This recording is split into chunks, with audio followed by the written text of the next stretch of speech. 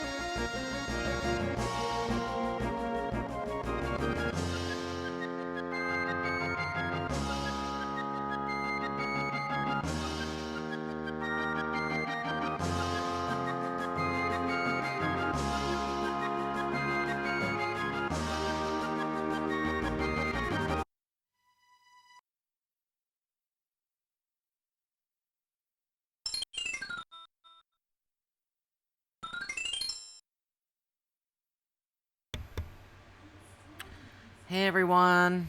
Hey scheming. Yeah, I can smell I can smell your fart from anywhere, okay? I know it's you. But just kidding. Anyway, I'm back from my LA trip and I got some pictures to share to show you guys what I've been doing. What I've been doing the whole past weekend. Let me hold on. Let me my chat is being very delayed. Let me adjust some stuff real quick. I don't know why it's being delayed right now, but let's see. Yeah, there you go. Maybe I need to close some tabs. I don't know. I don't have too many tabs open. I don't know why the chat's being delayed for some reason. Oh god, I hope I didn't get the same issue that Yoshio had. Let me refresh. I guess I can just try to refresh the my web page. I don't know. We'll see if that fixes anything.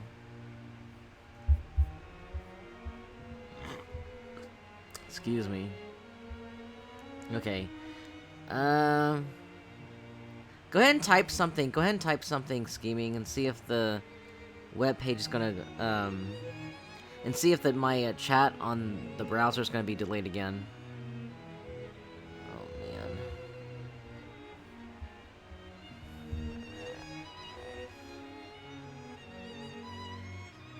man. Uh-oh.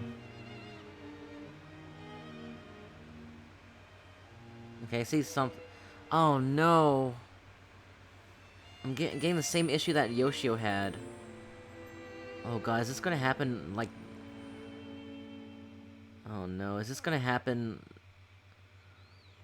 from now on, or maybe I have to restart the computer? Maybe I have to restart the computer, I don't know. Oh my god, it did get delayed. I don't know what's going on. Man, I go from one issue to another. I don't know what the deal is. Let me see if I can close some. I'm trying to close as many tabs as I can. Maybe that'll fix something. I don't know. I don't know of any other tabs to close. I'm closing them. Oh my god. Anyway. But yeah, guys, I'm back from my LA trip. So, I got some pictures to show, and I mean, some of them are also in the Discord server, but let's go ahead and show them here.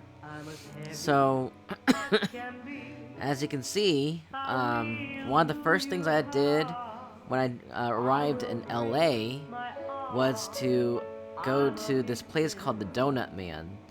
And this place is well known for one thing, and it's their strawberry top donuts. And it's in downtown LA. Well, their original location's in Glendale or Glendora. I think it's Glendora. But they have a new location that they opened in downtown LA. And it's in this, like, how do you explain it? It's in this, like, this, I don't know if it's, you can call it a cafeteria, but not, more like this, like, plaza inside this indoor plaza with all these different kinds of restaurants and that are scrunched up together. So yeah, I wanted to try this place for the longest time. I never heard of it, to be honest, but I saw the donuts earlier in the Discord. Yeah, these are I've always wanted to try this place, and you know, let me put back on the iTunes music. I think that'll be better to because this music's kind of like disruptive. Let me put back on the iTunes music. Let's see if that'll play better, and I'll play some orchestrated music instead.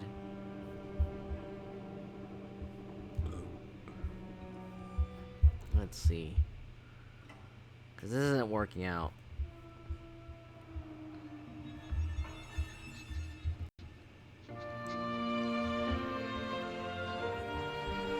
Alright, so I think it was window capture. Yeah. Oh my god. That's not what I want.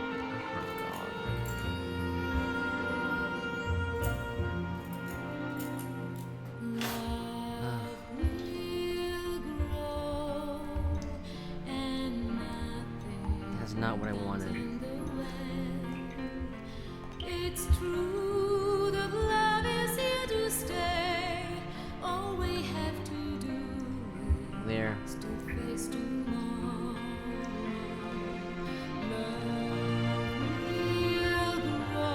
Anyway, so I'll just place it here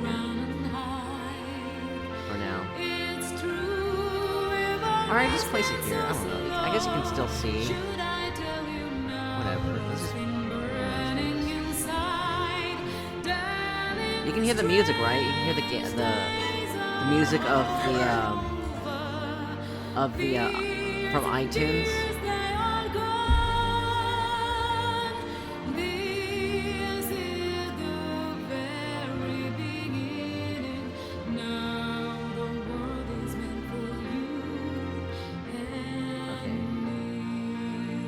So, basically, as I was saying, so we went to go, I went by myself. This is a journey, you know, on my own. I went to go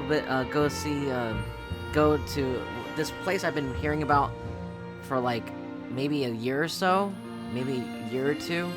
It's called the Donut Man, and I've seen like these millennial YouTubers on Food Insider talk about the strawberry top donuts. I'm like, man, I hope I didn't miss strawberry season. Thankfully, they still had strawberries to put on the donuts, and yeah, they sell other stuff too. But man, each strawberry or peach donut's like $6. They didn't have peach, but they had apple instead. But the apple donut didn't look too good. But of course, I wanted the strawberry donut. All the other donuts and pastries are like way cheaper, but of course their most popular item is the strawberry donut. Yeah, I was like watching this lady put on like stuff strawberries into each of the donuts. It looked so good. Oh my god, it was making me you know salivate over like seeing all these donuts being stuffed with these like strawberries that are covered in this strawberry glaze or jam. It looks so good.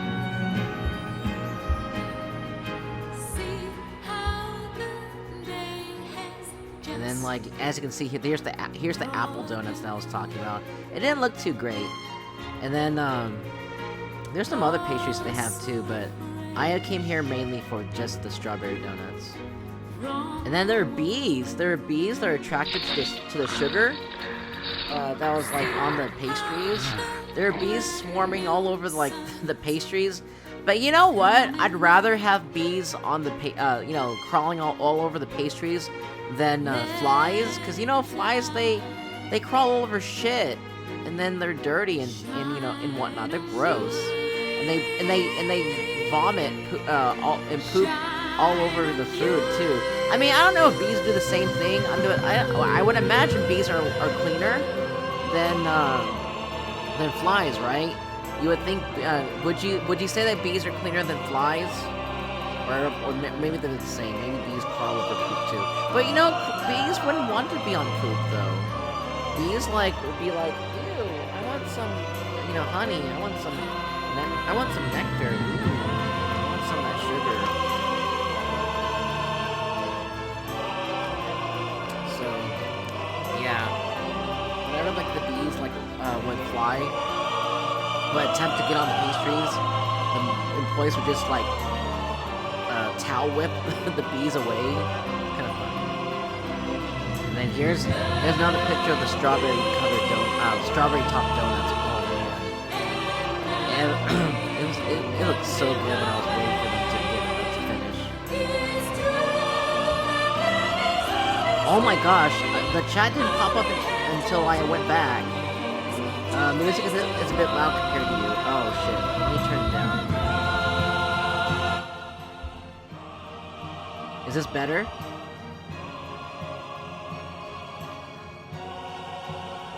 Is this better now?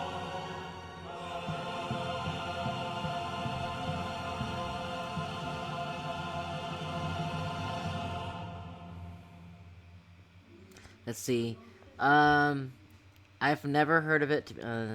Music is a bit loud compared to you. They look like overstuffed donuts. They're frickin' good overstuffed donuts. Your jelly donuts have sprouted. The bees add protein. Ew! You sure this place wasn't the face of some matrilineal bee cult? Music is still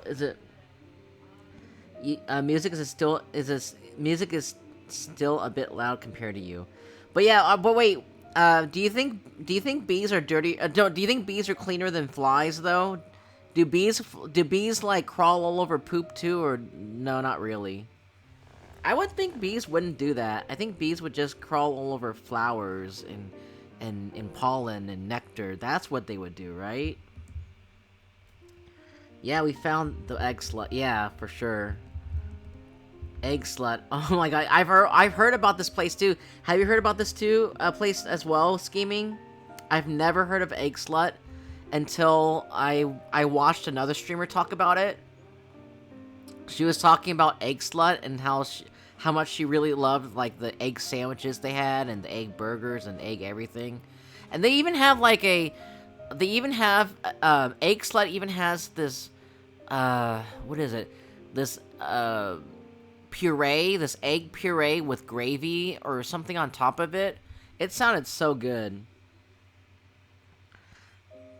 But the thing is though, when I arrived at this plaza place, they didn't have, Egg Slut already closed, because I think I arrived at around 3 p.m., because I got to my Airbnb at 1-ish, no, 12 or 1-ish, yeah, I arrived at 12:15, actually, I arrived at 12:15, and I was resting at my Airbnb on Friday, and then that was like 12:15 p.m. and then I arrived at this plaza, downtown LA, this plaza place at 3-ish, I guess. And hold on. Oh my god, why is my chat being so weird? It's not like updating fast enough. I don't know what's going on with it. This is so stupid. I don't know why chat's being like this. Oh, I hate this. Let me do this. I'm gonna go ahead and let me read what he said before I quit my browser and reopen it. You found the egg-slut. Not to my knowledge. I know some bees are like attracted to carcasses, but not most bees. Some. Yes, I thought I was one of those temporary pop-up. It was one of those temporary pop-up restaurants. Ah, that sucks. So they are primarily a breakfast brunch place. Oh, so how did you hear about it? How did you hear about scheming? Okay, I'm gonna reopen the browser. Let's see if this works better. Oh my gosh.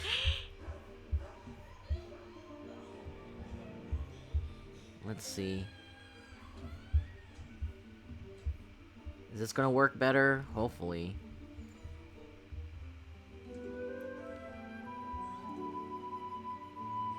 Okay, I just restarted my browser.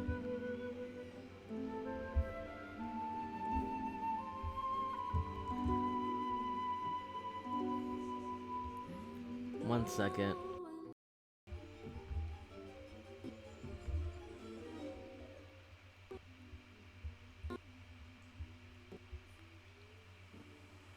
Oh my gosh, my browser's being so slow.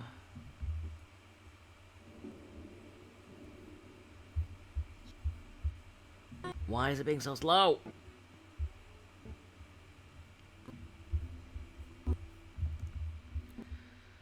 See, all that sucks. So they are primarily a breakfast brunch place. Yeah, they primarily are. Though, through a search of Dr. Eggman. Oh, really? Oh, maybe you're looking for egg slut. Oh my god! Maybe you're like thinking, I'm gonna look. Maybe there's Rule 34 of Dr. Dr. Eggman. Maybe he's called Dr. Egg Slut. Maybe you're looking for Dr. Eggman Rule 34, and then when you pulled up something like called Egg Slut, and you're like, what the fuck is this? I was looking for, slutty pictures of Dr. Eggman. Why did this pull up? Oh my gosh. I bet that's what happened. Scheming.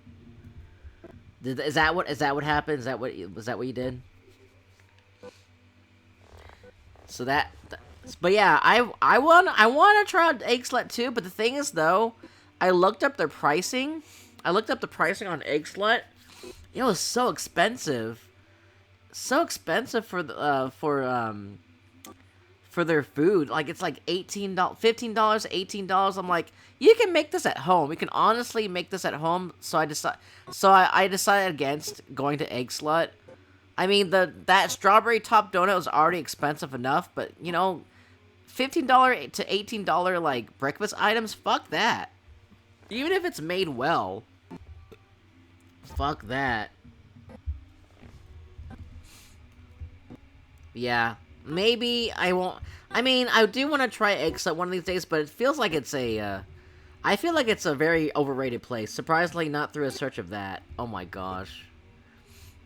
Yeah, I don't think I'm ever going to try it because I feel like it's overrated. But yeah, there's all these other places too, in that plaza area. There's all these different kinds of restaurants. I want to go check out this place. I want to check it out. But the thing is also I mean, even though I'm vaccinated, even though I'm wearing a mask, there are just so many people in the plaza because you know what? They're all I'm almost sure like a lot of them are vaccinated and they're like, we can walk anywhere we want now. We're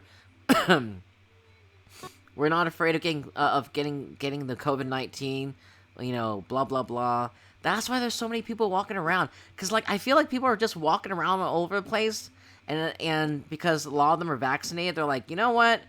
This is normal. This is normal now. We can do whatever we want. And that's the same thing. It was the same thing whenever I was at the concert. There's so many people there. But I'll get to that when we get to the concert pictures. I'm not going to unmask until I get my Delta booster. Oh man, I need to get my booster shot too. When are you going to get your booster shot? Because I want to get it sometime this weekend. I might go to the CVS or something and get my booster shot this weekend. And even then, might not for winter due to flu. Yeah, I'm still gonna wear my mask. I still wear my mask everywhere I go. I didn't wear my mask at the house that I stayed at because the husband and wife, who I stayed with, they were really nice and they were vaccinated too. So thankfully, they are very careful as well. So You guys can see the pictures okay, right? I guess you can. So yeah, this is I mean, I'm not. I'm. Yeah. I take my precautions. I try to be considerate. I try to stay 6 feet apart. Well, when necessary. Um. Whenever I'm out and about in LA or anywhere else. So these people are, man. It's just crazy how like post vaccination. People are just like out and about. They're still wearing masks. They're still, because a lot of places require the masks. They're still wearing masks, but still, they're just so emboldened because they're so vaccinated. They're just vaccinated and whatnot. But I'm getting my booster shot too. And here's the box that housed my donuts.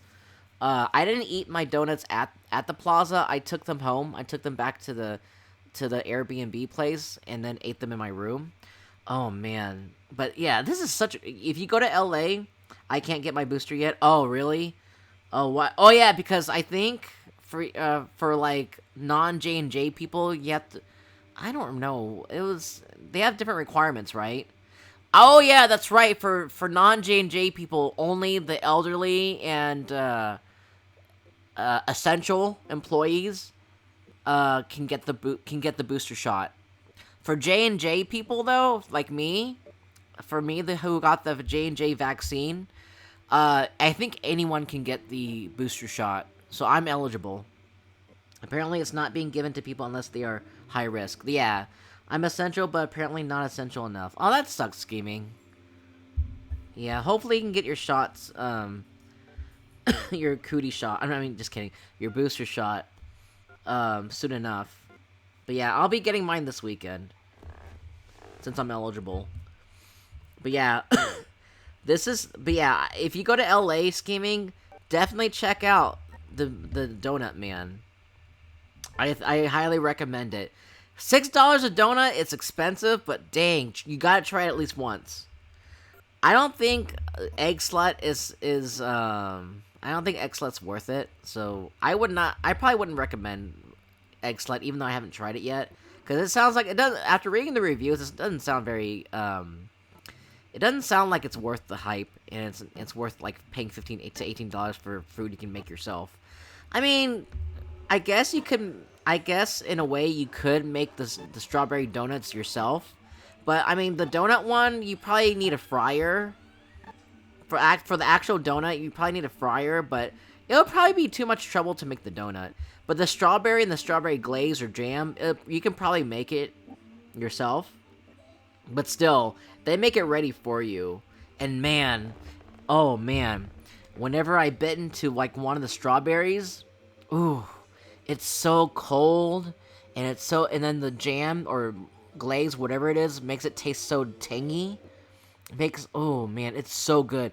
And then like it's so juicy, and then the seed, when you bite into a seed, it's crunchy. Ooh, you can feel the crunchy, you can taste the crunchy, ooh, and you can hear the crunchiness too. Oh man, I feel like the Donut Man owners like look for the best possible strawberry farms, and then they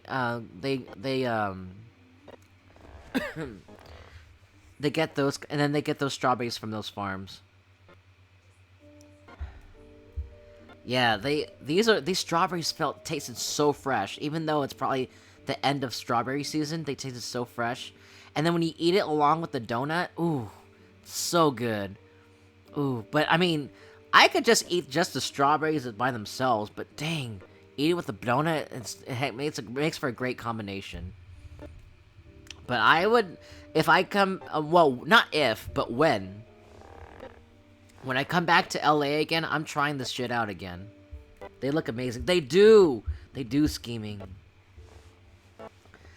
But now, how are the strawberries? Because usually the bigger ones are more bland.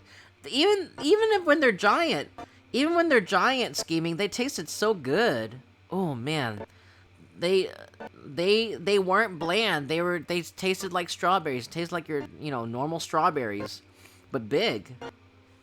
And man, when you just take in a giant, when you don't bite into a strawberry, but you just put a whole strawberry in your mouth, it takes up most of your mouth. They're that big. No, they don't take most of your mouth, but they take a huge. They they're pretty big. They take up a good amount of space in your mouth. Your music is going nuts. Oh shit, it is. How's it going nuts? How's it going nuts? Uh-oh. Is it still going nuts?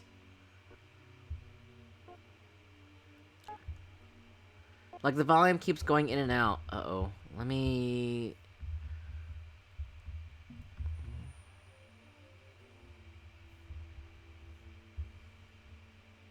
Let me go ahead and close and reopen.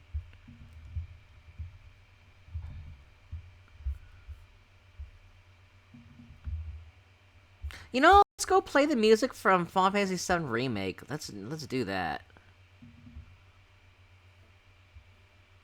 There, is that better?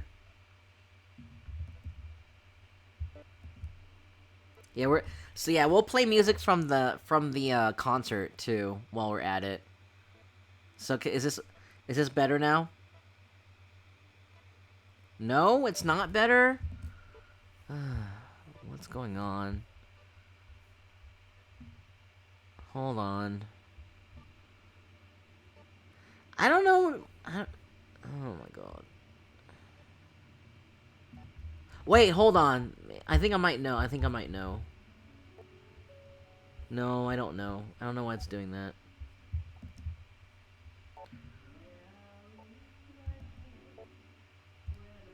I mean, I guess I can just pause it. I mean, I can just stop playing the music.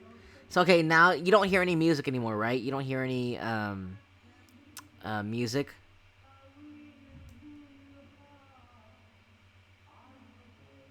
I just turned the iTunes music off.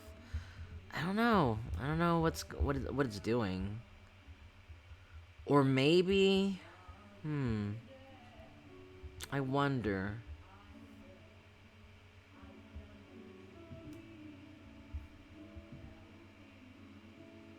Scheming, are you there?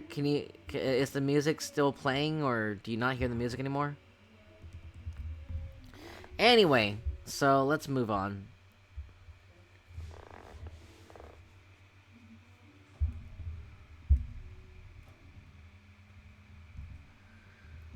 But yeah, at the Airbnb, it was a pretty nice place. Yeah, I barely hear it now. Wait, what are you hearing, though? What are you hearing? Hold on. Let me turn down... Because you're not supposed to be hearing the music from Rule of Rose.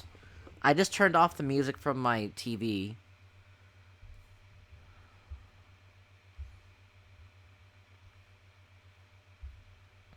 But yeah, at my Airbnb, let me pull up something else. Pull up some pictures from the Airbnb. Music, nothing now music-wise. Okay, cool. Let me try this.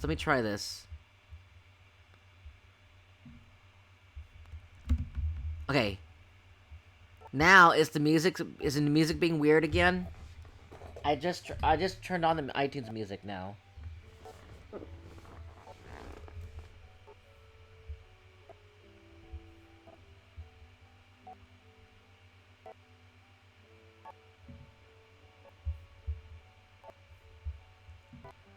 Yes, it's going nuts again. Oh my god, I don't know.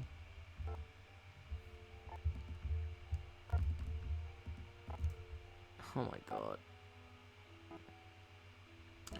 I don't know what to tell you. It's going nuts. Oh my god. I'll have to fix it later.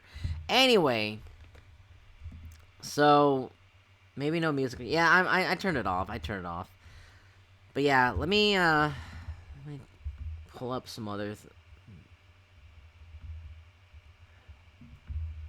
Where's that other folder I had? Let me add some other shit.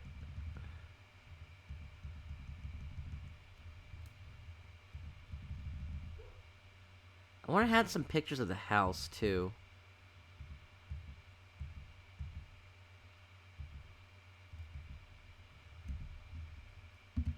It's okay. But, at the Airbnb, they actually had a record player, and they had they had a ton of like vinyls you could play music with. But the thing is though, like I tried putting a vinyl album in on the record player. I think the needle's broken or something, but it didn't play any music at all. I think whoever stayed at the Airbnb before me, I think they broke it. I think they broke the record player needle. It did not play any music at all. And I was looking forward to listening to some vinyl music too. I was like, ooh, they got vinyls to play. So I left a note to the Airbnb owner on checking the needle out and seeing if the music works. Maybe I don't know how to play record players, but it didn't work for me. I mean, I used to have one. When I was a kid, my family and I had a record player, but I generally know how to use them, but whatever. And then anyway, but it was a nice Airbnb. It was very quaint. The owners of the Airbnb they were like a mom and dad. They had that mom and dad aura. They were very friendly and welcoming and mom-like and dad-like. And because the house is pretty much an empty nest, so all their children moved out, and now they're using the rooms for like, oh no, not Mokuyobi. Wait, you've heard of Mokuyobi? You've heard of Mokuyobi scheming? But anyway, yeah, their kids moved out. Their kids moved out, and so they're using the rooms for like renting out for like Airbnb. I've heard a lot of controversial things about it. Yeah. Oh my God, really? Well, okay, thankfully scheming, I didn't go inside the Mokuyobi store. How do you know about Mokuyobi? Oh my God, I've never heard of Mokuyobi until I saw it here at Little Tokyo.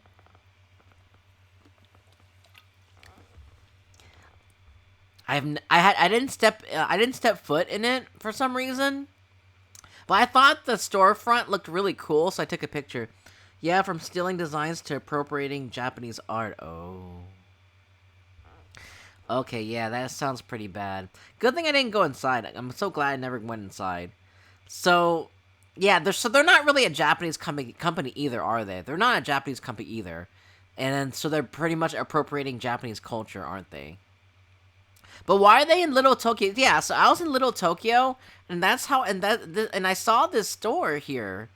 And so basically after you told me about Mokuyobi just now, that sounds awful, excuse me. That sounds pretty awful. I've seen a few articles from people. No, it's created by a white dude. Oh my God, yeah, definitely not Japanese at all. I mean, it does sound Japanese because Mokuyobi actually means Thursday. I'll give you a free Japanese lesson.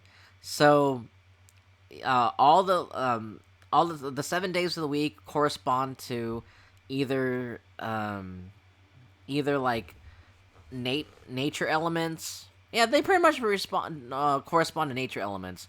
Let's see. There's Getsuyobi's Monday, Kayobi's Tuesday, Suiyobi's Wednesday, Mokuyobi is Thursday. Moku means wood, and Kin is gold, so it's Kinyobi is Friday, and then Doyobi is Saturday, and then Nichiyobi is Sunday. So it's Getsuka Sui Moku Kindo Nichi.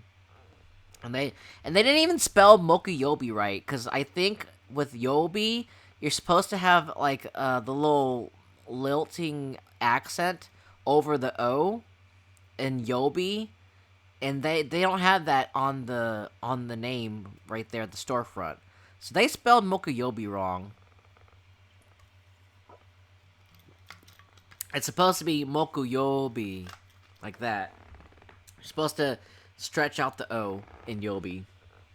In fact, let me see if I can find that article and I'll link it. Yeah, put it in linkies for me. I'll definitely put in linkies so I can take a look at it later. But that's interesting that you... I'm glad that I took this picture. I'm glad I took this picture to in order for us to spark some conversation about Mokuyobi. I just looked like I saw the storefront. It looked really cool. I wanted to take a picture of it. And I'm like, I need to take a picture of this. This looks pretty cool, and I did. Yeah, I never heard about this place until this year. Really? This year? Oh my god. How'd you hear about the article then? Scheming? But yeah, let's move on.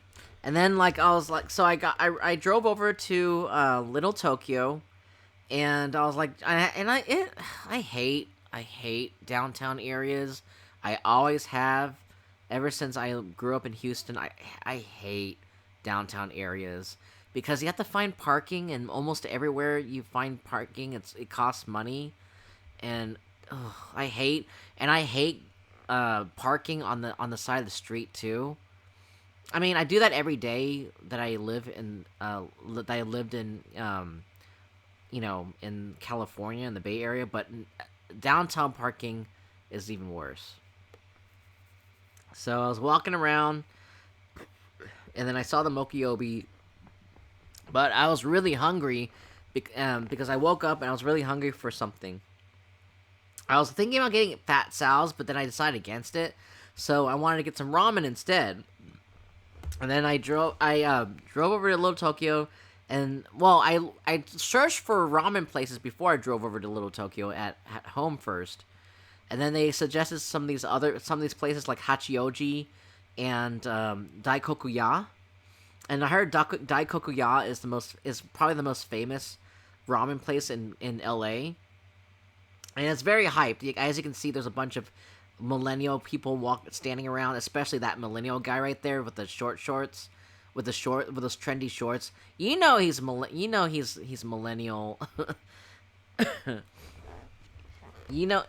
millennial aged. I posted it in pop culture. Okay, thanks. Yeah, he and his girlfriend were like standing there. He's very trendy. Look at him. Anyway, and then like I see all these like Billie Eilish posters next to the place, and this is a pretty nice picture that I took. I like it. And then you can see the storefront right here. You can have a better look at the storefront here. I mean, it looks like a quaint ramen restaurant, and I mean, I think that's what draws people is the quaint look of it. And I don't know exactly what Daikokuya means, but I know Dai means big, and Ya means store or restaurant, whatever you want. Store, basically. But Koku, I'm not sure. And I was looking at Yelp, and then I saw that there's so many reviews, like 8.8k reviews. 8,800 reviews about Daikokuya. And I was like, ooh, I want to check this out. But I want to, but if it's gonna be if there's gonna be a wait list, maybe I should try out Hachioji first, which is a ramen place that also serves vegan versions of the ramen. And yeah, you have to go in. But then when I went to Hachioji, it just opened. There weren't that many people. There wasn't anyone there. Then I was like, you know what? I want to check out Daikokuya's. I kept walking, and I eventually. And down just a few more steps, I found Daikokuya. I'm like, you know what? Might as well just write down my name in the wait list. And it didn't take too long. It took like maybe 10-15 minutes for me to get my seat. I sat at the bar, and then yeah, a lot of people were waiting. This seems like a very popular place, and as you can see, I was sitting at the bar, and you see a lot of the chefs cooking the ramen and whatnot in front of you, and yeah, here's what the inside of the store looks like too. It's a pretty busy place. Everyone's wearing the masks, and yeah, of course you don't wear the mask when you're eating, but yeah, you get what I'm saying. And then here's when I got my ramen. Oh man, the ramen was To be honest, though, I've had ramen at all these other places. I've had ramen at all these other places. So busy and very small. I wonder if they do more takeout.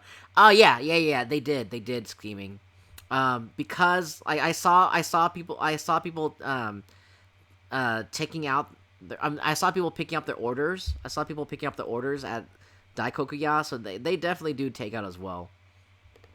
It's a very small place, but I'm sure they get a lot of business with takeout as well. But the thing is, look at this.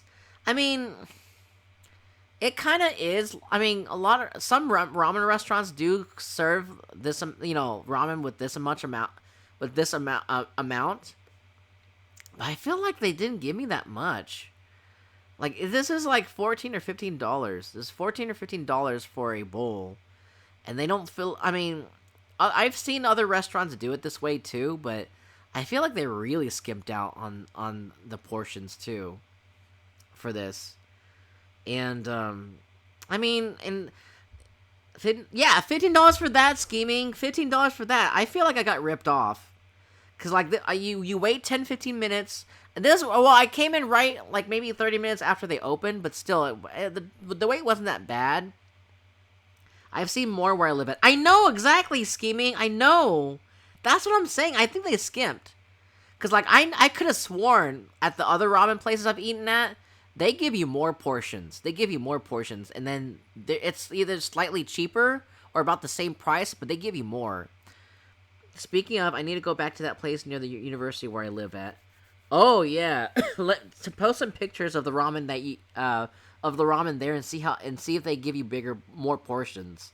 Cause they only give you 2 pork slices. They only give you 2 pork slices, and then the pork slices and the egg are all pretty cold. Like they're not supposed to. I don't think they're supposed to be that cold. I think they just like left it out. Like maybe they thawed out the pork slices and the egg out of the refrigerator or something. And then, like, I don't think they're supposed to be that cold. That's why I felt like this place was overrated. I'm sure, like, maybe 10 years ago, 15 years ago, it was probably more. They probably give you more portions. And then they had better quality. But I think they got complacent. They were resting on their laurels, and then they just give you this they were just complacent and just then think they think that you would settle or be satisfied with this amount, but I was not satisfied. I was still hungry after this. Let's see. Let me take a look. You can go ahead and post it. Go ahead and also post it in Linkies too, scheming, so I can take a look later. This place looks pretty good too, and it does look like they give you more portions. It does look like it. My friend took me here for my birthday, and it was fantastic. It looks pretty good, scheming. It looks pretty good. Yeah, I saw the ramen, and it looks, the ramen that I got, it looked like even like the broth looks so plain. And then it felt like it looks so lifeless. Honestly, the ramen looks kind of lifeless. It looks good, but also at the same time kind of lifeless. And then it looks light. It does look light. It looks like they didn't give you enough like hearty portions of like the broth. Like they didn't make it darker or whatnot. Was it flavored by dashi? I don't know what dashi is. I forgot what it was. But yeah, I stirred up the bowl. And it did look a little bit fuller when I stirred it up, but still the portions seemed smaller. The pork chashi, is that what it's called? The pork chashi? It did taste good, but it was cold. Bonito flake and kombu stock. I'm not sure. So I mean, it was all right. It wasn't amazing because I've been to other ramen places. I've had way better, and even at ramen places in Seattle, I had a way better experience. Like the place looked better, the ramen had more portions, and it tasted better. I've had better than this. And so then in Little Tokyo, there's this place called Little Tokyo Mall. They even had like a retro game store. They had like anime stuff, of course. They had like takoyaki and I think it was it takoyaki, or I forget what it was called. Something yaki. They had like a restaurant for that, and then then I saw this retro game store. And I'm like, you know what? I need to go because I love my retro games. This is actually I didn't know that World 8-2 was a brand new store. They opened up 3 months ago. This is actually the second store, hence the 8-2, because the original store is called World 8. See how clever that is? And then the second store is called World 8-2. I thought that was very clever. And then, so this is the second store that opened just 3 months ago. This is pretty new. Oh my god. Oh my god, I love takoyaki. I love takoyaki too. I don't think it's called takoyaki. I forgot what it was called. It was something else. Let me check real quick. I forgot what it was called. It's gonna bug me.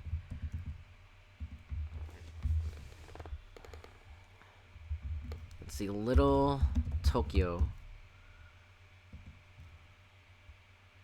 It's gonna bug me. What was it called? Let's see, Little Tokyo Mall. Here we go.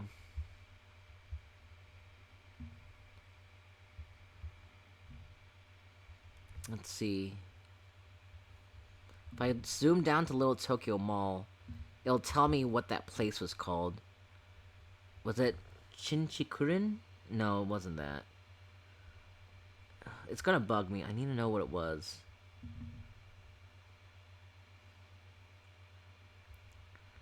It was... It wasn't that. It wasn't... It was near Mokuyobi. Maybe if I look up Mokuyobi, it will...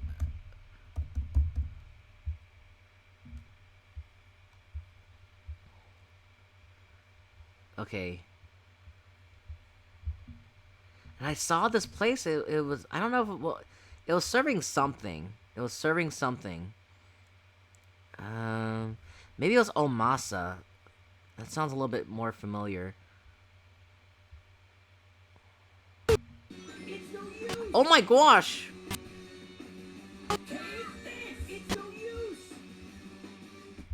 Who was that?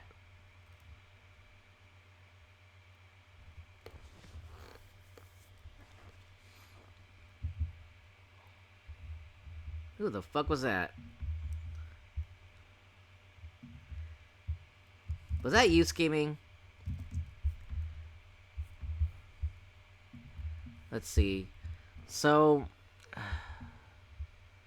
It's gonna bug me if I don't know where it is. I don't think... Okay, whatever. It's... I think... I don't think I know... I don't think I'm gonna be able to figure out what it was. But anyway, let's move on.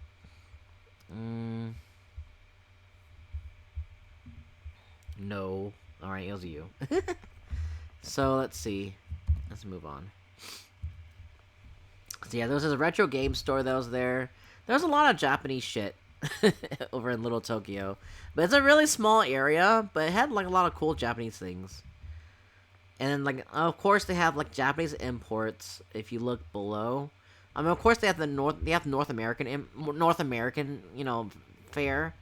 There's also Japanese imports. And they are decorating. And then like he wasn't the owner. He wasn't the owner, but the employee who worked there, I saw him the next day at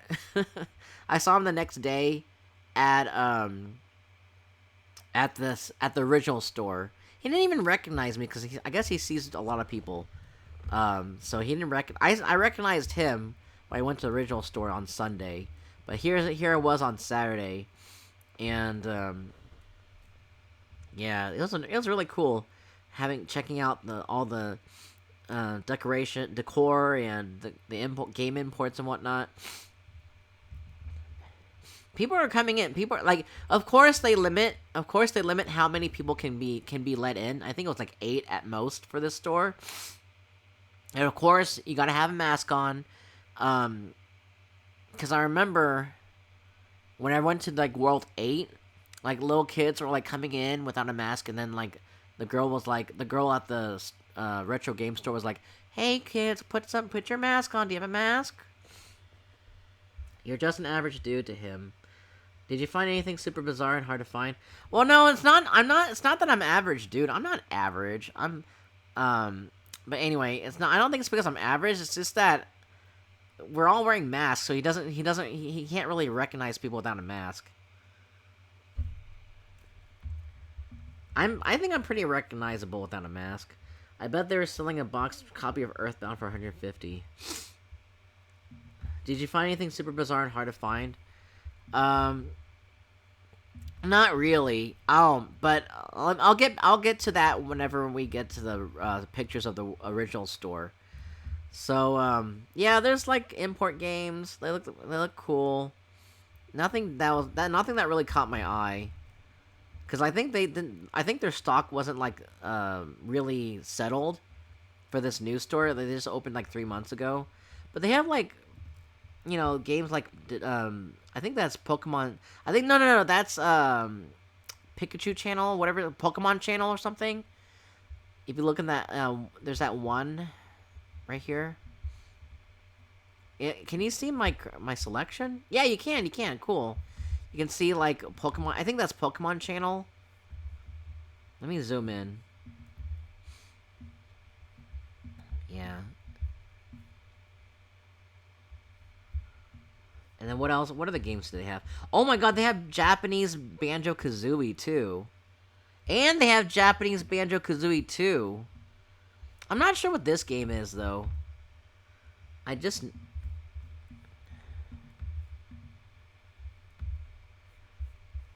What is this game? Oh, this game looks pretty cool. This game looks pretty dope. What is that?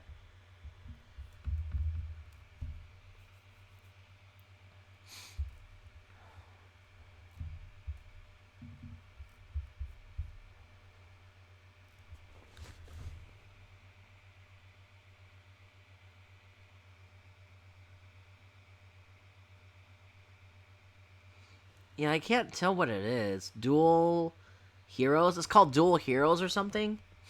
I think it says Dual Heroes.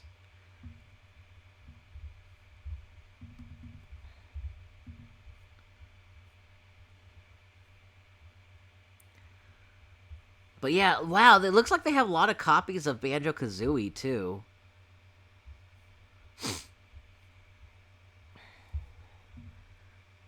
Yo, Chrono Trigger. Mario RPG. Oh shit, I know what that is. That's not like Common Rare. No, wait. Yes, it's Dual Heroes. You've heard of Dual Heroes? I've never heard of that game.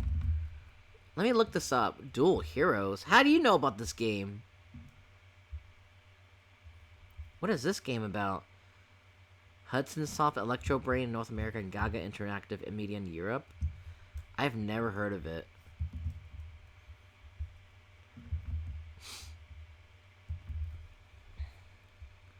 Wow, they have, like, if you look at the Japanese version of The Legend of Zelda Ocarina of Time, it looks pretty dope. I think this is Ocarina of Time. If not Ocarina of Time, maybe it's Majora's Mask. I forgot, I could swear someone streamed it once. Oh, I see. And they have Doraemon. They have Doraemon, too. That's cool. What's this game? Yeah, that's OOT. Yeah. What's this game over here? Something Kushu whatever. Jinsei 64. I can't read that.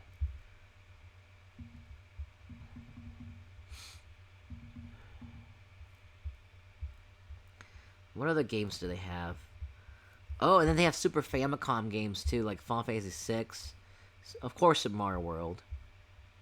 Dragon Quest 6. Ooh, Fire Emblem. I'm not sure which Fire Emblem this is. But yeah, Chrono Trigger, some RPG, like you said.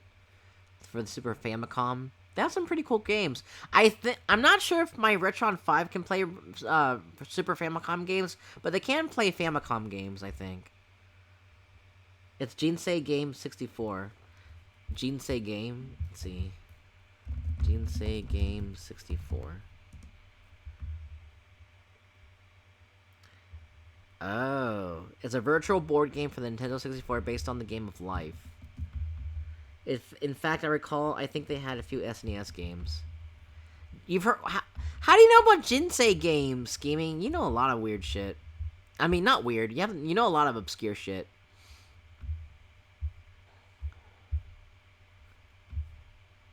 All right.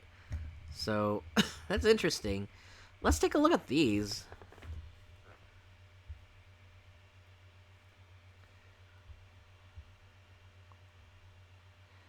What's this game?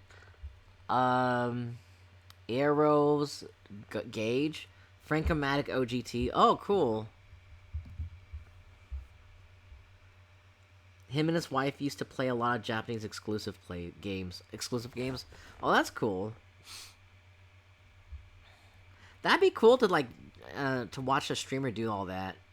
Excited Bike 64. You know, Excited Bike 64 looks probably looks way cooler than the North American cover. Of course, they have Bomberman 64.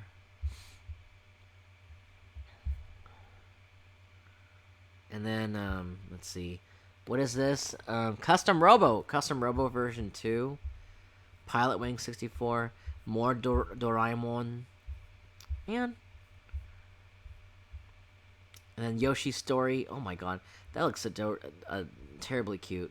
And then they have a Link to the Past for Super Famicom. Kirby 64. That's nice.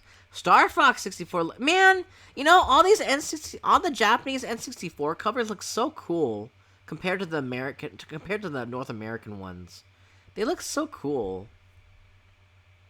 Blast. Oh, and instead of Blast Core, instead of being called Blast Core, it's called Blast Dozer. When I was a kid, I used to call it Blast Corpse. I didn't know any better because I used to call it Blast Corpse, but it's really Blast Core. And they call in Japan they call it Blast Dozer. Interesting. Oh, have you ever played Chameleon Twist before? I rented Chameleon Twist. It was a fun game. Did you ever hear why Nintendo had to ditch the Uniraces game series? Why did they ditch it? Blast Corpse would be a good horror game. No, but they used to run a few ads. What used to run a few ads? Oh, wow, they have Mickey's Magical Quest starring Mickey Mouse for the Super Famicom here.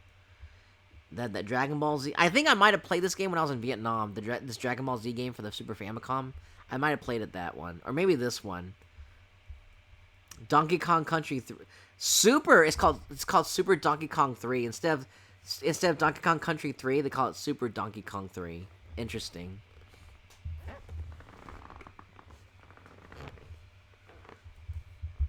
Super Mario Kart.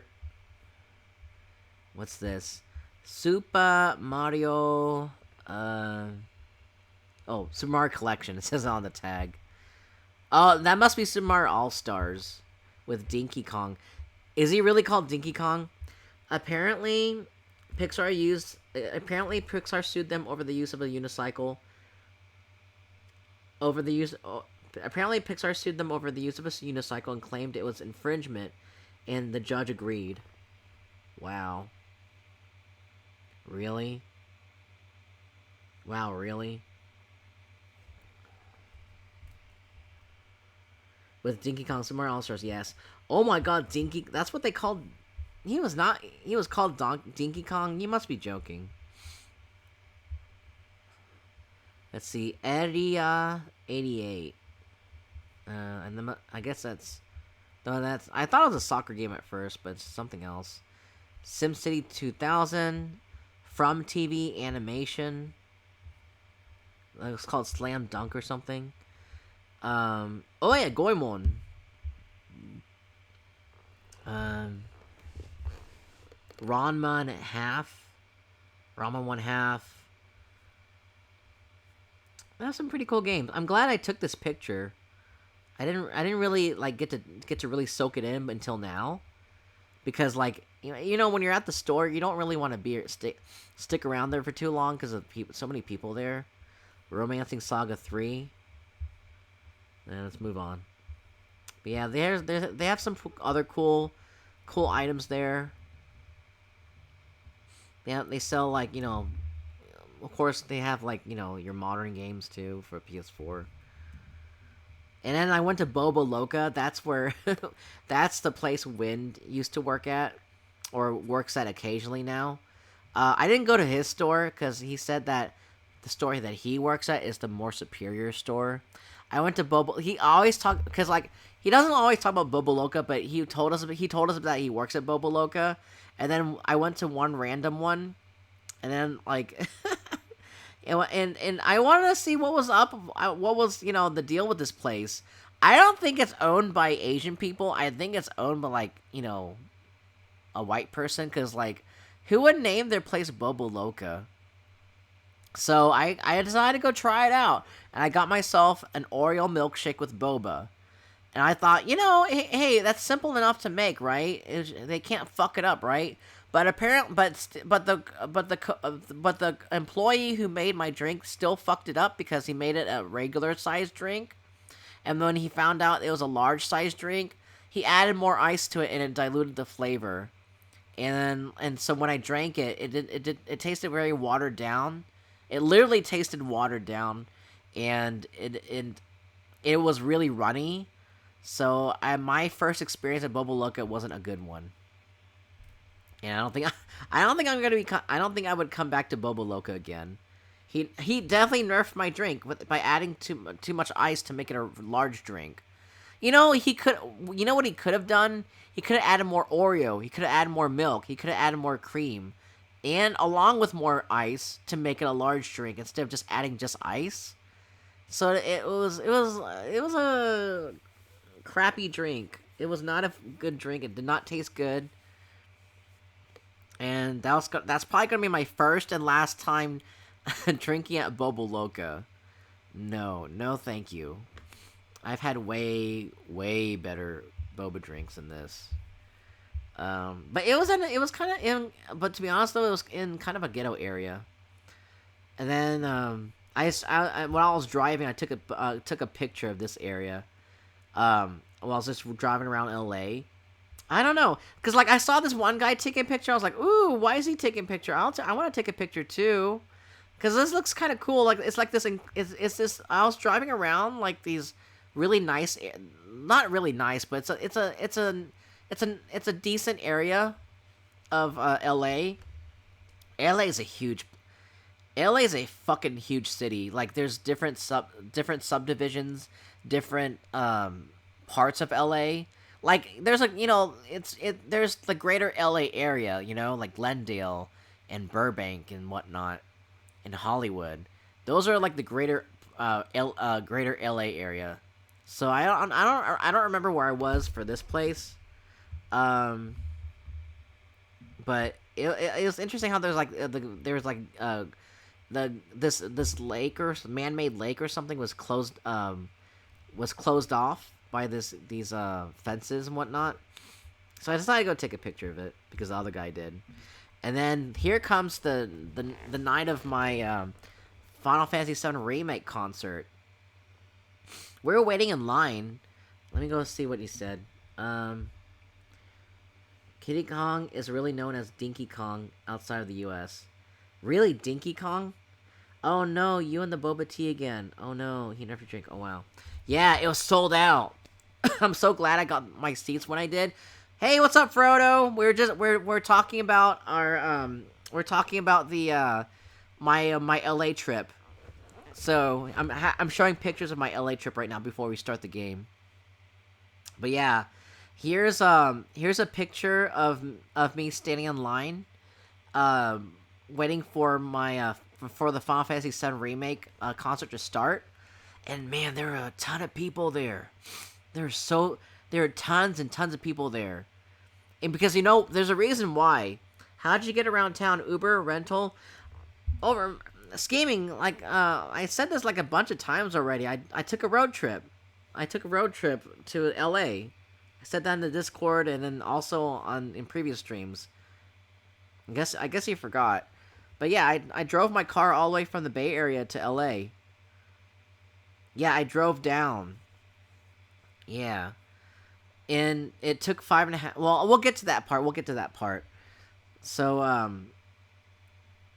but yeah, but yeah, as for this picture, like, yeah, but to the concert though, I knew that parking's gonna be shit.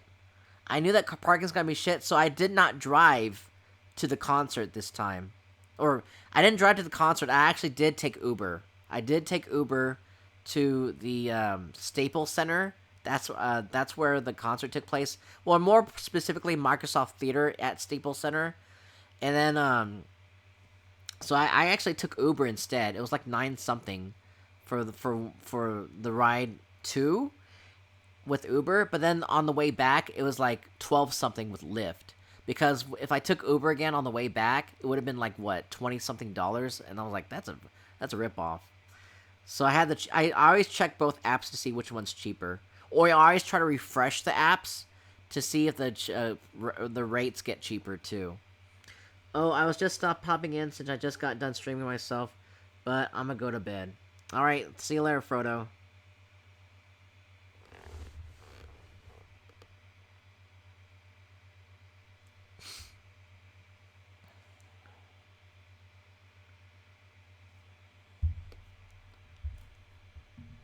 But yeah. So, what was I gonna say? But yeah, it was, I drove, so I mean, I drove to LA. I took a road trip to LA. And then, let's see. What was I gonna say?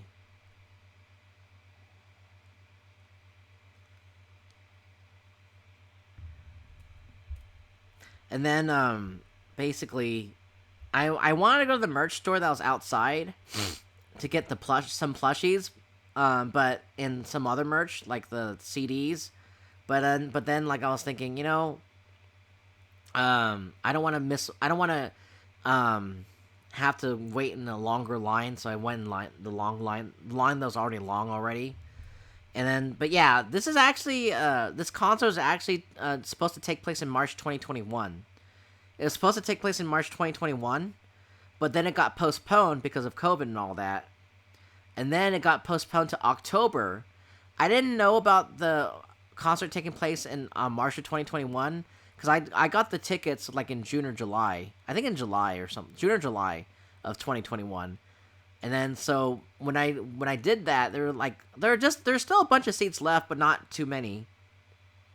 But not too many left. There's still a bunch of seats left, so I had to go take the seats that were like at the bottom row. There were like seats on the second floor, but I had to take first floor bottom row seats. But it's fine. I was able to see, but you'll see why. You'll see what my bottom row seat looked like. But hey, what's up, Rosuke? Were they over $100? Yes, it was $112. It was $112 for my basic seat, the one that's on the bottom row. $112. But the way better seats on the second floor were like, maybe, I don't know how much they were, but I would imagine it's like maybe $200, $300. But hey, what's up, Puha? Yeah, it's like $112 just for like the basic seat. But I would imagine it's probably $200, $300 for the way better seats.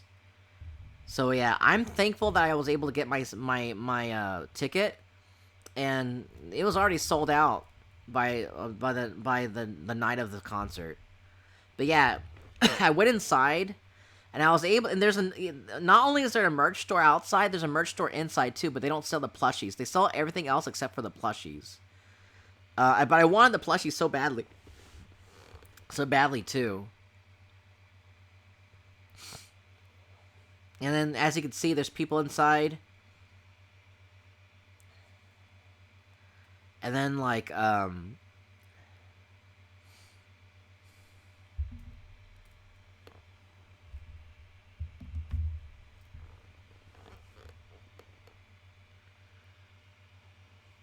yeah, there's, like, I got there pretty early. Did you get a pin or souvenir at the concert?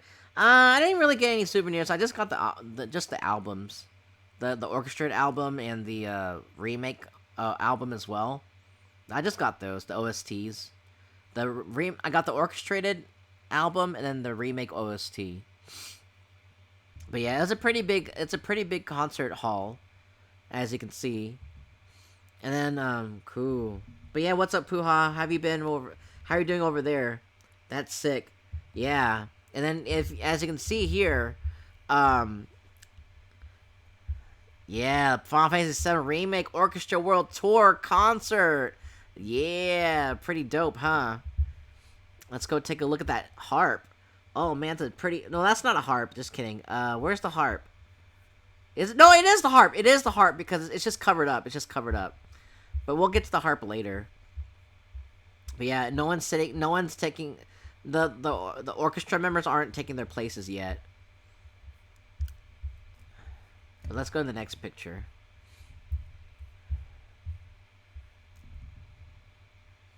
And here's the album, the CDs that I got. The one on the left is the soundtrack with 7 CDs. The one on the right is the orchestrated music from the, I guess maybe from the concert, probably. Let's see. Orchestral arrangement album. It's probably like music based off the concert or something like that. But this is so cool. I love the design of the orchestra album. So this is actually a sleeve. This the top the black part of the case is actually a sleeve, and the Buster Sword actually forms part of the sleeve too. I thought that was a pretty nice design. And then behind the Buster Sword is where you see Midgar, and that's actually the CD itself. You know, with the booklet. So that's the CD. That's the booklet inside of the CD, and then the black part's the sleeve. Did you see anyone wearing a tux? LOL. Yes, I saw people wearing tuxes. I'm like, okay, guys, this is not an opera hall. This is not an opera place. Why do you need to wear a tux? You don't need a tux. Yes, there are people wearing tuxes there. Total eclipse of the harp. Oh my gosh. I was like, this is so. I mean, it was so unnecessary to wear. I mean, I know like people are wearing tuxes to make because there's a nice and elegant place, a nice and elegant event because the orchestra people are also wearing nice clothes too. But I felt it was unnecessary. The LML, they too extra. Yes, they were extra. They were extra, Rosuke. Most everyone else was either wearing normal clothes or they're cosplaying. There, I saw cosplayers too as well. Did anyone come in Tita's cosplay? Why would they wear Tita's cosplay in a Final Fantasy VII Remake concert? That's weird. But no, I didn't see anyone being cosplaying out of place. Where's your fave song? The battle theme? My fave song would be it's either going to be Aerith theme or I forget, or the overworld theme. But I don't know. I forgot what music they played. But they did. Oh, they also Tifa's theme. I liked Tifa's theme orchestrated too. Tifa's theme was pretty good. Would you have a chair as president? I don't know. I'd have to sit on it. Oh my God, Puha. You so poo poo. You so poo poo. Could you record or take pics when they played? No, you can't. You're not allowed to. I was afraid to. I was afraid to take pictures. Because if you did, they would probably kick you out. Just came up with that. Oh my God. Okay, it was pretty good. It's pretty good, Puha. It's pretty good. Not gonna lie.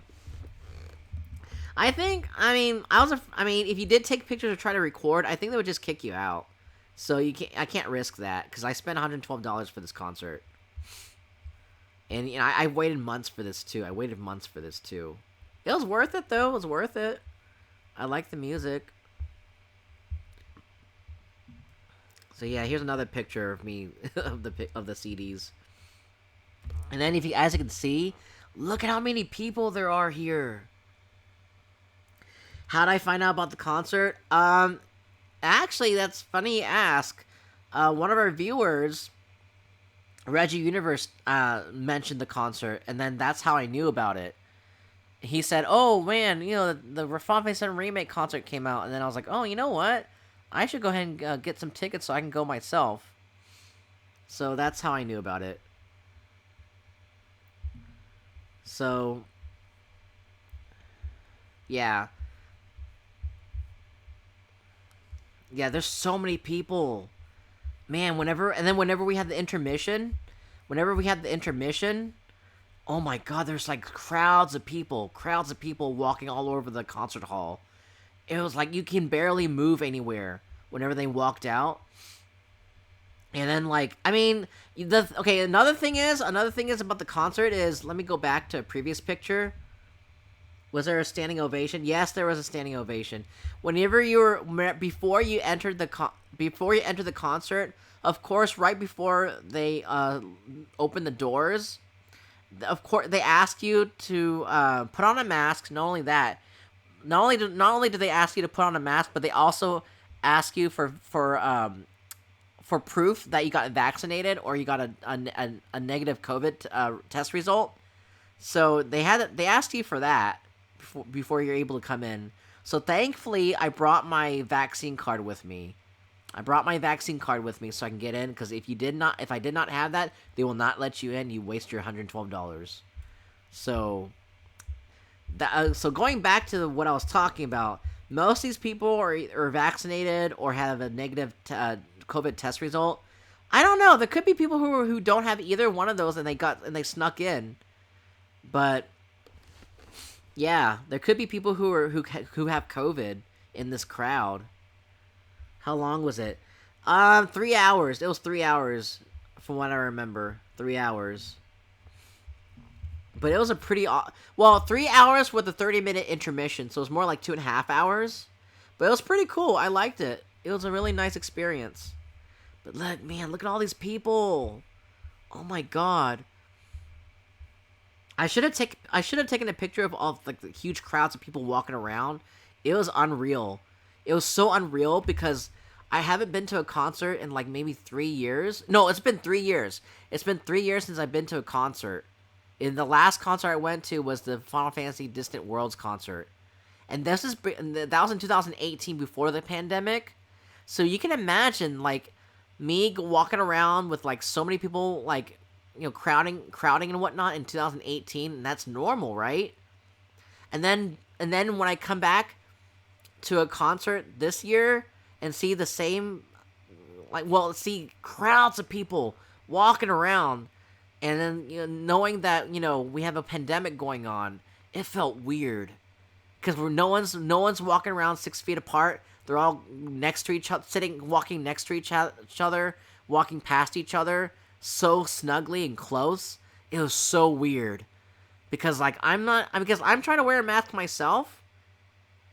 Everyone's wearing a mask, but it's so weird, like having people walk by and be so crowded, and considering that we're in a pandemic. I mean, they're all vaccinated. I get that most of us are vaccinated, or have a negative COVID test result. I get that, but still, it's so weird. I'm just not used to it, because I'm always used to like being 6 feet apart away from people, and, you know, not seeing crowds. But it's having to see this crowd at the concert hall was so unreal. Did anyone cough?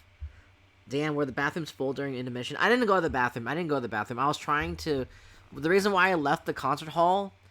No, the reason why I left the auditorium, whatever it's called, is so that way I can try to leave the actual theater and go get merch from the outside, because only the outside merch store has the plushies. But then the employee outside the theater told me if I left, I can't come back. He told me if I left, I cannot come back to the theater. So I'm like, ugh. So I was like, so I had to come back in. I was right at the entrance of the theater, and then I had to come, and he told me that, and I was like, oh shit, I have to go back in. If I leave, they won't let me back in. So I couldn't go outside to get my plushie at the merch store. So he told me, oh well, if once the concert ends, you can go outside and get your plushie. You know, once the concert ends, there's not gonna be any plushies at all for me to buy. So I thought that was bullshit. I was like, yeah, there's not gonna be any plushies for me to buy once the concert ends. So, but I mean, I didn't want to leave either and get kicked out. And then, so here's your harp. Here's the harp lady. So the left side, the left side is the chorus people who sing, especially for One Winged Angel, mostly ladies. There's the harp lady. Here's the harp lady. And she does some major harpage. She plays some major harp. Man, I see her like, banging her hands against the harp. She a major harp player. She caressing that harp. And then let's see. And then like I think in the middle are the violin people. The violin people are in the middle. And then, and I think these are, I forget which instruments these are. So, guys, do you know which instruments these are? Are these cellos or oboes? Which one, are they bass violins? I forget. Are they, what instruments are these?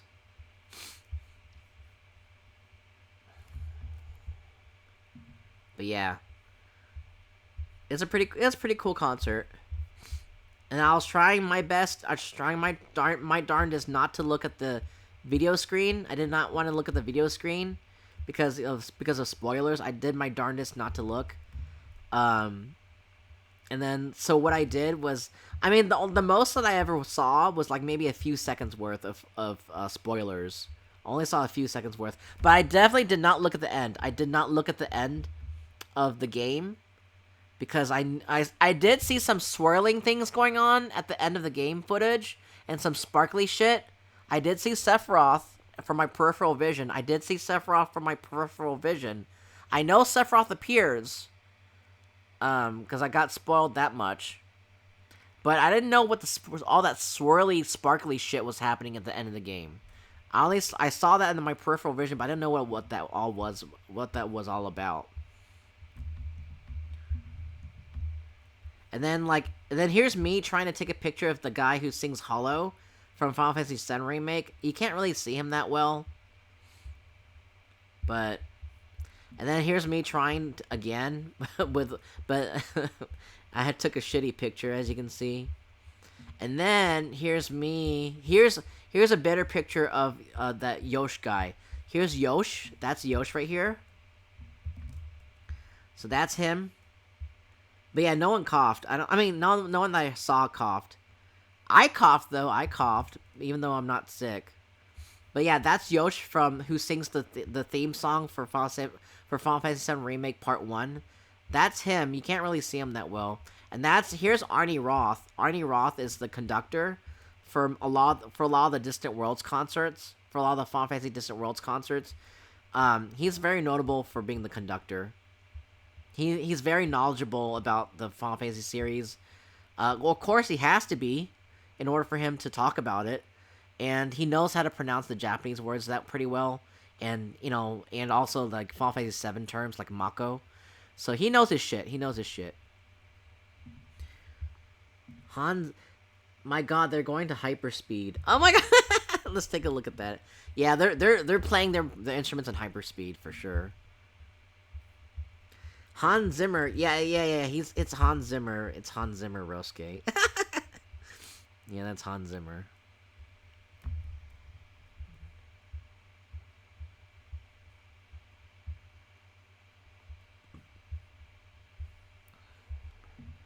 But yeah, that was pretty much my concert. I had a good time at the concert. It was so fun. If there's going to be another concert for like Kingdom Hearts or something, I'm definitely going. I want to see a concert with Yoko Shimomura, the Kingdom Hearts composer. She also composed music for Super Mario RPG and Radiant Historia, and Guile's theme from Street Fighter 2. She composed the music for Final Fantasy 15, Legend of Mana. I want to see a concert with Yoko Shimomura. Clap. Yeah, and then at the end of the performance, we definitely stood up and clapped. We did a standing ovation.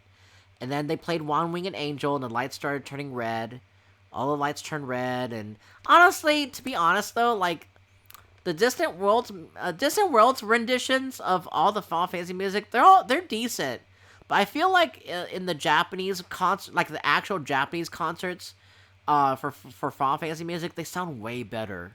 But the Final Fantasy Distant Worlds music, or like the music for like the Final Fantasy 7 remake concert, they're decent, but I felt like they could have been way better rendered. I felt like the music could have been way better rendered, added more sophisticated notes and sounds and whatnot. But I mean, I enjoyed it still. I enjoyed it still. One Winged Angel, I felt like it didn't really have much impact. It didn't have much impact with the way they played the music and then the chorus was singing. I felt like it didn't leave an impact on me. It didn't leave an impression on me. That's what I'm saying. Nice, bro. Bring me so we can cry together there if they play FF10 music. Oh my god, FF10 music. Yeah, I would love to actually listen to an FF10 orchestrated concert. It was pretty awesome. I would definitely bring you, Rosuke. We'll go hang out and and listen to the Final Fantasy X orchestrated music. But yeah, there's also this place called Fat Sal's. Afterward, I was so hungry. I came back home. I was so hungry. I was like, you know what? I want to try out Fat Sal's. I want to try out this place that I've heard about from a viewer. Yeah, a viewer actually told me about Fat Sal's. He told me about Fat Sal's like maybe a couple weeks before the trip started. And I was like, you know what? I'm gonna try out Fat Sal's. I want to see what this place is all about. And they have some really cool. They have some really interesting. They have some really interesting sandwiches here. Did you have pics from your Legend of Zelda concert? No, I don't think so. I don't think I have any pics, but I do have the album. I have that Legend of Zelda orchestrated album, and I have a poster too that I bought for my cousin. I think I bought a shirt too from the Legend of Zelda concert. For the Final Fantasy 7 remake concert, I did not buy a shirt. You know how weeby? I mean, it's not weeby, but do you know how like derpy I would look if I wore that shirt from the Final Fantasy 7 remake concert? Oh my god! Like on the back of the Final Fantasy 7 remake shirt, there's a giant Buster Sword. I mean, it looks cool and all, but if you don't look fit and athletic, oh my god, you're gonna look so derpy wearing that Buster Sword shirt, an extra large, an XXL. Oh my god! Like I was thinking, if I bought that shirt and I'm out of shape, I'm not gonna look good with that giant Buster Sword on my back. Yeah, I'm not. Yeah, I guess. I guess it is weeby, but it wouldn't be as weeby if you're athletic and fit, and it fits snugly on you while you're athletic and fit. It would look good on you. But if you're out of shape, it's gonna look fucking weeby and derpy. My god, they're going in hyperspace. The Golden Album. Are you talking about the concert from like when Skyward Sword came out? I went to that concert. LMBO. I really did take a shower. Sorry, be right back. Alright, no problem. Scheming. Weeby or triple X too big. Yeah. But yeah, we have there's a lot of different kinds of sandwiches you can have here. They have like for example, I got the Fat Sal. And what the Fat Sal is that it has thinly sliced ribeye steak, they even add mozzarella sticks. They even add mozzarella sticks to your sandwich. Isn't that crazy? They add mozzarella sticks inside your sandwich. They have onion ring fries inside your sandwich, brown gravy. Well, they didn't put it on the sandwich. They put it inside a cup, a container. Then you can just pour it over your sandwich whenever you take a bite. Mayo on a garlic hero. It was pretty good. But yeah, they have some really cool concept for your sandwiches. It's as if, as one reviewer put it aptly, it's as if they took out like mozzarella sticks and chicken fingers and and onion rings from the freezer and fried them up and placed them in a sandwich. That's pretty much what it sounds like. So yeah, there's like mac and cheese bites inside this one sandwich, flaming hot Cheetos. They have some really cool sandwiches. It tasted really good too. The Fat Sal so I got the Fat Sal, and that one tasted pretty good. And I also got a shake too. I don't think they have the shake here on this menu, but it's a pretty nice restaurant, as you can see. Did you show the game store pics yet? Yeah, earlier I did. Earlier I did for the second store, but not for the first store yet. I'm pretty sure Action Bronson featured Sal's restaurant in one of the vids. LO. Who's Action Bronson? Who's Action Bronson, Ruske? I can go back to the pictures. I can go back to the retro game store pictures real quick after we get this done. But yeah, I got some Fat Sal's. I got a Oreo caramel Oreo milkshake. It was so good. That shit was so good. And here's what my sandwich looked like. You already saw it in the Discord server. But yeah, they have mozzarella sticks in there. They have onion rings in there. They have some crazy shit. I think this is the mozzarella stick right here. And then I think this is the onion ring right here. Yes, and of course they have the fries all over the place. They have some crazy shit. Okay, so here's the original. So on Sunday, I went to the retro game store on Sunday, and this is the original. We went to the original store, World 8 instead of World 8-2. World 8-2 was Saturday. World 8 was Sunday. I went to the original OG store, and then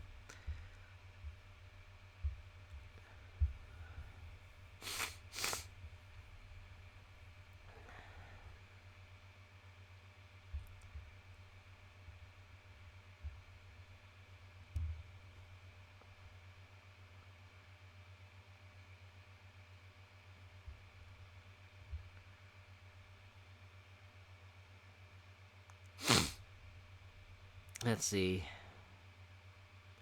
But yeah, here's all the they have a bunch of retro games here. I think they have Japanese imports too, but they have more retro games than I think for this store, the original store, they focus more on North American games, and they have some imports. Whereas in the second store, World 8-2, they focus more on Japanese imports, and they have some North American games. Oh yeah, and also another reason why I started my stream late is because my hard drives were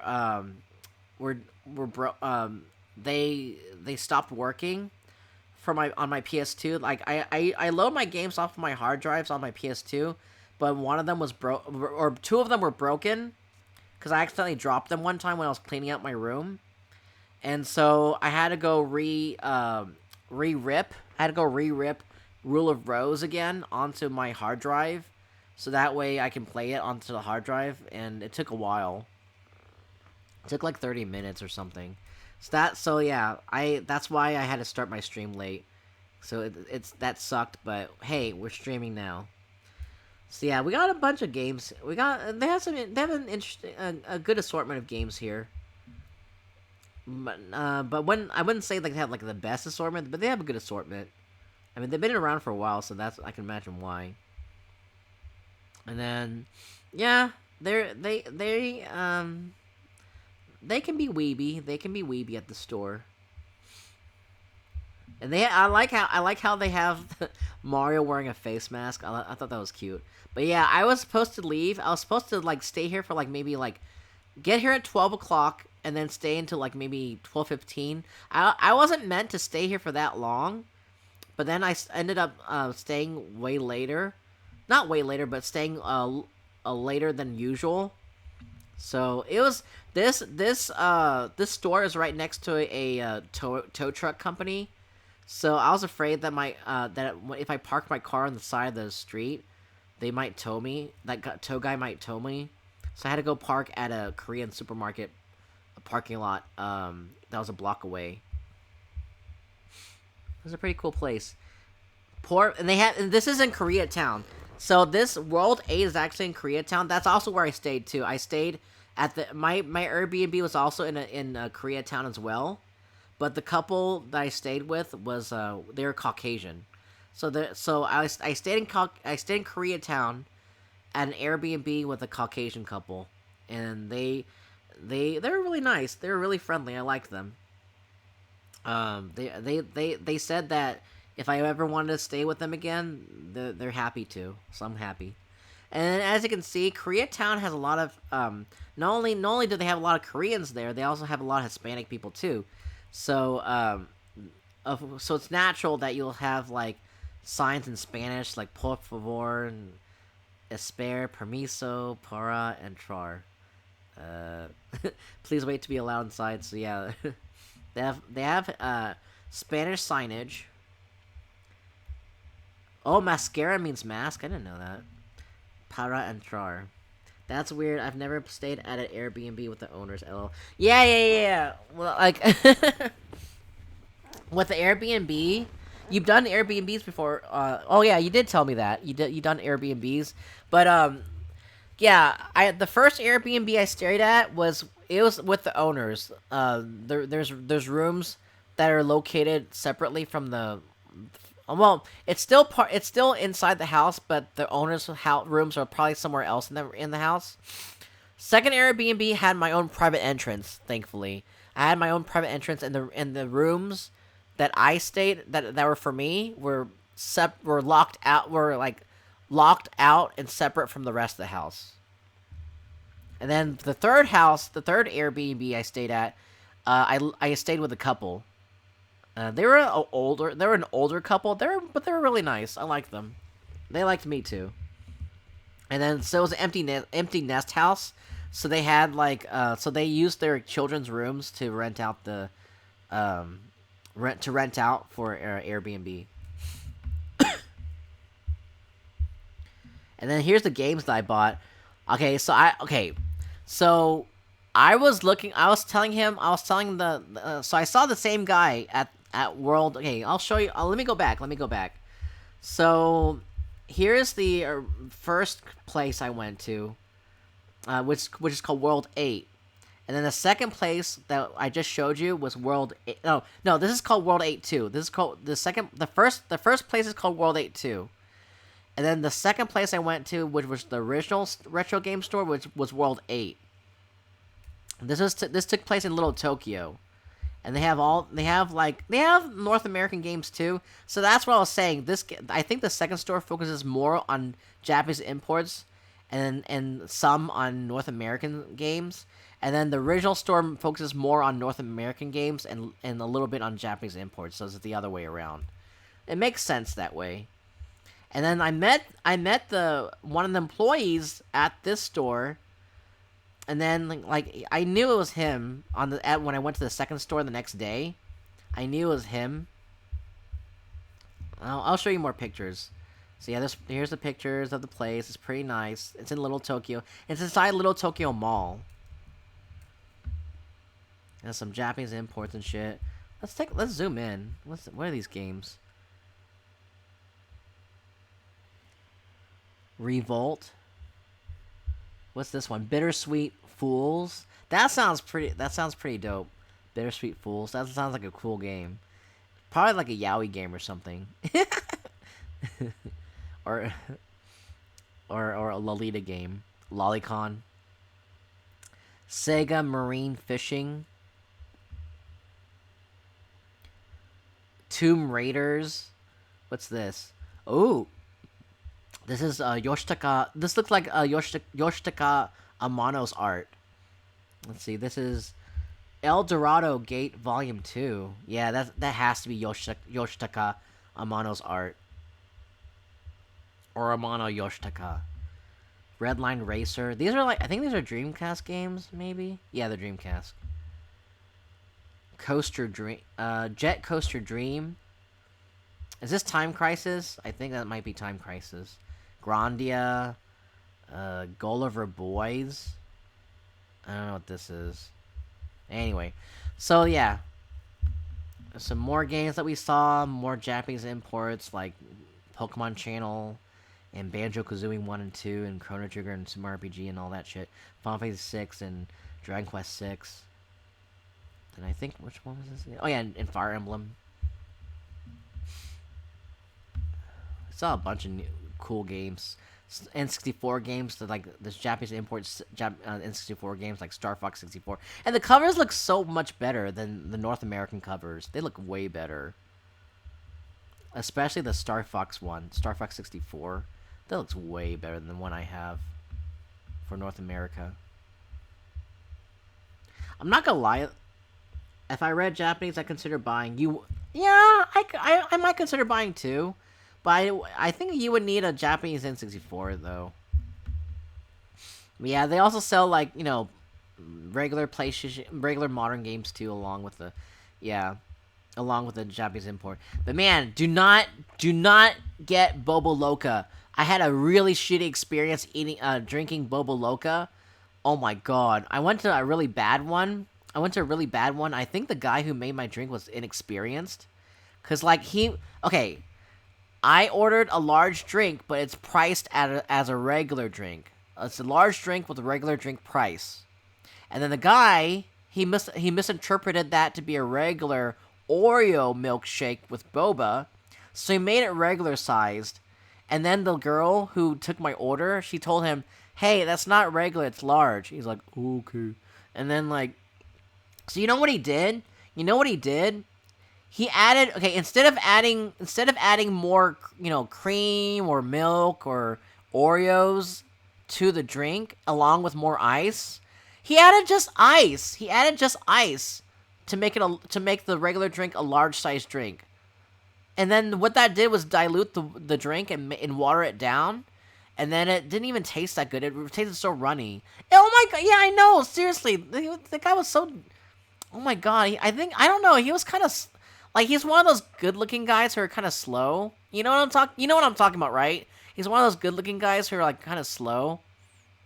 And I knew the girl who took my order was more competent. I mean, I'm not gonna get mad. I mean, I got my drink, whatever. I didn't get mad, but it's fine. But he fucked up my drink, but it's fine. But now I know not to go to Bobo Loco anymore. Cause like Wind used to work at one of the Bobo Locas, and then he told me to go to the Ventura one, but that one was too far, so I settled for like just going to another one that was closer, and I regretted it. I regret going to this Bobo Loca. He fucked up my drink.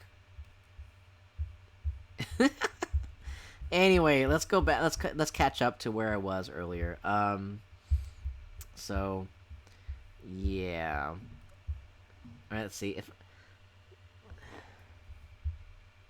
So anyway, I got, so I was supposed, okay, so I saw the same guy who was at the World 8 2 on Saturday. He was at World 8 on Sunday. Same guy. He's actually from Germany.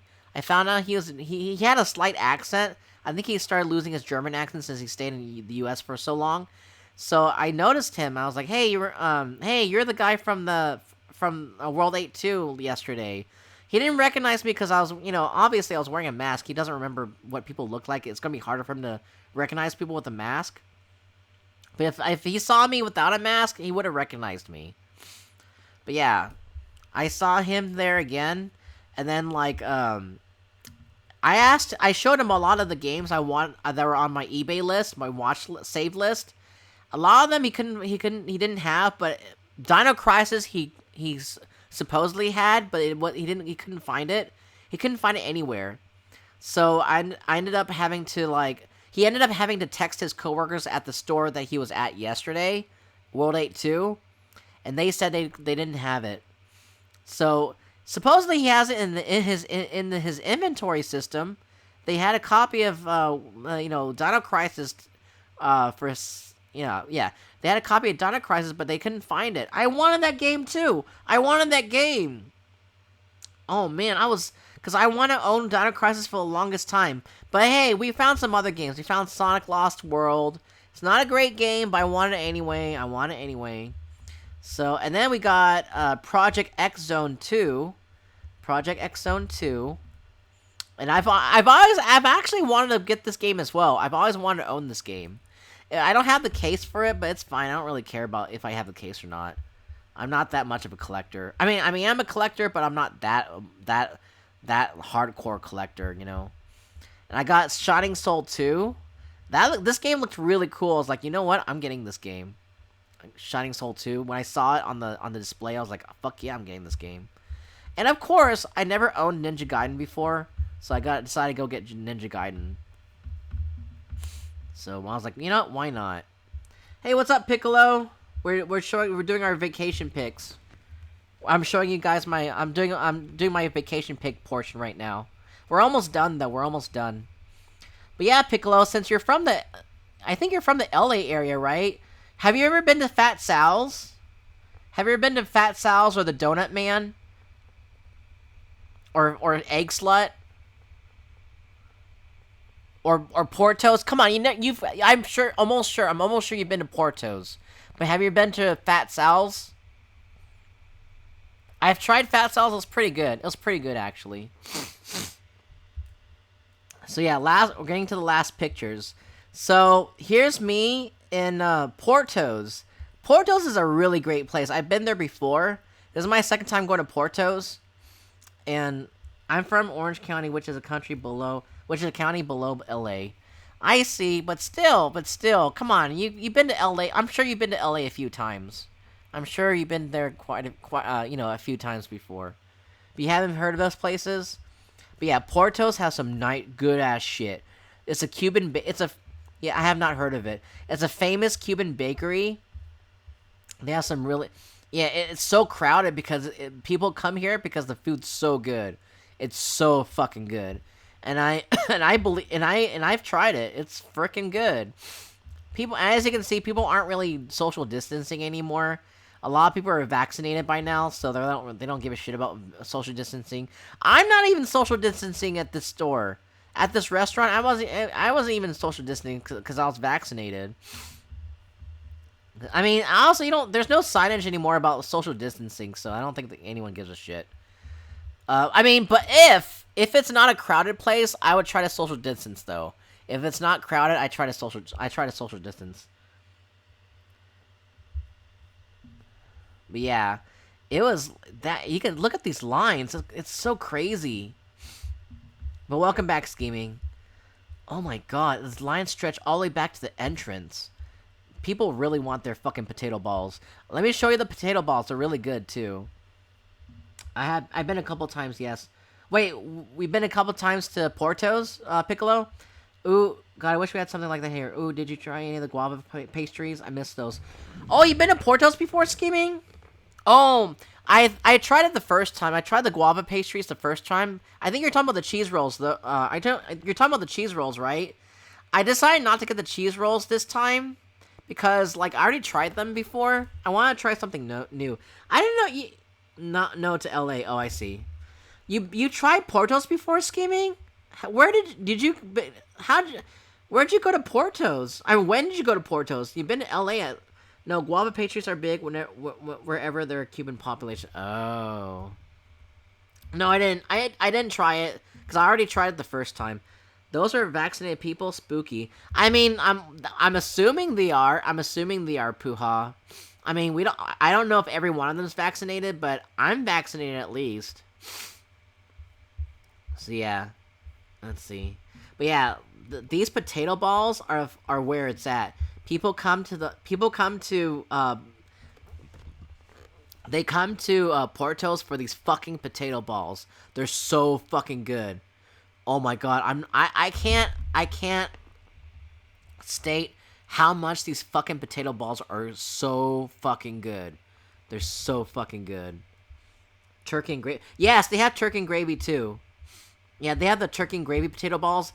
I bought 3 of these. I bought 3 of these turkey and gravy potato balls. I think it's because of Thanksgiving. I think they made them because of Thanksgiving. So they made like a Thanksgiving version of the potato ball. But I also bought 3 of these as well. They have other pastries too, but the potato balls are probably one of the most famous pastries that they sell. And then they're called savory pastries, and they are savory. They're so good. And then let's see. I think this is what you're talking about, right? The cheese balls that have guava in it. I think that's probably what you're talking about. Or cheese rolls. I think I had them. I thought they're okay. And then, oh, never mind. Just kidding. Right here, guava and cheese strudel. Right here. Just kidding. It's right here. Yeah, the one next to it. Yeah. I think I had this one. I think I had this one before the first time I came to Porto's. I think I had this one. Gravy ball sounds like it go good with Mr. Turkey tubes. Oh my god. Oh my god. Poo-ha. I'm looking at their menu. Yeah. Turkey and gravy. The one next to it, yeah. Oh my god, Poo-ha. You're so pervy. Anyway, and this looks good. I want to try everything, but I mean, they're expensive. Everything's expensive here. I mean, they're not that expensive. It's 99 cents, but still. I can't buy everything, you know? But I did buy the enchiladas. Oh, I mean, not enchiladas, tamales. I did buy the Cuban version of tamales. They're really good. They're so good. Oh, man. I bought 2 of them. And I bought and you can tell which one's the turkey one. I didn't know which one's the turkey one until I ate one. The turkey ones have like the herbs covering them. If they don't have any herbs covering the balls, those are the regular regular potato balls. But the ones with herbs covering them are the turkey and gravy balls, potato balls. But yeah, here's the inside of the. I think this is the turkey ball. I think it's the inside the turkey and gravy ball. It's so good. Oh, you want to zoom in more? Oh yeah, you want to see more, don't you? Yeah. Anyway, you want to see this too, don't you? Oh yeah. Yeah.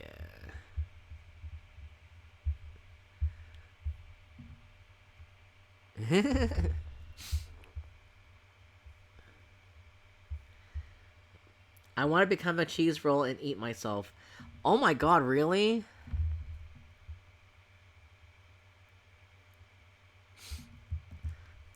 I hope you have enough left for tomorrow. But yeah, the tamales. These are what the tamales look like, and I'm assuming tamales are made up. The outside of a tamale is made up of corn, right? Like, cornmeal, right?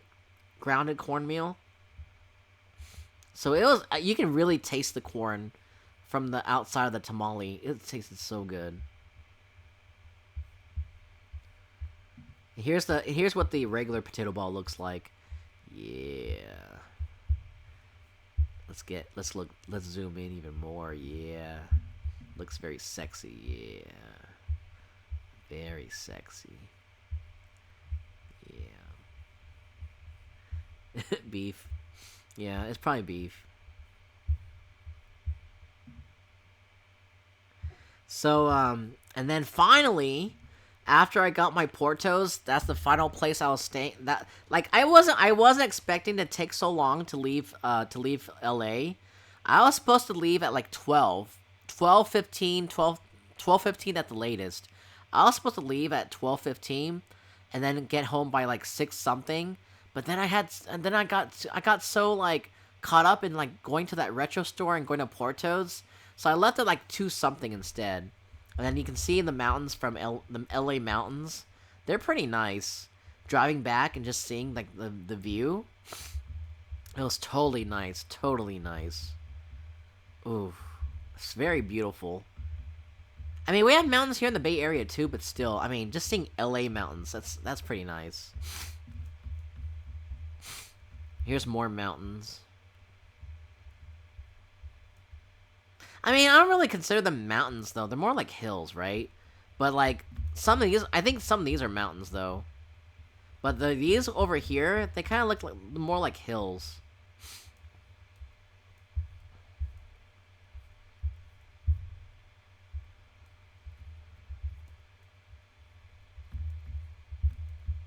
And then, so, I was driving. I was listening to scary stories from Lazy Masquerade. I was listening to Lazy Masquerade stories the whole trip.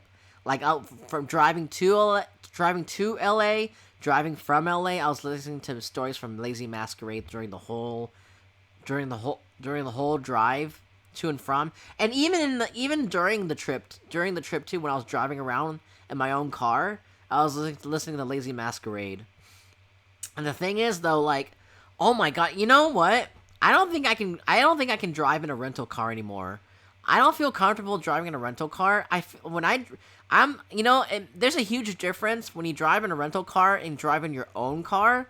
Like when you drive in your own car in LA, I felt more comfortable exploring LA than I ever did in a rental car. Like when I drive around in LA in my own car, if I it was I felt very comfortable because I was inside a vehicle that I was familiar with. I was comfortable that I knew very well. And also, like it felt like I was inside my own home too. Like when you drive in your own vehicle in an unfamiliar territory, unfamiliar place, unfamiliar city, you still feel comfortable driving around this unfamiliar city because you're inside your own car, which feels like home. I always associate my own car with home, so that's why I felt so comfortable just exploring LA. Than driving around in my rental car in a rental car. So it was fun. It was very fun driving around LA, looking around and seeing all the rich white people gentrify all the neighborhoods, all the neighborhoods and whatnot. Well, I mean, it wasn't fun for them to gentrify, but it was fun watching, what's going on in LA. I mean, gentrification is not a good thing. Let's just put it that way. But it was fun, exploring and seeing the LA inhabitants and seeing, all sorts of different kinds of people. Besides the rich white people, there's also Hispanic people. There's also Japanese people, Korean people. But then like you see these rich white people just walking around and acting like they own the place and shit. I'm like, ew. But yeah, I drove back, and then during the last third of my trip, during the last third of driving back home, it was nighttime, right? And it started raining so hard. And then so it was kind of scary driving driving at night in the rain. Oh my god, I was afraid of getting into a car accident or dying because there weren't too many lights besides my headlights. And there were cars around. Of course, there's definitely cars around, but I don't want to crash into a car, so I had to drive very carefully. Excuse me. I had to drive very carefully, but even driving carefully, and then like you do have to like 2/3 into the drive, you do have to fill up your gas tank.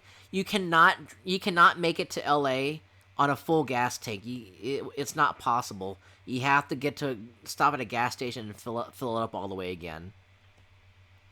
So it took me like after like driving in that dangerous slippery road back home on the last third of the drive, took me 5 hours and 39 minutes to get back home. And then I think the total miles I drove was 350 miles at an average of 62 miles per hour. So 350, it's a 350 mile drive, which is pretty interesting to think about. So it takes 350 miles to get to LA or to get from LA. And it's a 5.5 hour drive to 6 hours. So, yeah, it's pretty much my LA trip. But I mean, I had fun. I had so much fun. Like the thing is though, it's kind of weird though. Like the thing is though, when I went to LA the first time, no, my second time. This is my third time being in LA. First time was in 2015-ish, when I went with my uncle and two cousins. Second time was by myself for E3. During my second time, I didn't really enjoy my stay at LA. My second time, I think it's because of the Airbnb. The Airbnb hosts, while they were nice, one of the Airbnb hosts' husband was so like, I think he was racist. He kept staring at me every time like I passed by him. I did not like. In the room I stayed in, it was okay, except the bathroom was so small and cramped. Like the toilet was like right next to the shower stall, and the shower stall was gross looking. But my third time in LA was great. I really had a fun time in LA the third time, which was this past weekend. So I'm definitely going to LA again. I might go to Disneyland this time. I might go to Disneyland this time. I hate cramped bathrooms. Yeah, me too. The third time. So yeah, the thing is though, I think, and also I don't know. I think during my second time visiting LA, another reason why I didn't like it is because I visited like the really nice areas of LA, and it felt so fake. It felt so fake and artificial. The way people walked around and looked like they're trying to keep up their appearances. Like Hyacinth Bouquet from Keeping Up Appearances. It felt so fake and artificial. I hated that. But I think it's because I visited the wrong places. Like it made me dislike LA. And also the Airbnb I stayed in, it was also in Koreatown too. That's the thing. It was also in Koreatown too. But the hosts, it really does matter what host you stay with. The host does affect how you feel about your trip and your stay at the Airbnb. And while the room was okay, it's just I did not like my experience staying at that house. And my rental car got scratched up on its rim because of the brick wall, and thankfully I didn't get charged for it. But just staying at the place like with other people, yeah, and there's other people that are staying there too. Other Airbnb renters, I guess. That's another factor too. I didn't enjoy staying with other people. I'd rather stay by myself. Well, stay by myself like with the host rather than have like a bunch of people stay with me and with the host. I did have my own private room and bathroom, but still I hated my experience with other people. I think that's another contributing factor too. So I think what made my experience at this past weekend, my third time in LA, way better is that I didn't have to stay with other people. There weren't other people staying with me. It was just me staying at the Airbnb host's house. The Airbnb, another reason is that the Airbnb hosts were very friendly. They were an older Caucasian couple who were very friendly. The second Airbnb hosts were from Ukraine or Russia, so they were I think they were just kind of ignorant and closed-minded. That's why they were kind of racist. With the way with how like they looked at foreigners, or they probably thought I was a foreigner, and then it was just the way I guess the way they are it was situated. I don't know.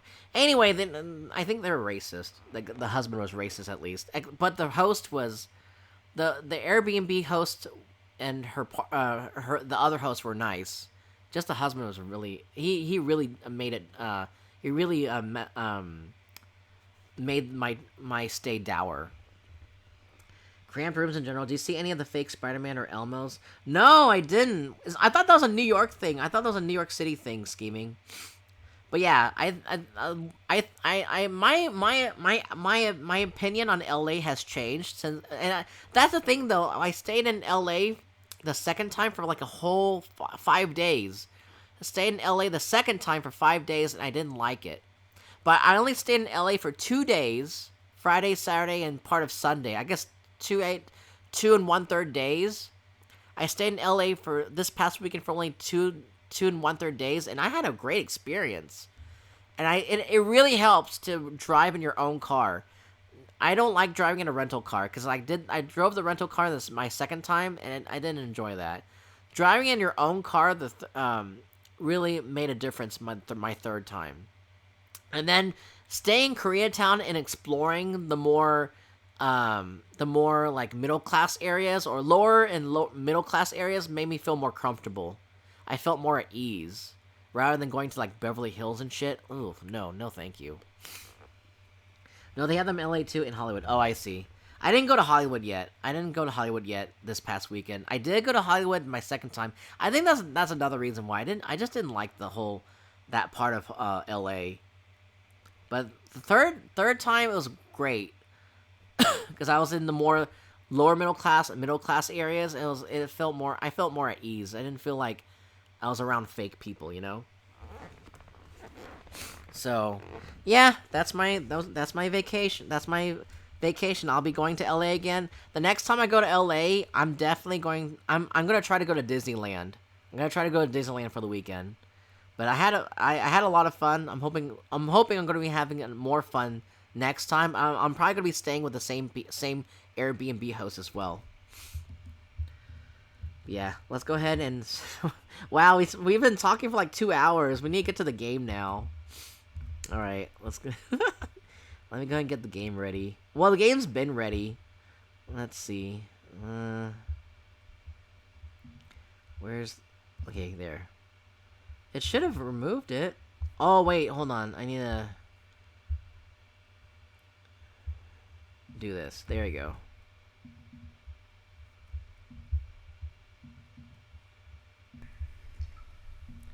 There we go. You guys can hear the game. You should hear the game now. But we're gonna play some Rule of Rose.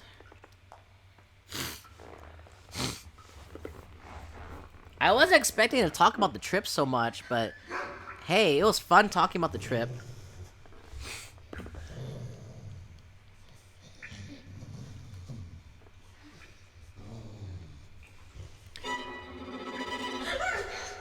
Yeah, let's go ahead and watch this opening first.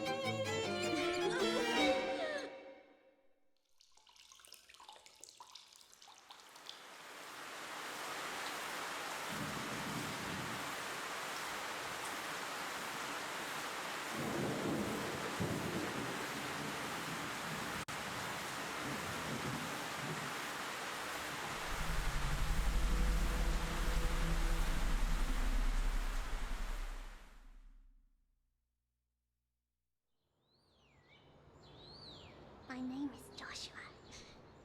I will serve you, princess. Just kiss me, please.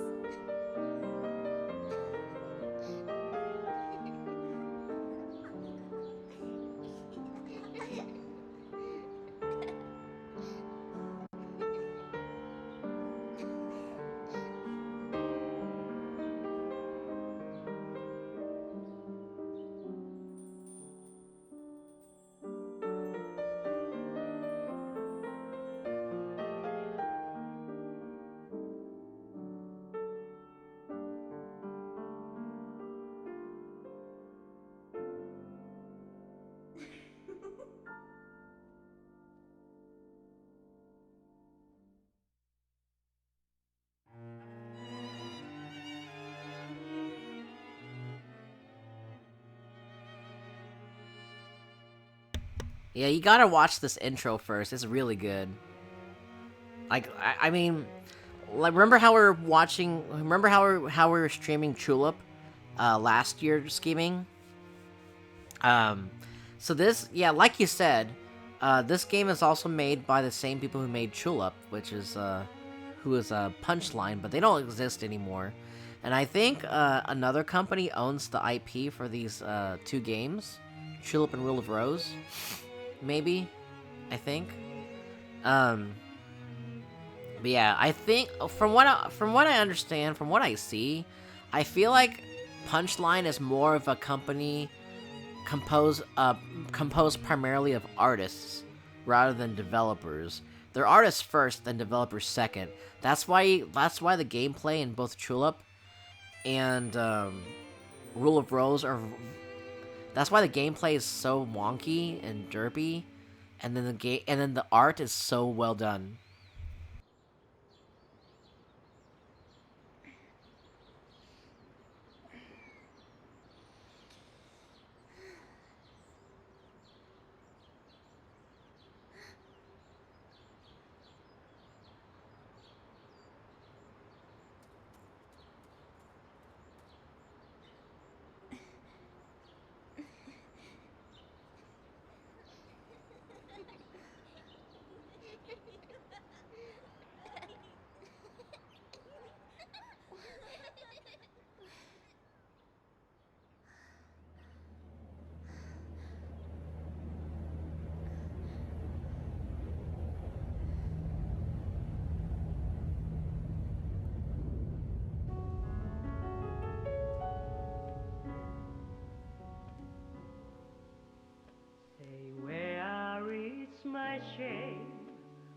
I call your name. So please don't set me free. I'm as heavy as can be. I will do you harm.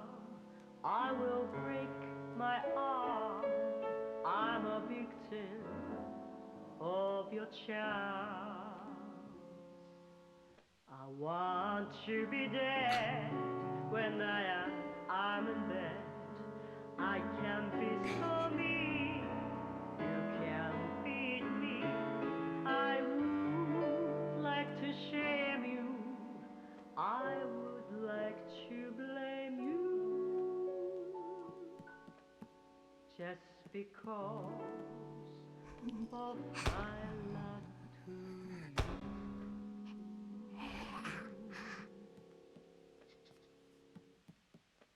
And love itself is just a princess as roses in May.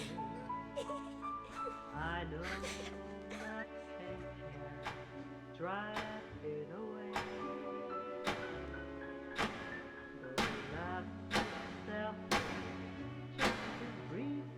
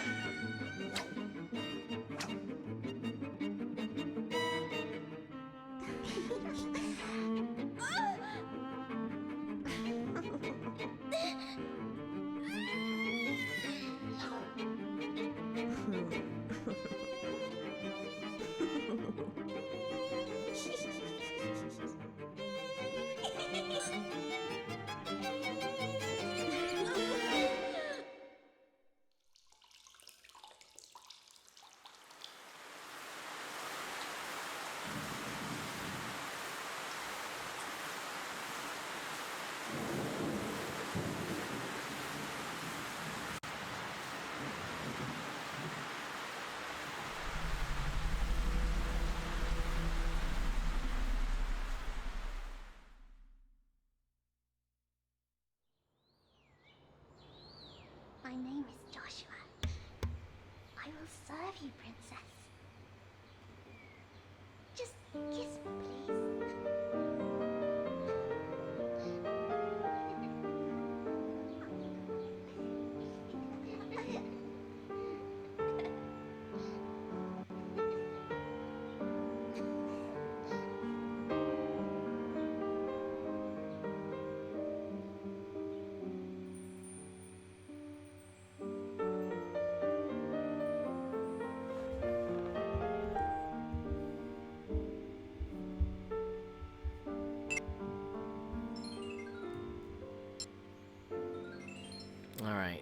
back.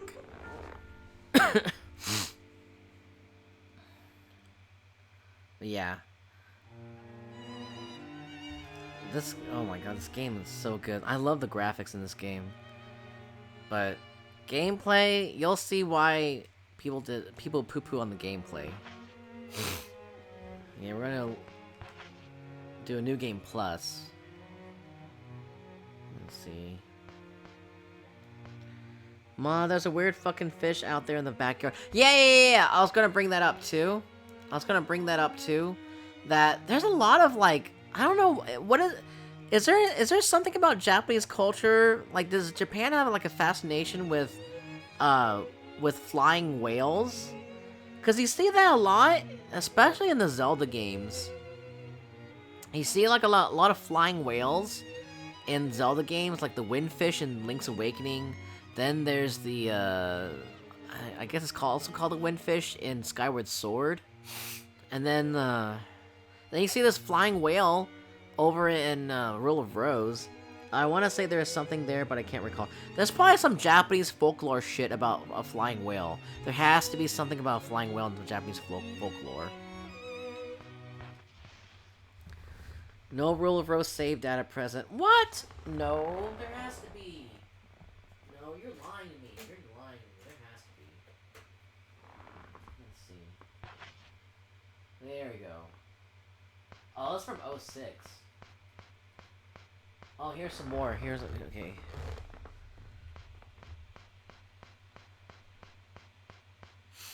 But where's the New Game Plus file? Maybe Once Upon a?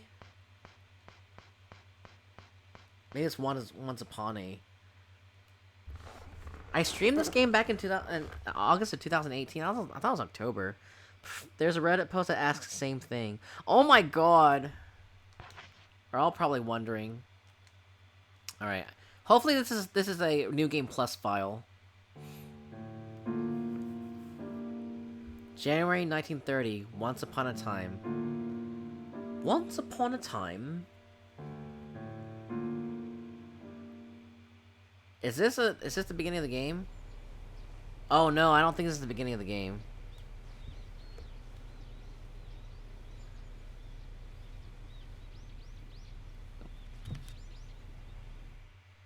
Uh-oh. I think this is the end of the game. Yeah, I have all the shit here. So wait a minute. Oh crap, how do I get out of here?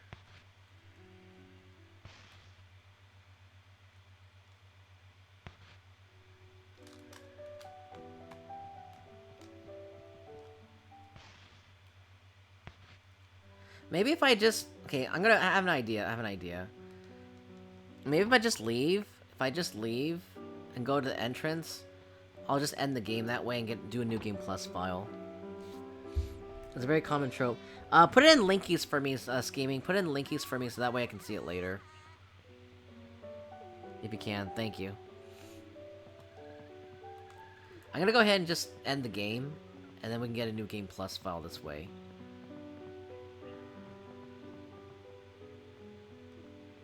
Let me see.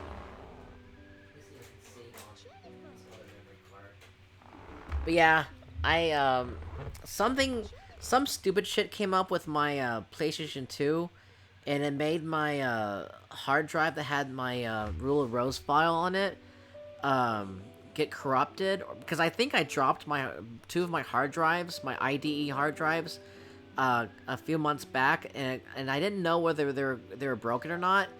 And then when I checked the hard drives when turning on the PS2, they couldn't be read. So I think they're broken, and they had Rule of Rose in it, so I had to rip the game from the disc onto the hard drive again, and it took a while, so that's why I had to start the stream late. It's a very common trope, but spoilers! You're not gonna see anything. You're not gonna see anything, Scheming. There's nothing at the end of the game. There's nothing at the end of the game.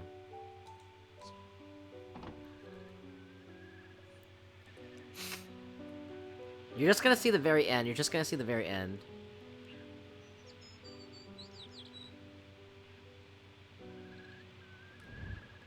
This is pretty much just exploring like the mansion and recalling Jennifer's memories and whatnot.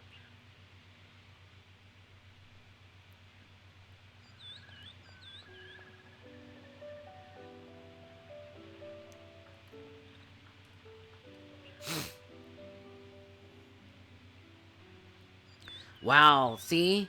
If we played this game through the by reading the disc only, this game would have loaded way longer. But since we're streaming on, well, since we're playing the game through the IDE hard drive, it's way faster.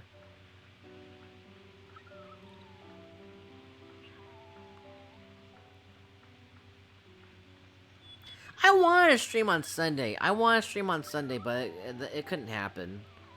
I was too tired. But here we are. Let's see.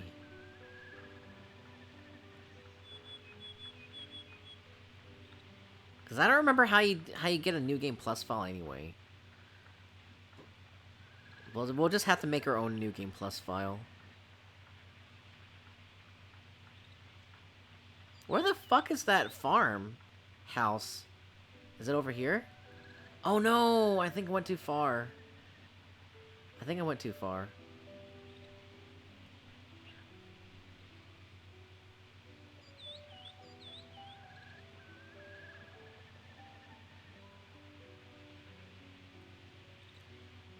Who's this? Oh, it's Gregory. Hello, little girl. Do you have a story you can share with me? A happy one, that is. Please tell me if you do. Yeah, God, I find Gregory so hot. Ugh. My son is waiting.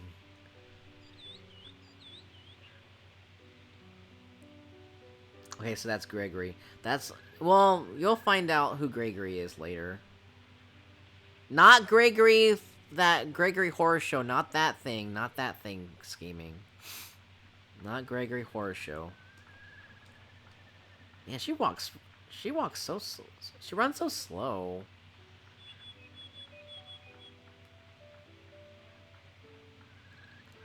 Where's the end of the game? Oh my god. I think I went the wrong way. Oh my god, I went straight the wrong way. It's all the way over here. Whoops. Yeah, here we go. Here's the... I went the wrong way. Okay.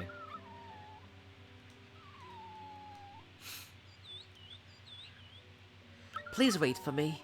I'll be there.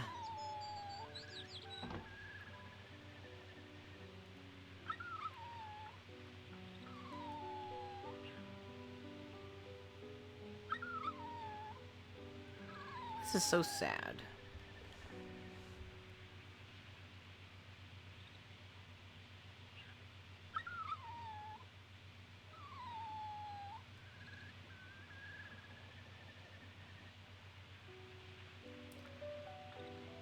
Wait, hold on. I thought it ends the game. Oh my god. I thought it's supposed to end the game. Who do I... Oh my god. I want to end the game. The game-oo. Do I have to talk to every one of... I don't know. Maybe I have to go talk to the girl. Maybe I have to go talk to the girl. Maybe that's it. No! I didn't want to go back. Oh my god.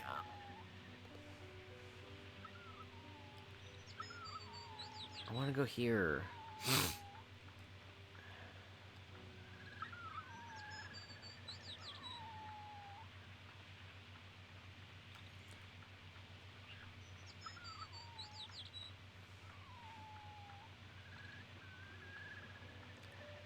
Okay, does this take me back to the mansion?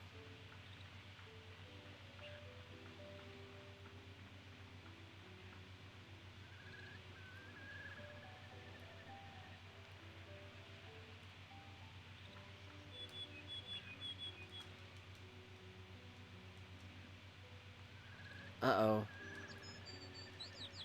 What am I supposed to do? Uh-oh. Did I mess up? Okay. What am I supposed to do at the end of the game?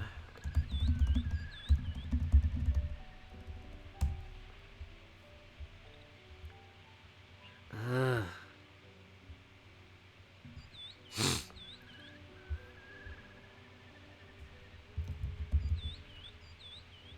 Oh, come on. I want to know what the ending is. I mean, how to do the ending.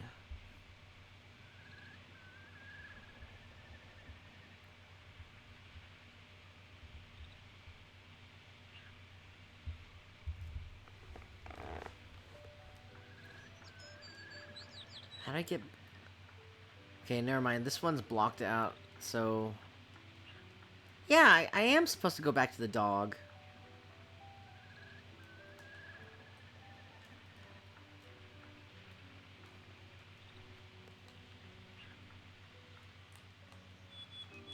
I can't open up this door and gate anymore. I mean, as far as I can try, it doesn't let me.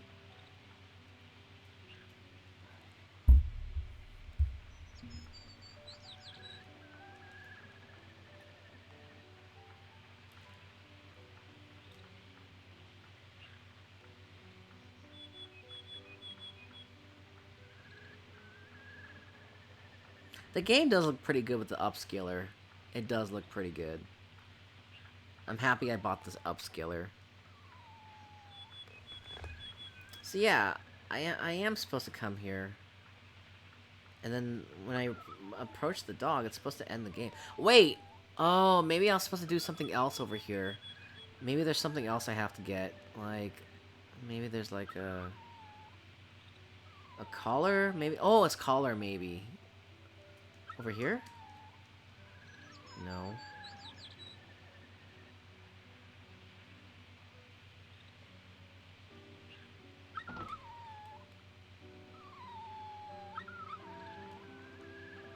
Oh, I'm supposed to go talk to the bucket head. Oh, that's what I'm supposed to do.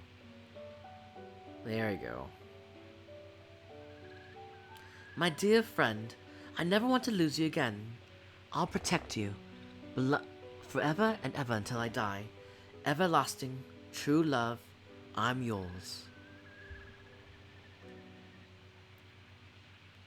When we play through the game, you'll understand why she says what she says.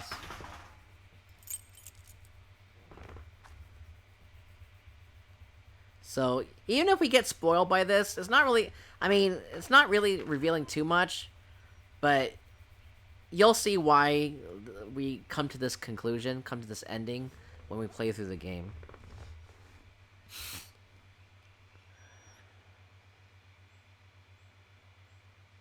Oh, such a sad game.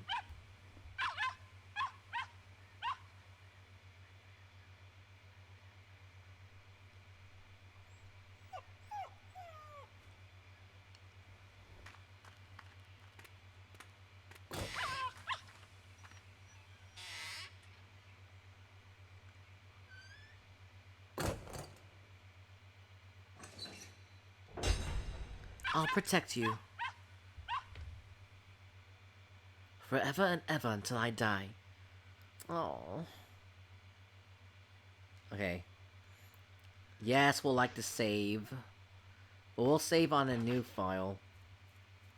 On my other memory card. On my other memory card.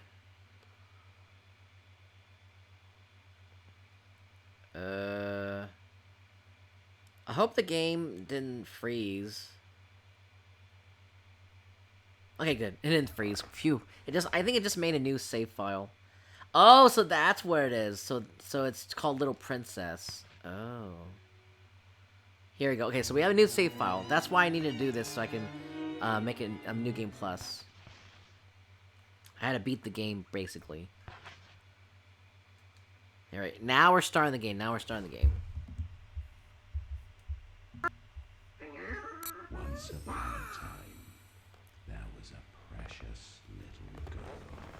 Her friend, the princess of the Red Rose. Was always a at her side.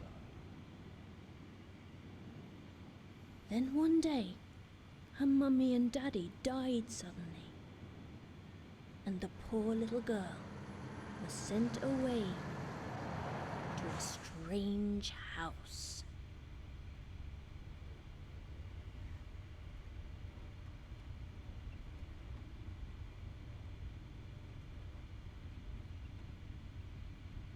Man, I never get tired of playing this game.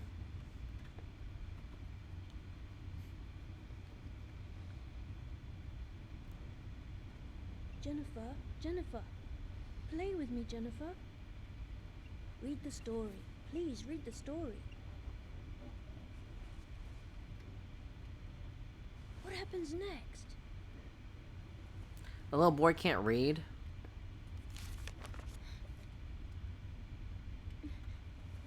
Well, there's nothing to read. That's why he can't read. Oh, you silly Brits driving on the right side. I know, I'm just kidding. It's so weird though, seeing the bus driver on the right side though, and then leaving on the left side. Wait.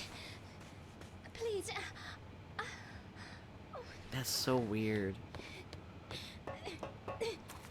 But British people probably think we're weird whenever we Where are leave you on the right going? side of the bus, and then the bus driver drives on the left side.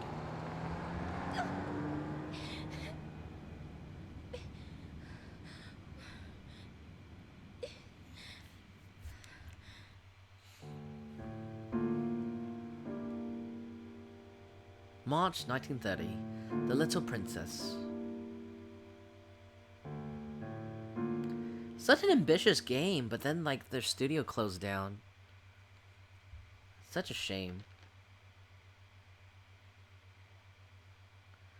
The Little Princess. Once upon a time, there was a precious little girl. Her friend, the Princess of the Red Rose, was always on his side. Wait, what was the beginning again? Precious little girl, okay. Then one day, her mummy and daddy died suddenly. The princess too disappeared, leaving the little girl all alone. And the poor little girl was sent away to a strange house.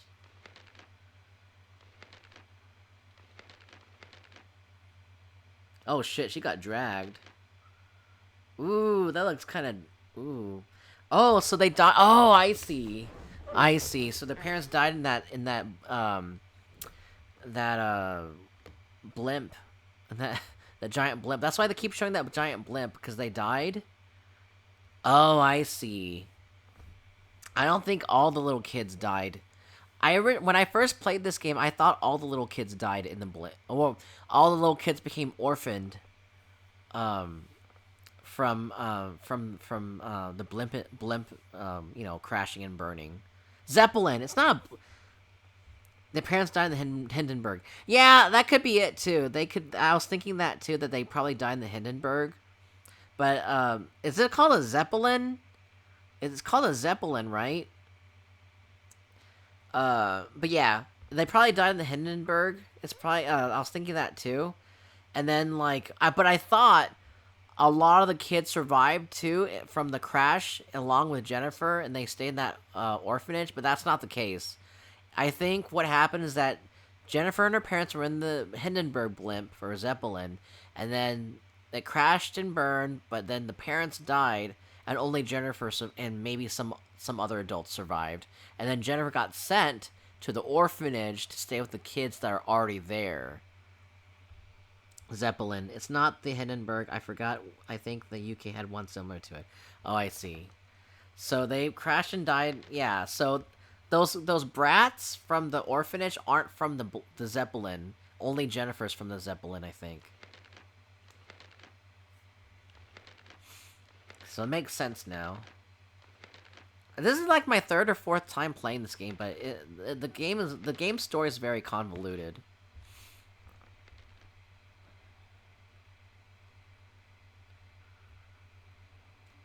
Suddenly, the girl was all alone. Oh, let's go back to the... other scene. And so, the story begins. A mysterious, unthinkable, filthy tale. However, the young girl, Jennifer, had no choice but to surrender to the unsettling predicament. The R101, is that the UK version of the Zeppelin? Oh, what an unlucky girl. You know, in a way, I kind of relate to Jennifer because, I don't know about you, Scheming, or anyone else, but did you ever have to change schools when you were a kid? I never felt like, I mean, I never was a military brat, but when I was a kid, I did stay in one school for from kindergarten to kindergarten to second grade. I stayed in that one school for like 4 years, and then all of a sudden, I had my parents. I guess my parents were told that me and the kids that live in this one neighborhood had to switch schools to the school that was part of our neighborhood. That was because we had to take a bus ride all the way to this nicer, newer school. But then we stayed there for 4 years, and then we had to go get kicked out, and then had to go to the school that we were supposed to be going to. That's part of our neighborhood anyway. It was like a more rundown school, and it was and I mean, I didn't honestly though. When I was a kid, I didn't really have a good. I didn't really. It wasn't easy for me. It wasn't easy for me to make friends when I was a kid, and starting at that one school, and then so I didn't really have too many friends. I only had like one or two friends there, or maybe just one friend. You know, because I guess when you're a kid with an autism, you don't really know how to socialize with people that well. And then when I had to switch to the second school, I didn't really. It was hard. Okay, I realized like a couple years back, or maybe a year back, I realized that. No, a couple years back, I realized that, a lot of the kids who stuck to one school, one elementary school, they grew up. They grew up with all those kids since from pre-K or kindergarten to 5th grade. They grew up and they knew each other, right? They knew each other. But I didn't experience that at my first school. At my first school, I didn't make any long-lasting friends like that. And then we only made like one friend. But that one friend, he did a shitty thing, and then we stopped talking to each other because he did a shitty thing, and he made me cry too. Okay, I guess I'll tell you. Guess I'll tell you. So what happened is that the friend that I went to my friend's house one day, and we were playing Super Nintendo, and he decided we should play tag, right? And then when we were playing tag, he'd be like, no, when he'd say, oh, we'll play hide and seek. When we're playing hide and seek, he'd be like, okay, let's play with these walkie talkies. I'll go ahead and tell you where I am, and then I'll go ahead and tell you where I am, and you go look for me there. And then when he kept doing that, like, he kept telling me all these different places for me to find him. I was a really naive kid. I was really innocent, so I thought he was telling the truth. But once I realized that he was lying to me, like, when he was telling me all these places he was supposed to be at, and he was lying to me, I started crying so hard because I did not like the feeling of being lied to. Because I was really innocent. This is like in 2nd grade, and then like his mom saw that, he got really like shocked that I was crying so hard. And then ever since then, I didn't really talk to him anymore, or we stopped hanging out. I never saw him again until like the end of 8th grade or something like that. And then that's around the time when I switched schools because, I don't know, the district told us that the kids that the kids that went to the school with me, that also lived in the same neighborhood as me, we had to go to the other rundown elementary school.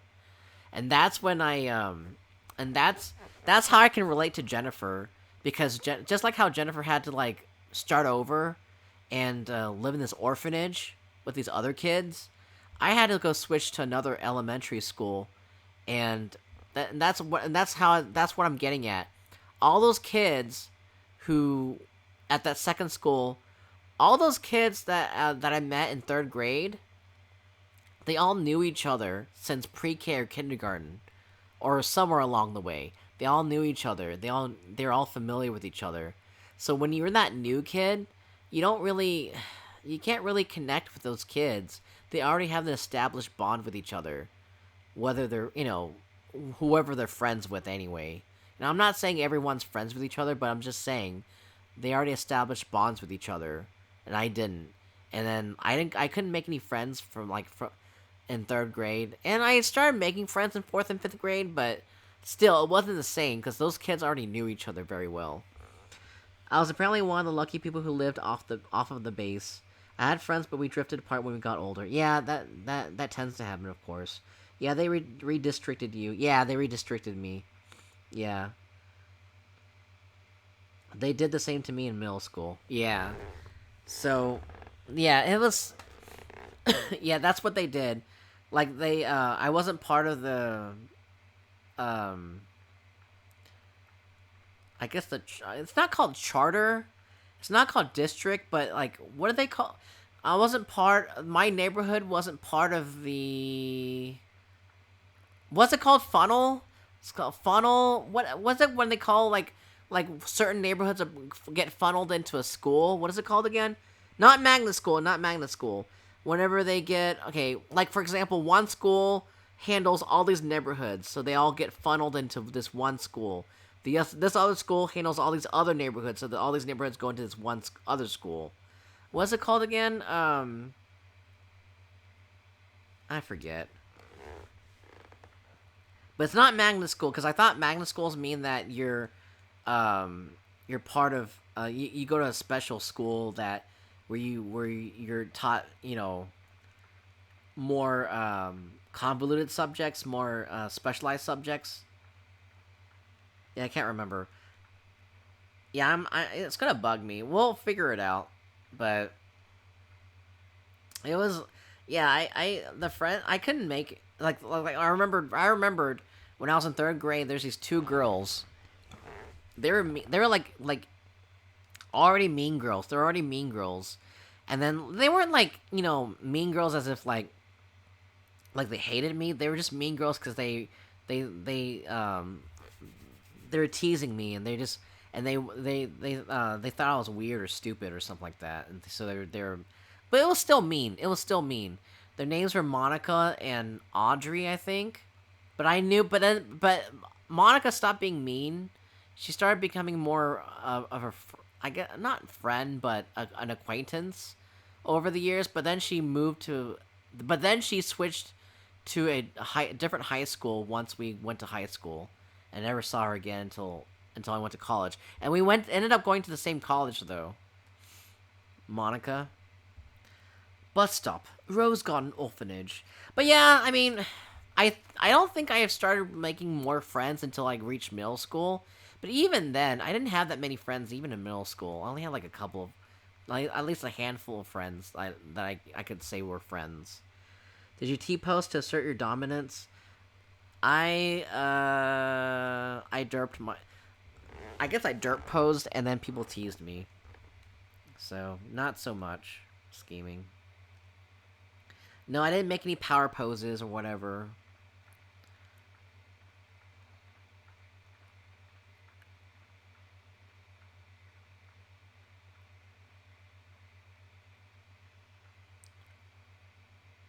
Alright. Let me see if there's any option. I want to see if there's an option for me to get rid of the filter. Man, I don't like the filter. Maybe file? No.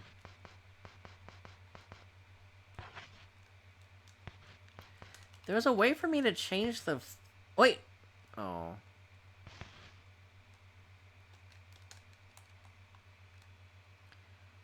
Alright, well, anyway. Let's get out of here. Let me turn up the game. I can't hear the game that well.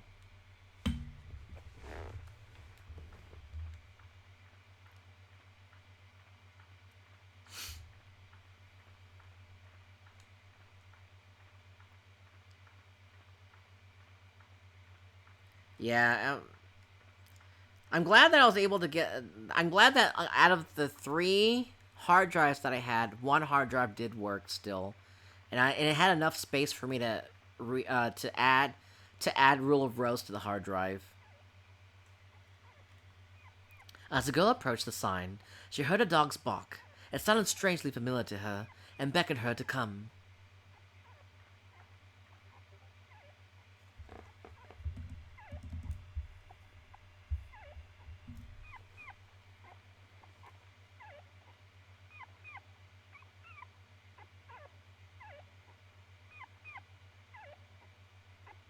It's a rusted well.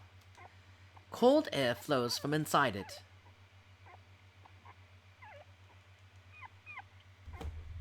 There's an old padlock on the door. However, it's not locked. Get the fuck in there, Jennifer. Rickety shed.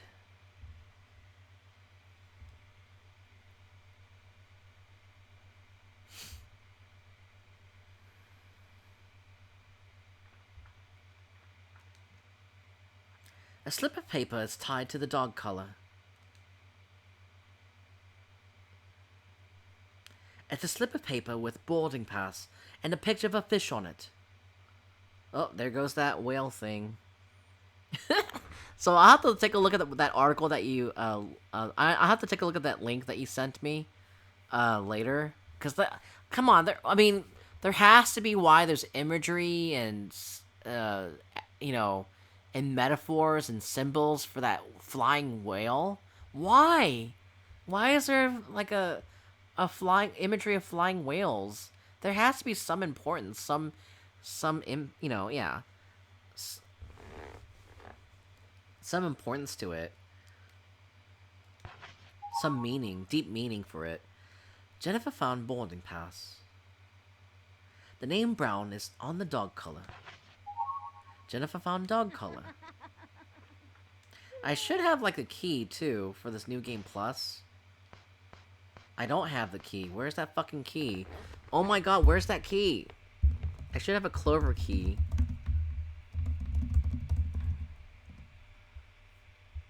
Let's see, 4-leaf key.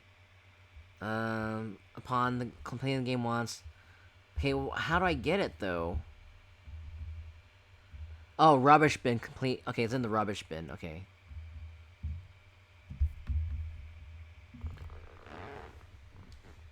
And I can get a gun in this game too later on.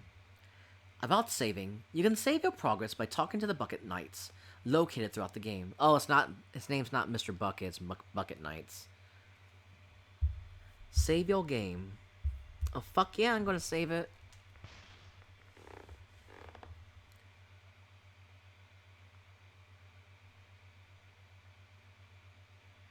Alright, so we're gonna save on...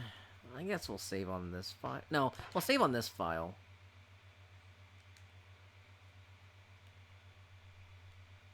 Wow, 10/25/21. And I first played this game back in 2006. It's been 15 years since I first played this game. Then the second time, or third time I played this game was 2018. Wow, this brings back memories. This is actually one of my most favorite games, even if the gameplay's total shit.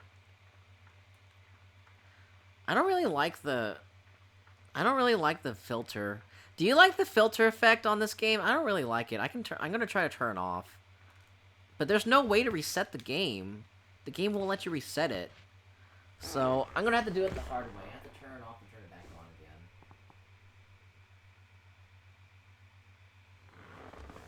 I don't like the filter effect. I think it makes the game look ugly anyway.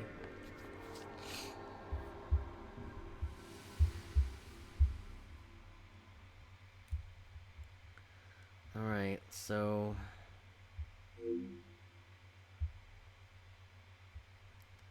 let me check.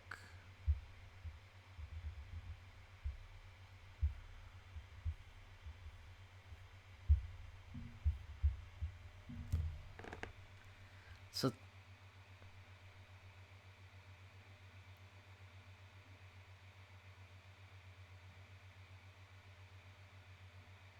Okay, good. Okay, this hard drive's still working, thankfully. It's still working. I'm so happy. Ugh. So what I'm gonna have to end up doing is I might have to buy some more IDE hard drives and convert all the games that I couldn't that got lost. I'm gonna have to reconvert them. I'm gonna have to spend a weekend converting them again. I have a bunch. I mean, I need to figure out which games are not on the hard drives anymore. There's your punchline. Shirogumi? I don't know who Shirogumi is.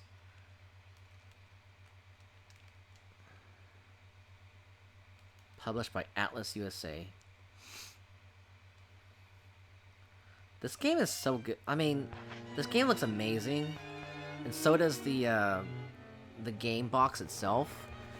Oh my god. The game box? Let me show you. Yeah, I'm never ever, I am never ever parting with this copy of Rule of Rose. Never. I don't think you can really see the game that well from this webcam, but yeah, I'm showing you the game. And my sounds aren't working. I just noticed that my sounds aren't working. What the heck? My spooky sounds, they haven't been playing. Let me turn it off and turn it back on again. In fact, I don't think the lights are changing at all. They haven't been changing, have they? No, they haven't.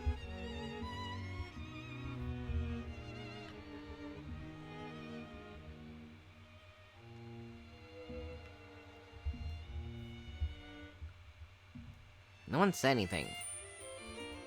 Well, I had to. It's not. I had to quit the light software. It's not gonna work if I quit it. Now it's okay. Now it's back. Okay. Now go ahead and do it again. Go ahead and do the intro again. It should work this time.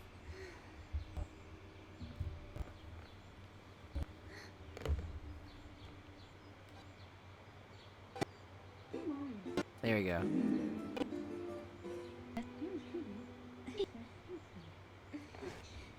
There we go.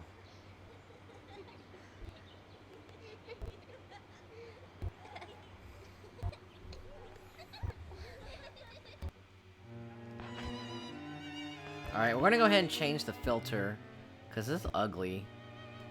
The noir filter. There we go, it looks way better.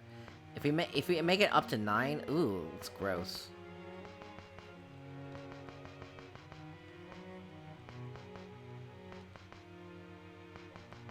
Don't want to make it too dark.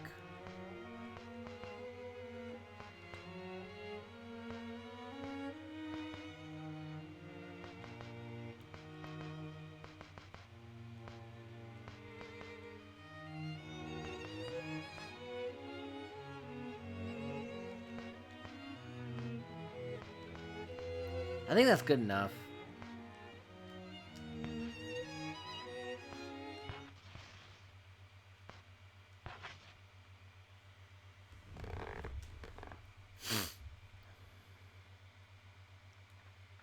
Ugh.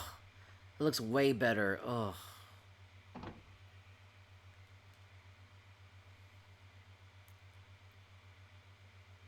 But whenever the camera moves around, it looks kind of grainy, though. The alert sounded like it was a dull, too. Oh, really? I don't know. I don't know. Well, when you say alert, you're talking about the Dear Mario. That one, right? And it looks like the chat is more, it's not delayed anymore, so thankfully it's working.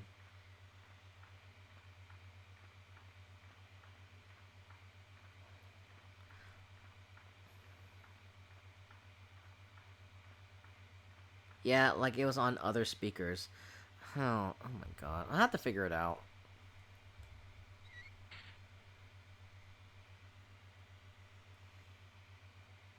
Following the boy up the road, she came upon a huge old mansion.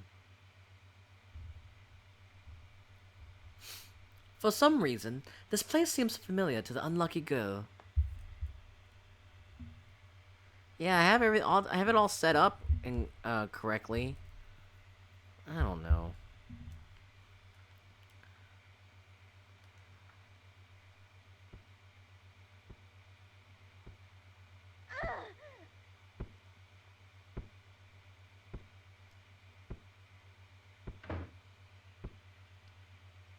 Children with bags over their heads are beating something with a stick.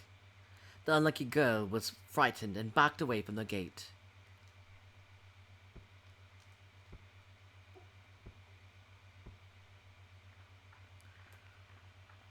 There's some psycho kids.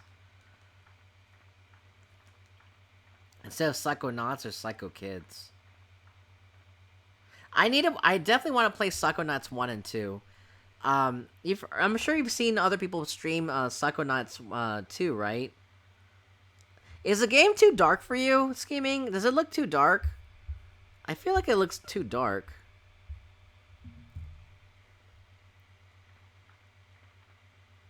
Yeah, I don't think it's supposed to look this dark. I don't know.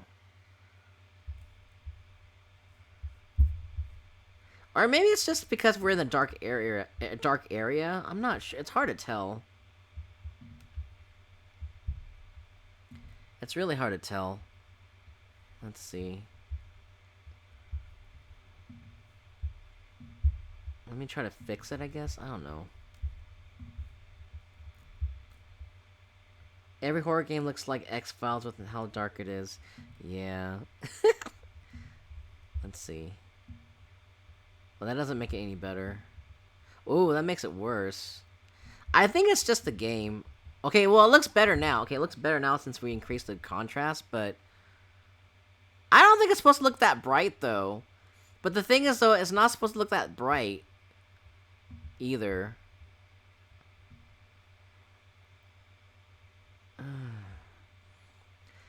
What do you think? But, I don't know. Whatever.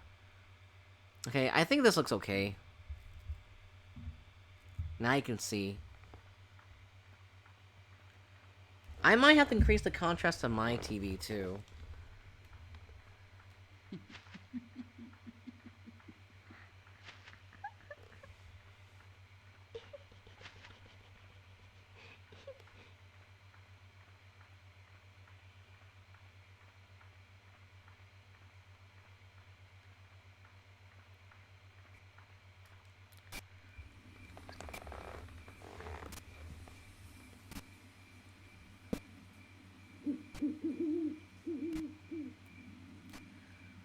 Alright. No one allowed to without a pass.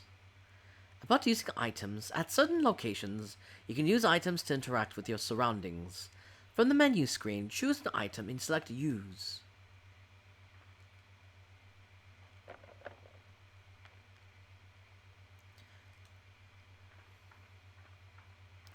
Well, let's see. Oh yeah, I do have that pass with the fish. Let's look at it.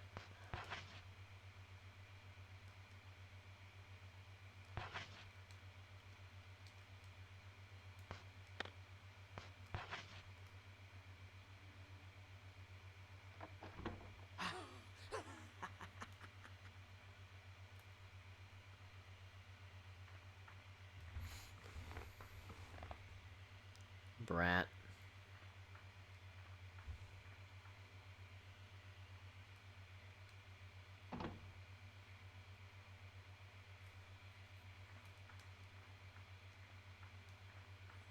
Alright, so... Legend of Stray Dog. Stray Dog kidnaps dogs. Kidnaps kids. It's spelled kids with a Z.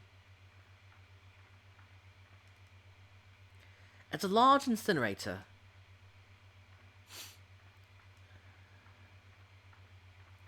You know, there's this, oh my god. Oh my god, there's this one time when I was, like, looking for a job. There's that one time last year. Yeah, was it last year? I think it was last year when I was looking for a job. I was in between jobs. And then, like, there's this one startup that I was interviewing with called... It was called Kids to Pros, and it's kids with a Z, and and oh my god, when I went through the interview with them, they looked shady, they sounded shady. Oh my god, they were just so like unscrupulous. They basically, it was supposed to be a startup where um the startup can actually like set up after school curriculum or activities for like STEM stuff for kids to come in and learn after school. So they had to set up these programs for them, and then have like the instructors like call you for help if the app doesn't work to set up all these curriculum programs and all that. But oh my god, the founders and some of the CTO people are so, they're just so unscrupulous with the way they talk to me. Like they didn't answer like they didn't have like really straight answers to get. They didn't give me any straight answers. It was just so. It was just kind of scummy feeling having talking to them. That oh no, I didn't. It was just sounds shady. It was very shady. Yes.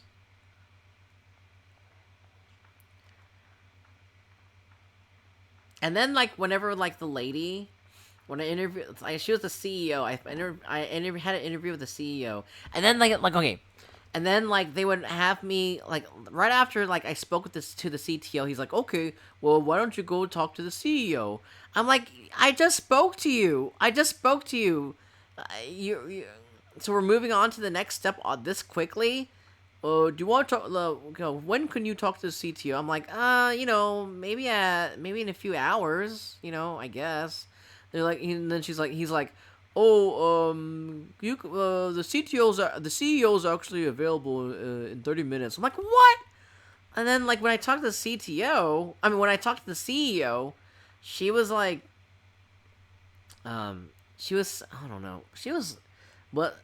Oh my god, was it a summer camp? Because it has very terrible reviews on Yelp. It's not a summer camp. Maybe it evolved into a summer camp. Kind of style. Let me show you.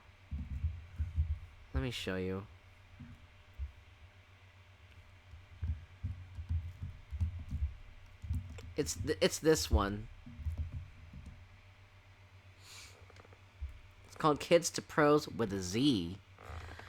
And then like so the CEO, she oh my god, she was just. Like, I told her the reason why I had to leave my last job is because, what did I say? It's because the commute. It's because the commute from where I live. Oh my god, really?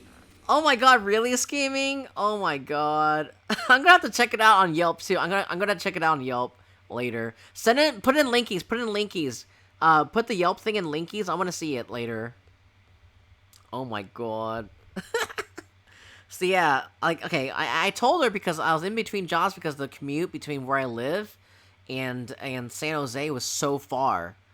And then she started doubting me. She's like, well, we're in Fremont, so it's that's also, a bit of a drive too from where you are. I'm like, no, it's not. It's not as far as San Jose. And then she started doubting me, and then she started like acting like I was like being shady when she was the shady one herself. And then whenever they had their interviews on webcam, like the video quality would be so bad. It would be so like grainy and pixely because like they were taking their interviews in a they were doing their interviews in a basement. I could see pipes along the wall in this basement. They're in this basement, and then like you see pipes running along the wall, and then like it was just so weird. The way I had a feeling at this point that they were not legit. Other places are giving them 3 stars, but it has 1. Oh my gosh. Empty cages are stocked up, or animals being kept here. So yeah, I'm glad. I think I dodged a bullet. I think I dodged a bullet for sure.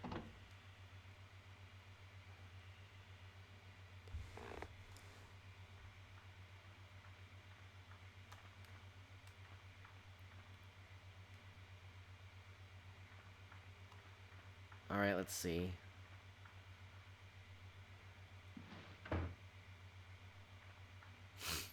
I wonder what's inside. Yeah, so that's kind of strange how there's like that bag that they were beating on, and it's all bloody now. But we'll find out later why that is so. As you can see, like the camera angles are so bad. Even like they move around all like erratically, and I'm not even moving the camera. Entrance this way.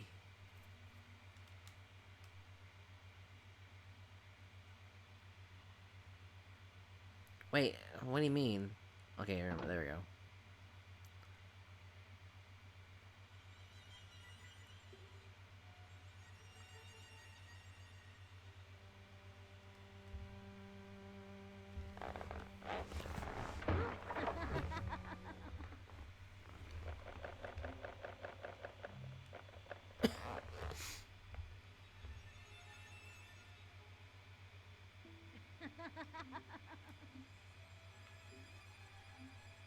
Let's see, let me try to fix the contrast on my end.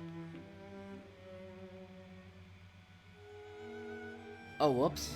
I don't want sharpness here. Oh my... Stupid TV. 1 second. Maybe I have to change the brightness? Oh, it's way better now. I can see, I can totally see now. I had to change the settings on my TV. I don't think it's supposed to be this bright, but whatever. A large portrait is on the wall.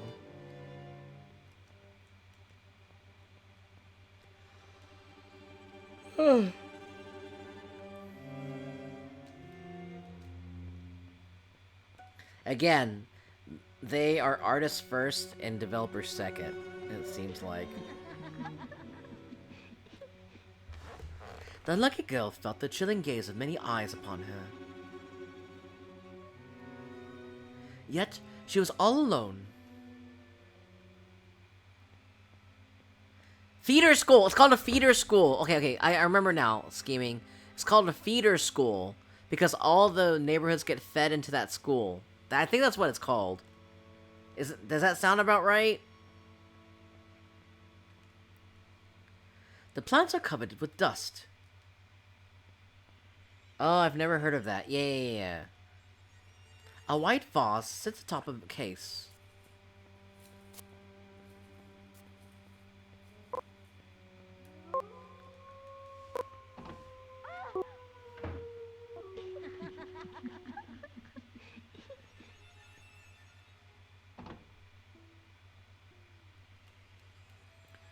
There, that's what it was.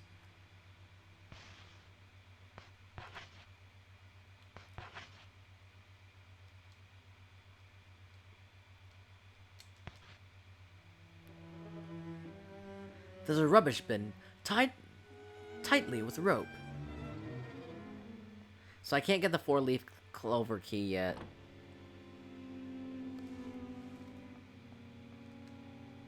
Many bulging socks are piled up in a heap.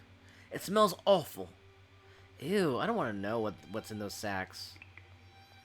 I don't want to know.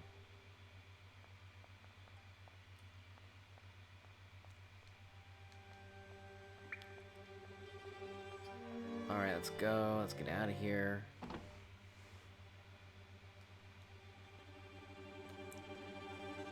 So, this probably isn't where I'm supposed to go. But yeah, as you can see, scheming, or in chat, this game is loading way faster because it's being played on the IDE hard drive. If it was on like a DVD, it would probably take like what, a few seconds more. So glad I'm playing it on the hard drive. It's a grand fireplace, but it seems no one has touched it for a long time. The game gets pretty interesting later on. The record player is broken.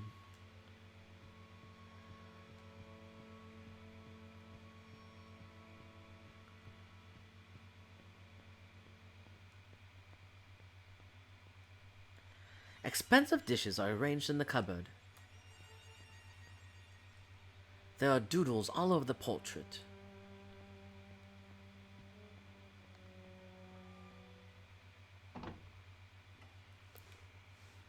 Headmaster's room. Oh shit. There's a small model of a mansion inside the tank, but no fish. Something's written in the notebook. March 2nd, 1930. Recently, the children have been engaging in odd activities and spreading disturbing rumors. Rumors about creatures that all come after children who don't clean up and stray dogs that kidnap small tots. It's all very bizarre.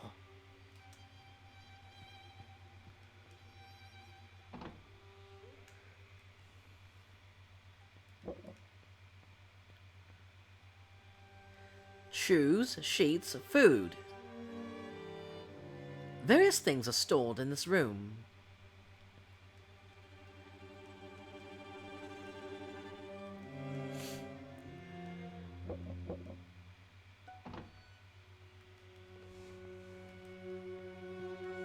This isn't really like gory horror. This is not a gory horror game, but it's more of a psychological horror game.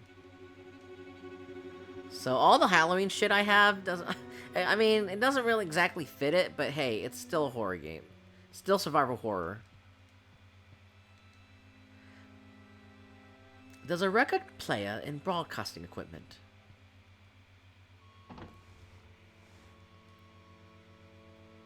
Oh, what's this?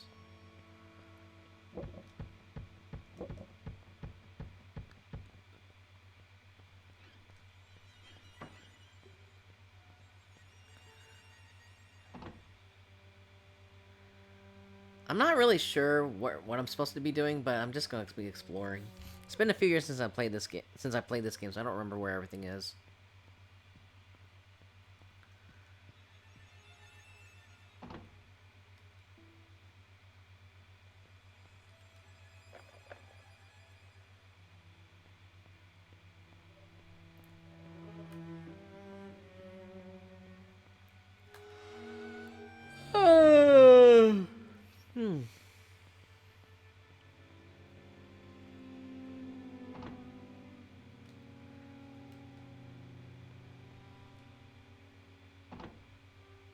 Maybe I'm supposed to come in here?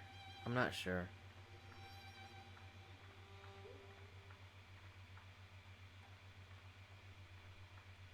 No, probably not. I don't really remember. That's the thing, though. I don't really remember having to go into the mansion at the beginning of the game. I do, well, kind of vaguely remember now, but I don't remember ever. I thought the game started off at the Zeppelin. I thought that started off at the Zeppelin.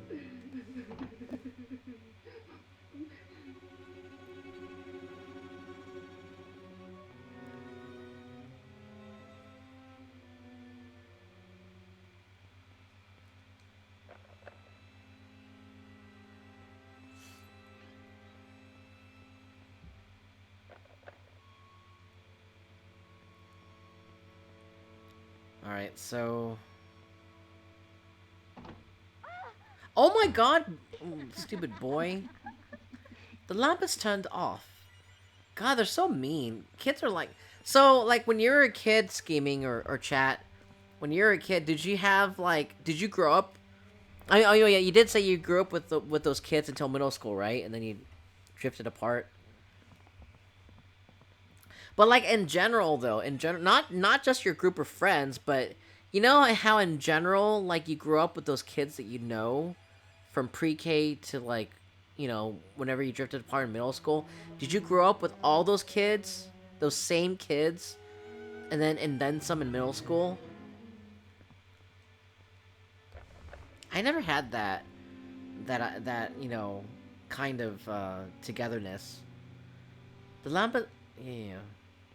I never had that sense of togetherness when I was growing up as a kid.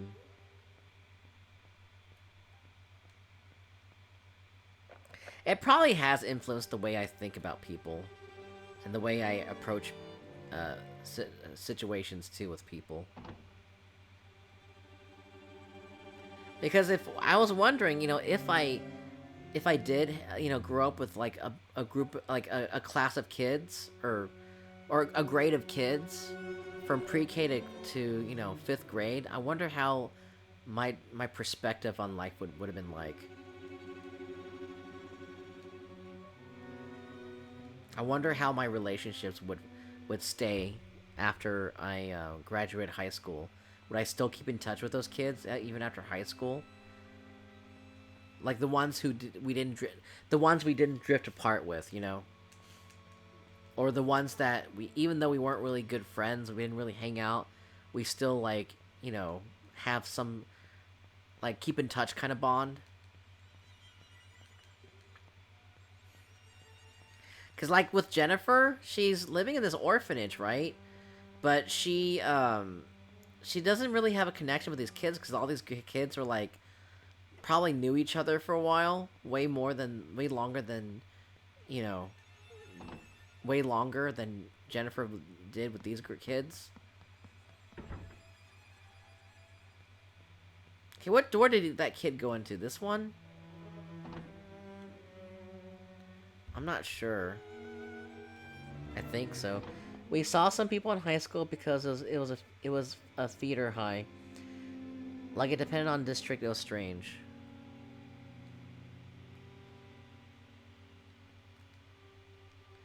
There's a creepy doll tied to the pillar. It looks just like someone we know.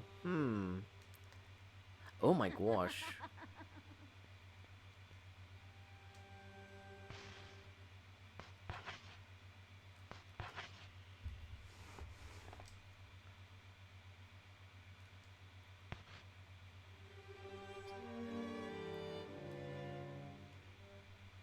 I still can't use the rubbish bin.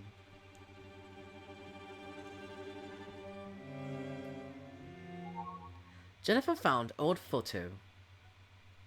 It's a faded group photo taken in front of the mansion. So I do see Jennifer and the other girl that is pretty important in this game. And then we do see the other girls, the other like mean girls behind Jennifer and the other girl. I forget what the other girl's name is, but those mean girls are totally mean for a reason. Like, there's the girl right behind with the glasses, and then there's the bob cut girl, and then the second oldest girl, who's a teenager, and then there's the oldest girl who's like the maid-ish. But it's kind of sad. It's the second girl from the left at the very back row. We're gonna find out her predicament later on, and it's a sad predicament. I mean, it's kind of a fucked up predicament too. And I don't want to spoil too much, but we'll find out in a bit. Okay. Okay. So like, there was a new middle school, and we got split up in the most bizarre sense because the new one was an hour away. But we met most of the same people once we hit high school. Yeah, that's interesting, though, how, like, y'all got split up, but then you meet up with each other again. Ugh. For me, though, like, for me, let's see. I got split up in elementary school because I had to go to the new elementary school. And then once I reached middle school, I met some of the same people again from my first elementary school. And then like, but we didn't really like, I didn't really, again, like I was saying, I didn't make any friends during the first school. So I didn't really, when I saw them, I was like, oh, cool. I knew you from, the first elementary school, but that was it.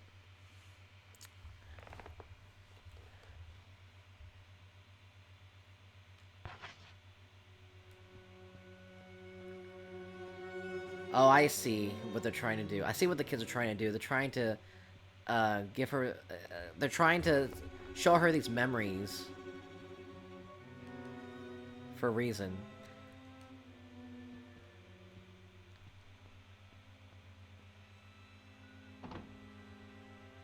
Trying to help her remember what was going on, I guess.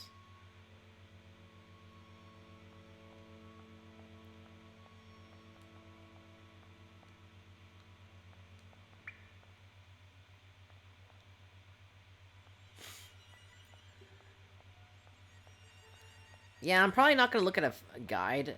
You know, for the past year or so, I haven't been looking at a guide. I've been trying to play games without, like, looking up a guide, because I think when you look up guides, I think it really slows down it really interrupts the stream, and then it makes the stream more, not boring, but tedious. It's getting late, and I need to go to bed soon. Alright, no problem, Scheming. You have a good night. Sorry, I have to go now. Alright, no worries. You have a good night. But yeah. As I was saying, I think looking up guides and reading through them makes the stream feel tedious, and makes people lose interest. Foul-smelling laundry baskets have been placed on the shelf. Ew.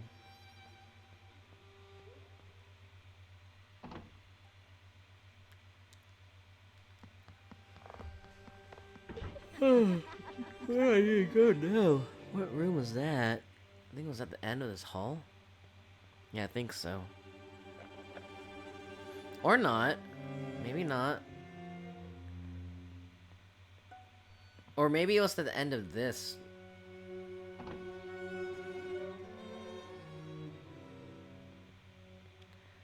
Oh yeah, there's that kid.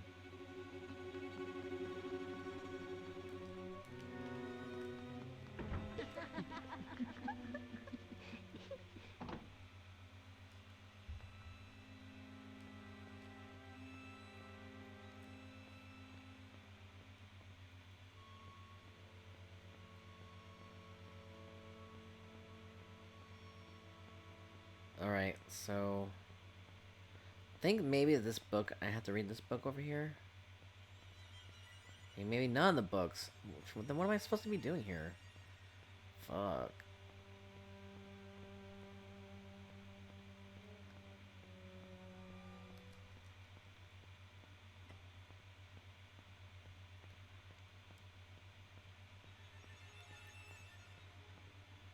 I don't know.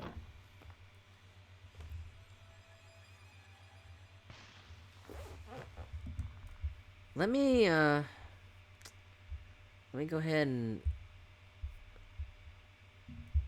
reduce the fog. I think the fog is too much. You can't really see me that well. I mean, do you really want to see me? I mean, let's see. There, I think.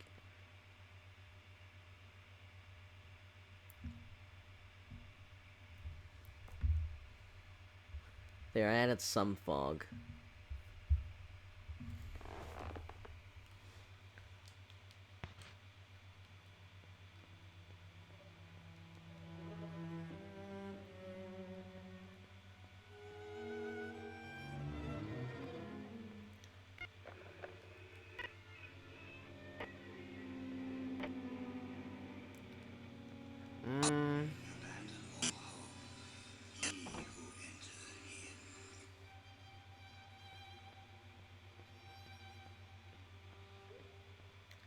I'm not quite sure where to go anymore.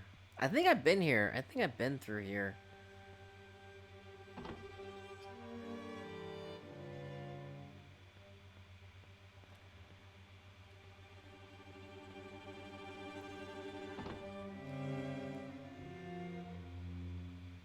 Okay, that's where I came from.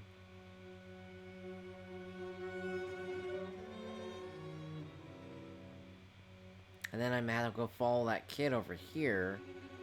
But then I don't know where else I don't know where else he went to. Maybe this way? Oh, rear stairway. There we go. What happens if I go down here?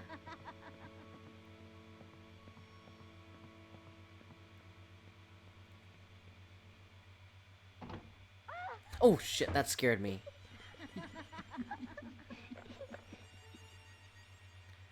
Dang, that scared me. Oh, I see. So we're back here. I never know my way around this stupid, house.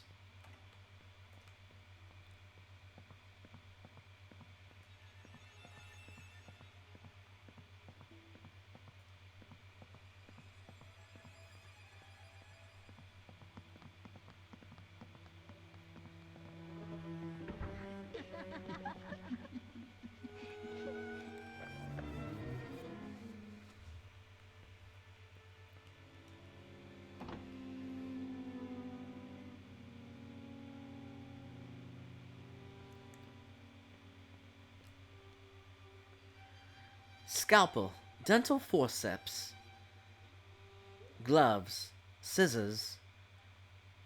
There's a blood all over them. What does a forceps do exactly? I'm not sure.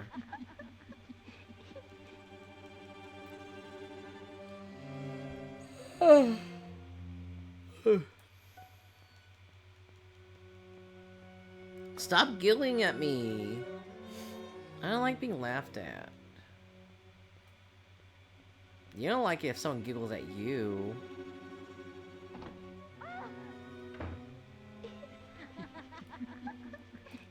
You motherfuckers.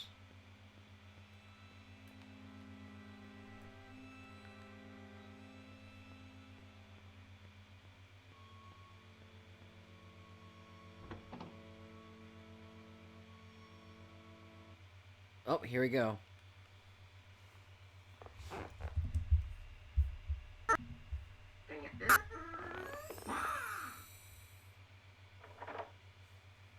Oh, whoops. Oh, well, let's see what happens anyway.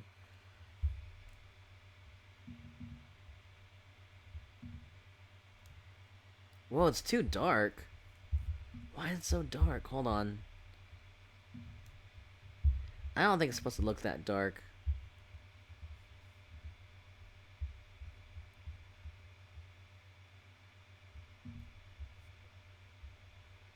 Oh, because I didn't change it. Oh, I see what's going on. I didn't change the brightness.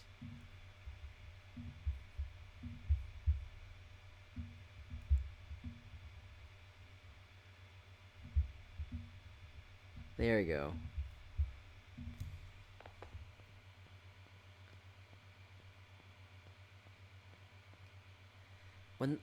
What did it say? The unlucky girl. My, aren't you a slowpoke? Like always. Here, read me the rest of the story. You know, the book I handed you.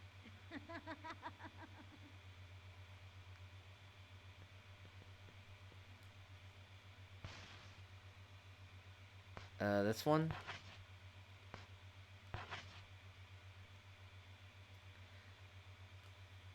Okay. Well, I guess it's not cutscene time. I jumped the gun on that.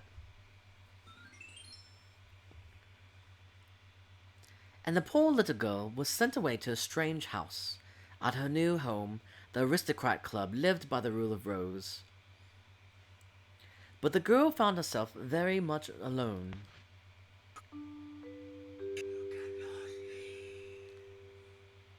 We will now begin the funeral.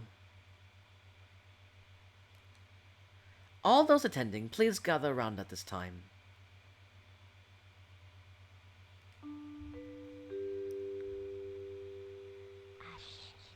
Ashes. Oh, they're already reading it.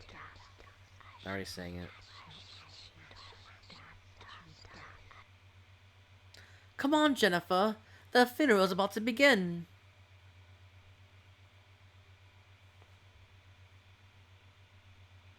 It's a funeral for your dear friend.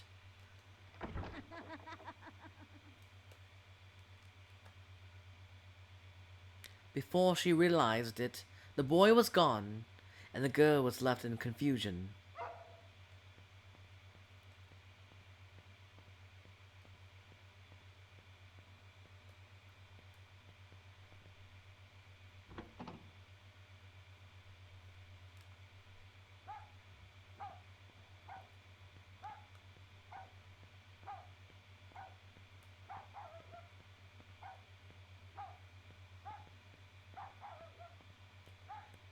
Oh, I thought she had booby jiggle physics. She didn't. It's not that Japan.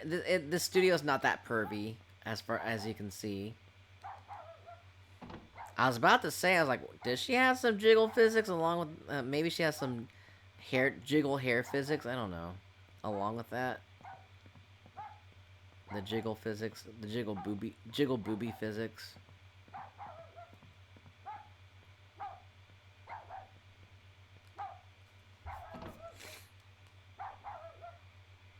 When the girl went out to the yard, she found a shovel standing before a grave.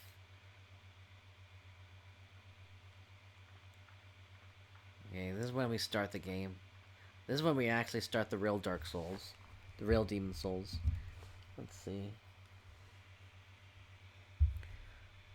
I think this actually starts the cutscene now.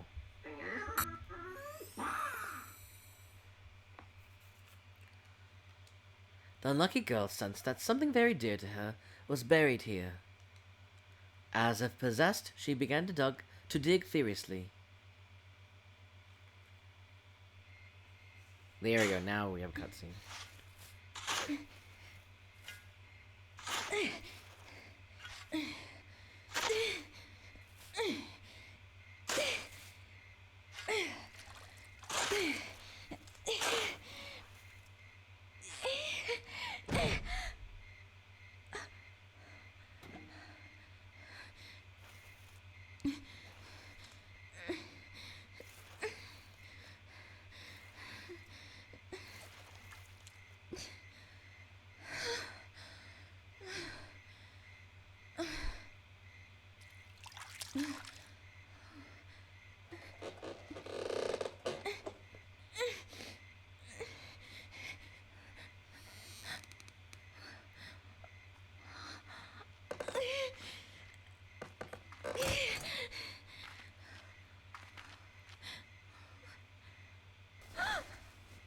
Just look at you. You're filthy.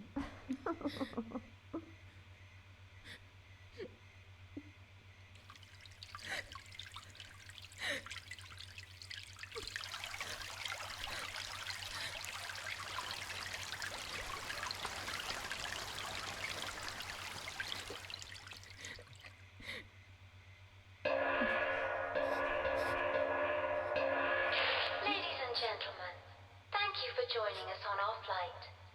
Attention all passengers. We will be taking off in a short while. Please take all large luggage to Section 8 of the freight storage compartment. Thank you. Hey, what's up, Job? You just made it to Rule of Rose.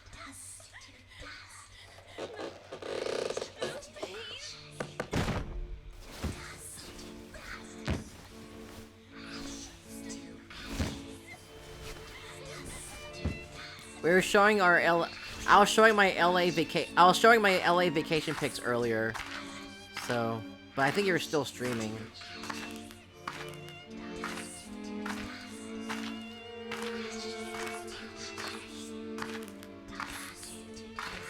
Oh, that's too dark to see the moon. I think I made it too bright. Made it just in time. Yeah. Well, I've been streaming for like what, 3 hours, so I mean, you missed the LA vacation trips. LA vacation pics, I meant. Oh, let me go ban that. No, leave me alone. There we go.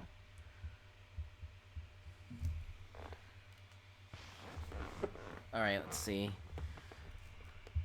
What was I gonna do? Oh yeah, I was going to make this less bright.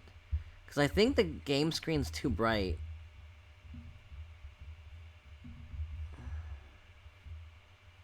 Oh man, I hate having to change this shit. Maybe less contrast?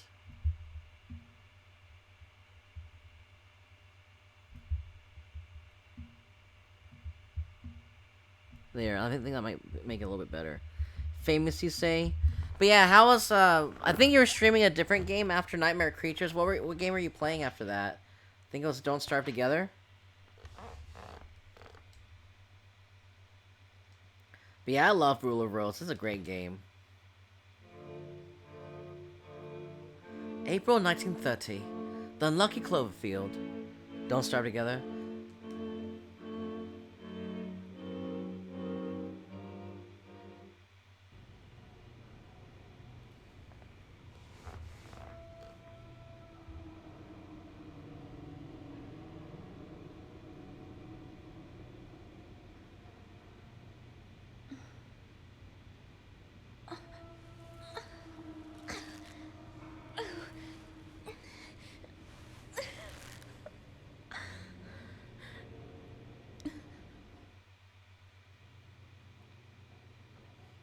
I need to put in more hours on that game and get good. Oh, so does this game ever... Does Don't Starve Together ever end? Does the game have like a end game thing?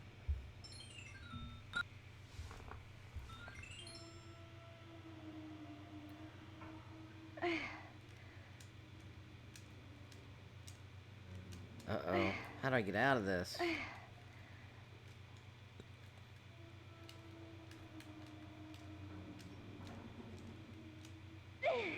When the girl awoke, she found herself in a strange room.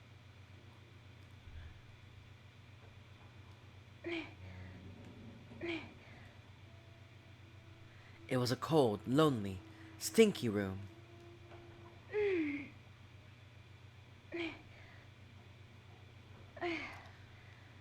Or maybe the kids, maybe the orphanage kids also were in the Zeppelin too. I'm not sure.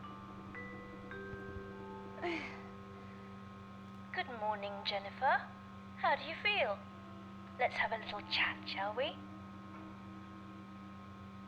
No. So that's how you feel, is it? Jennifer, you know you've been a bad, bad girl. And bad girls need to be punished, don't they? No, I don't.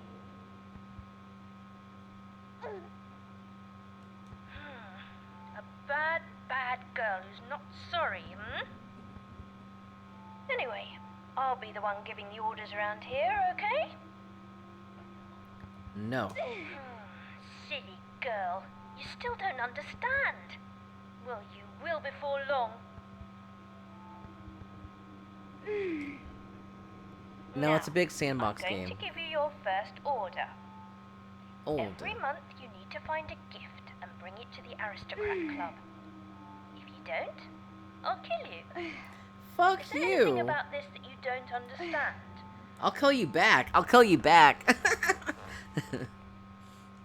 No.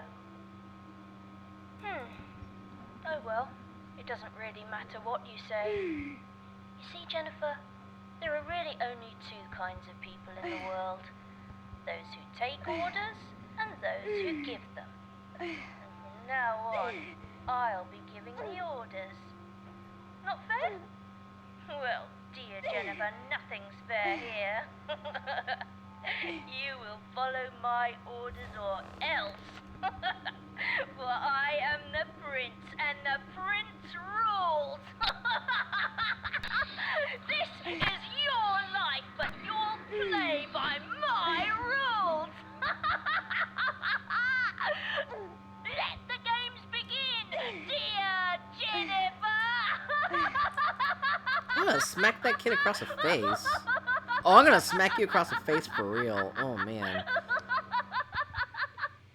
For trying to fuck me up? You're gonna try to kill me? I'll kill you back, ho.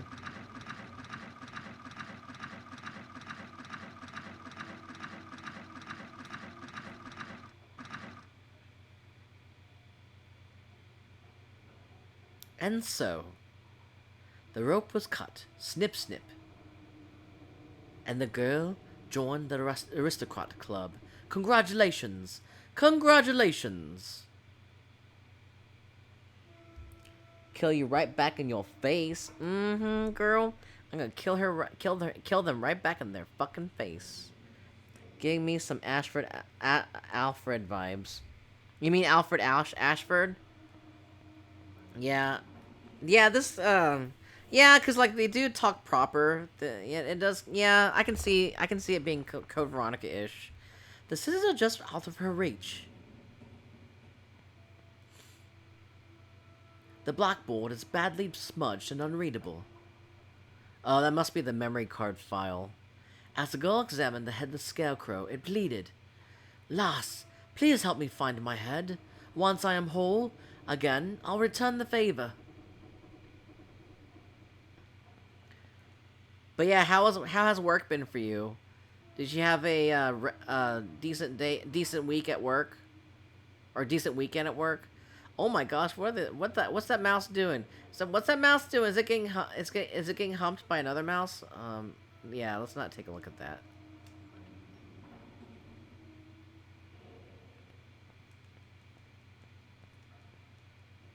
Foul-smelling laundry baskets sit on the shelf.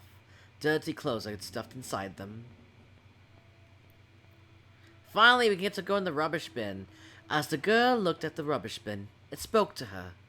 "My belly is as dark as night, and as deep as the abyss. Anything in the world that is dropped will be collected inside it." About stocking items, any item you collect can be stored in this rubbish bin. If you can't find a bin, just select an item from the menu screen, select a drop, and the item will be stored here. There's no need to worry about losing it. Well, I don't want to stock an item, but I want an item. So I want that 4-leaf key. Thank you very much.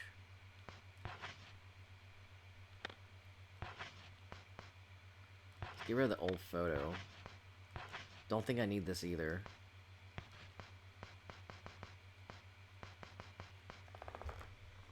Work starting tomorrow. I'm finishing my weekend right now. Oh, that's good. You're enjoying your weekend now. You know, I do want to go camping one of these days. You know, after my LA trip, I'm actually excited to do other things like camping. I want to go camping too, but I don't know. Would going camping by yourself be fun, or would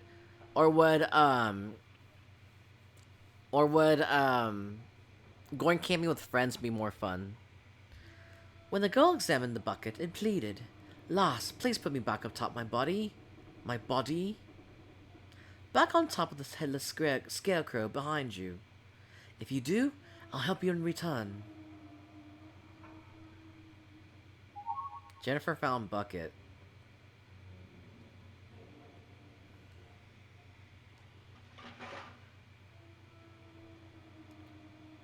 As the girl placed the bucket in its proper place, it spoke.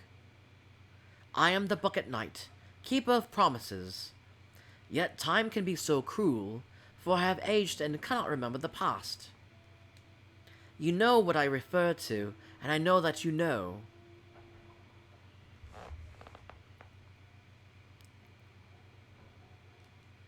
However, you do not know at the moment, nor can you remember. Let us recall our memories together in order to remember our promise." Story hints. When you aren't sure how to proceed, talk to the Bucket Knight and select Ask for Clues in order to receive a hint about what to do next. Oh, I forgot about that. I forgot you can do that. Let's see. If memory serves me correctly, the order you've been given is the reason you are you. It may be unpleasant, but yet you have no choice but to follow it. A tribute to the Aristocrat Club. That's your only clue.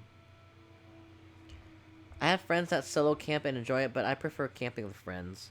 I want to try solo camping for now. And then if I like solo camping, I'll probably go with it. If I don't, I mean, I don't really have any real life friends anyway, but if I don't like it, I'll probably still solo camp.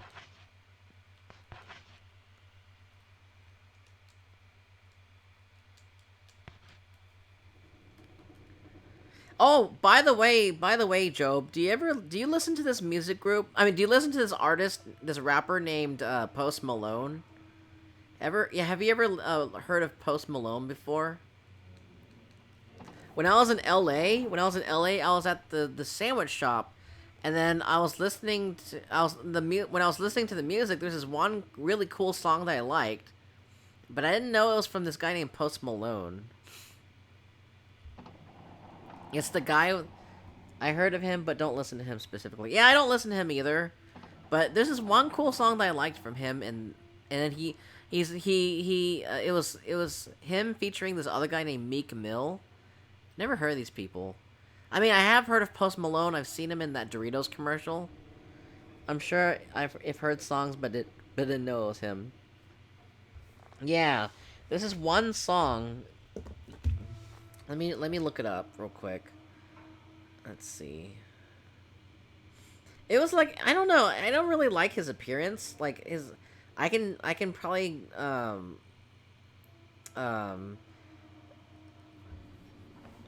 I can probably you know, what's it called?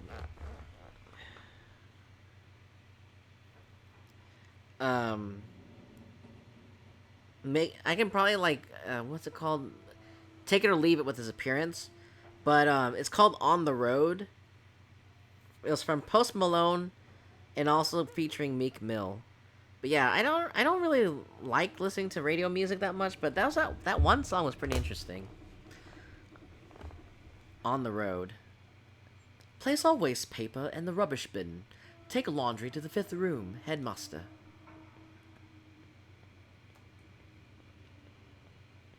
But yeah, I'm glad to see you here, Job. Glad to see you hang out. But yeah, I saw. But yeah, what was so hard about that part that you're in Nightmare Creatures? What was so bad about the last part of the game? Well, why was it so hard? You are invited to the Aristocrat Club, Red Crayon Aristocrats. Yeah, I don't know if that's a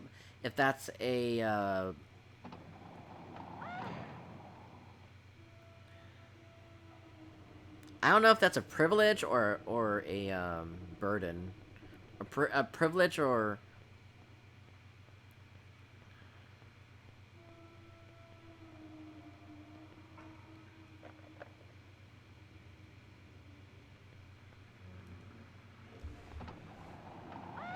punishment, privilege or punishment. That's what I'm saying.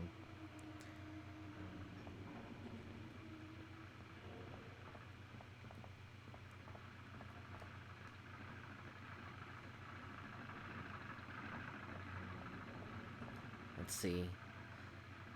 Okay, so I have to keep going this way. Glad to be able to catch a stream before bed. It's just too many creatures in confined space.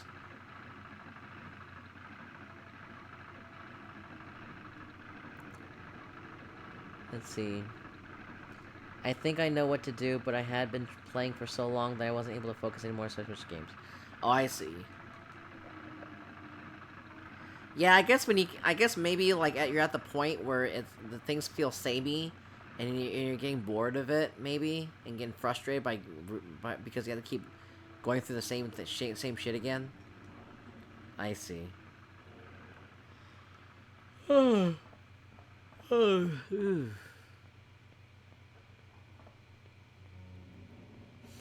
don't know where I'm supposed to be going.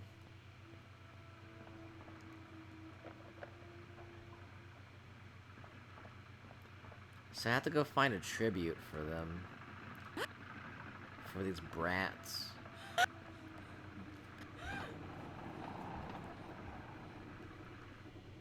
I kept dying at the same place, but I was getting a bit further each time. Oh, okay, that's cool.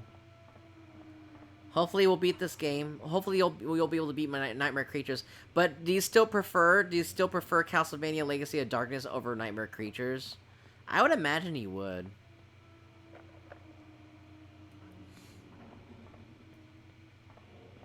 I was supposed to start the stream at 6 p.m., but then like I found out that the hard drive that housed a Rule of Rose was corrupted and not working.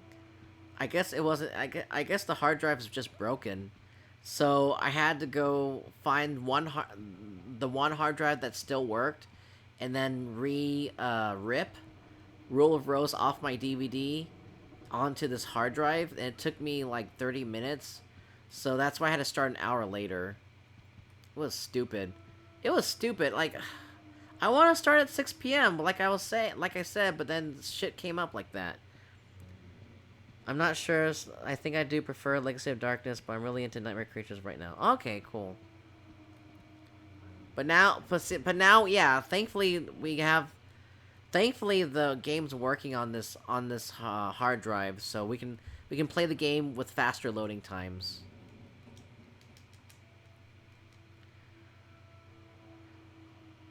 The Red Crayon. I've been able to start my streams a bit early for once. Oh, that's good. Yeah, and I mean, normally I am able to start my streams like at 6 p.m. Normally I can, but the stupid hard drive, I don't know. I accidentally dropped them, 2 of them, and then they stopped working. But I didn't mean to. It was just that they fell off this box. But this third hard drive, it never fell off anything, so I'm glad it works still for me to do this. But I might have to buy more hard drives now. They're not that expensive, too. They're just like $30 now. The Red Crayon Royalty. Red Rose Princess. Bear Prince. Duchess, Countess, Baroness.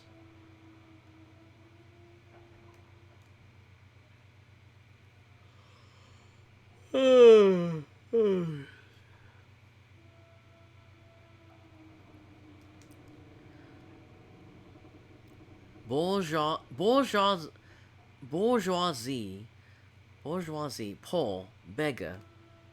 Hard drives just die sometimes. No, it's not because they.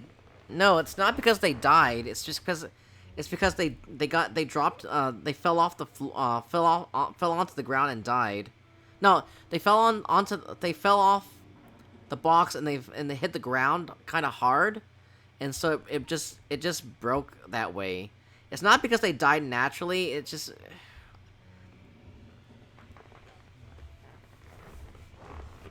Hold on. It's because they fell off and died. I mean, they fell off and broke. I've had them. If it didn't happen, it would have kept working.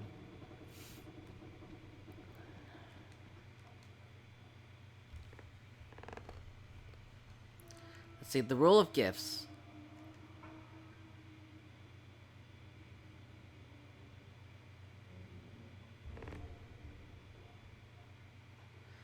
Find a gift of the month. All members must participate. Tardiness, stealing, and cheating are prohibited.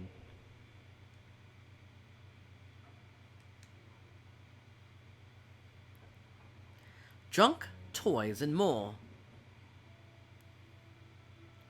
No refunds, only exchange. Red Crayon Aristocrat. But yeah, I mean, thankfully I have this third hard drive that still works. So we're able to play Rule of Rose on the PS2 with this.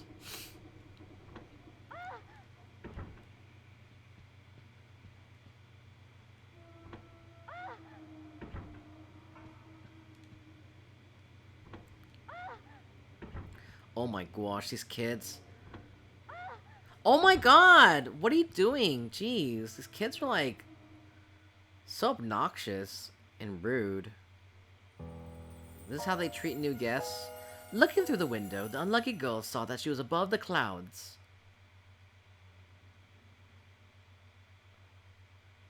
The airship slowly swam through the sky, carrying the helpless girl inside.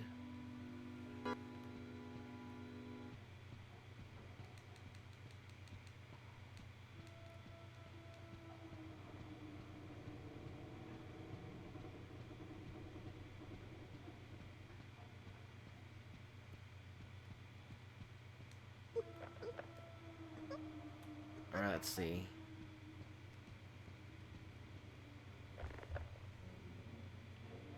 Still can't find anything. Oh! There are wear marks in this wall. So maybe there's a secret passage I can find? Oh, I can't open up the secret passage yet. That's fine. We'll just keep going. Might need to go this way, maybe? Yeah, probably here.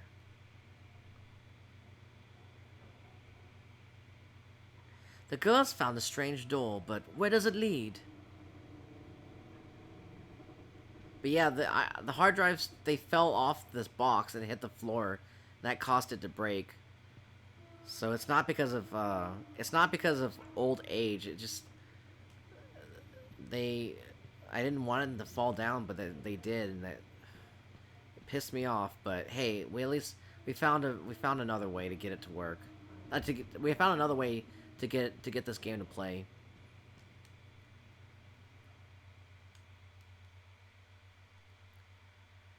Let's see. Read the poster. This month's gift: a beautiful butterfly, one per person.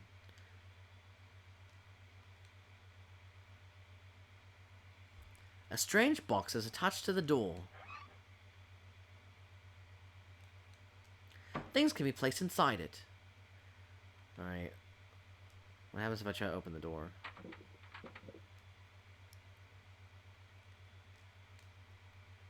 So we need to find a butterfly. As the unlucky girl stood helplessly, the doll spoke. Give me a beautiful butterfly, one per person. Is that clear?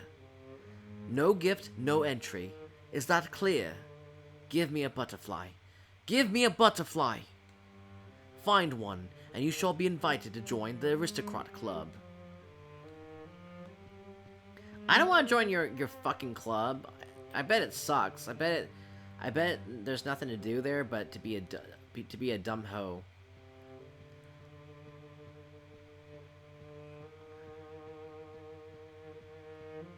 To be a dumb douchebag. All right, let's go. They're all standing there acting like D-bags there. Oh, I'm not allowed to join the aristocrat room? Well, fuck you. I'm gonna fart in your direction.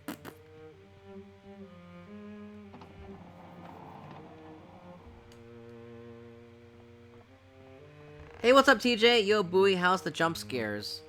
We just started this game about an hour or so ago, but I was showing off my LA vacation trip. I was showing off my LA road trip vacation pictures during the first hour or so, during the first 2 hours.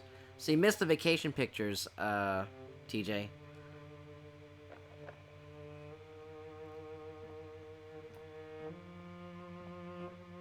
But yeah, how has your weekend been for you? Did you have a fun weekend? What about you, Job? What did you do this weekend?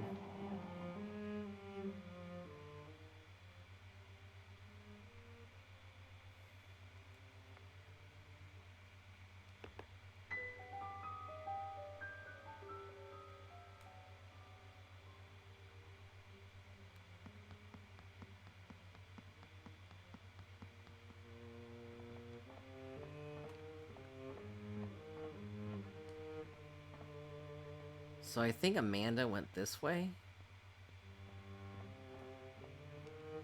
I just streamed. We are in red phase so currently and can't do too much. Oh, I see. I'm actually thinking about getting a booster shot.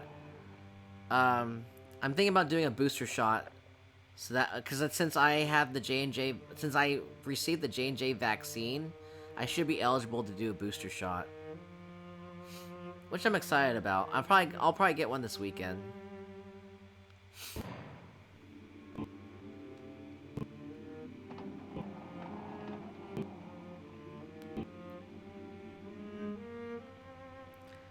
Oh darn, been staying in most of the time, just sleeping and getting my vaccine shot tomorrow at 10 a.m. Oh cool, what kind of vaccine are you getting? Is it your first dose, second dose, or booster shot?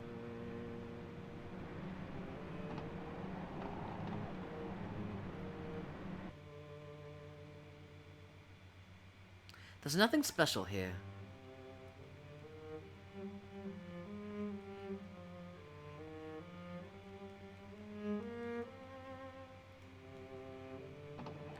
Pfizer, third shot. Oh, so you're getting your booster shot. That's cool. I'm gonna try to get my booster shot this weekend.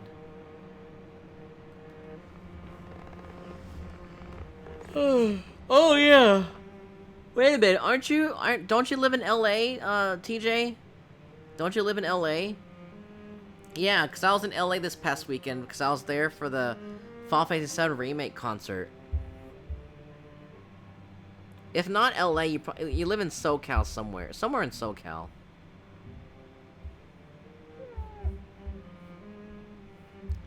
One second.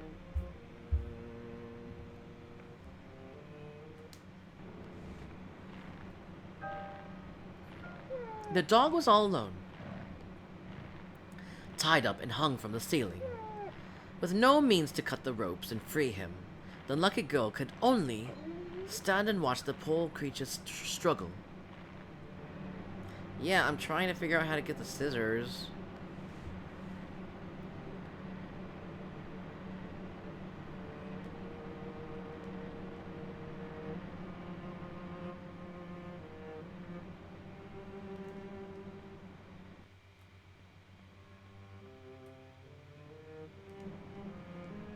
Wait, I went through this door already, didn't I? Hey, what's up, Gargan? FF7 concert, how was it? And hello. What's up, Gargan? Don't you also live in California too, Gargan? I'm not sure if you live in LA though. But yeah, it was pretty lit. It was pretty awesome. I showed off my pictures from the vacation during my first 2 hours of the stream. So, but if you missed them, you can see most of those pictures in my pics channel in the Discord server, and also you can also see the food pictures in the food channel as well. I'm at New York City. Oh, cool, cool, New York City. Awesome.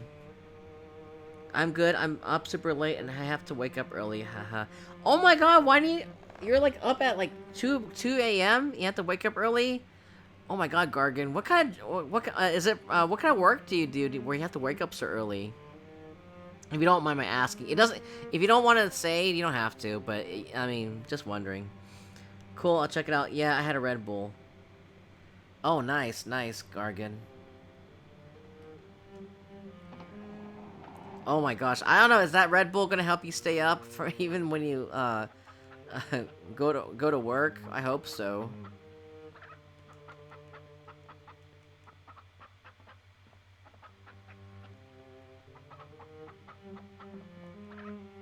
With the beady eyes, the chickens inspect the tiny homes. You're a Broadway actor? Really?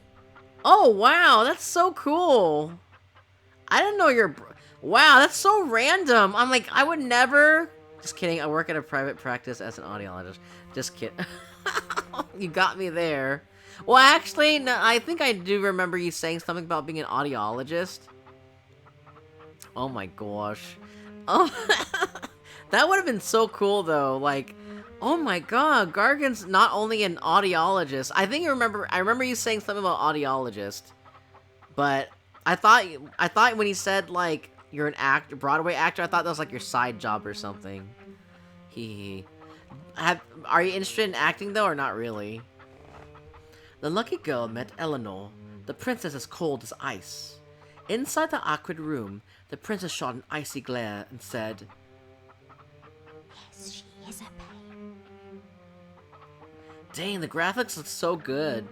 The graphics look so good with this upscaler. The Retro Tink 5X makes the game look so good. I'm so happy if I have this. That would be cool. Not really, LOL. Oh my gosh. Yeah, glad to have you hang out here. Definitely come chill with us. We're going to stream for a little bit more, but yeah. I have to go to sleep soon because I have to go to work. But yeah, oh yeah. But the FF7 Remake concert was amazing. Like, I feel like One Winged Angel could have been better. It could have been better performed. But I'm not sure if you guys have played Final Fantasy VII Remake yet. I have not. But I have heard some of the sound.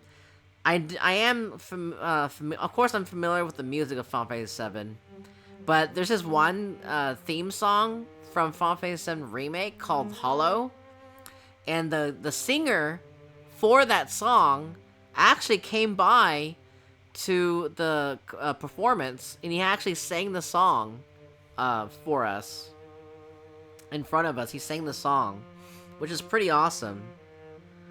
I can't believe he actually stopped by. He actually was part of the first concert and actually sang the song, which was a treat. His name's Yosh or something like that, and he's from a J-rock band called Survive Said the Prophet. Survive Said the Prophet.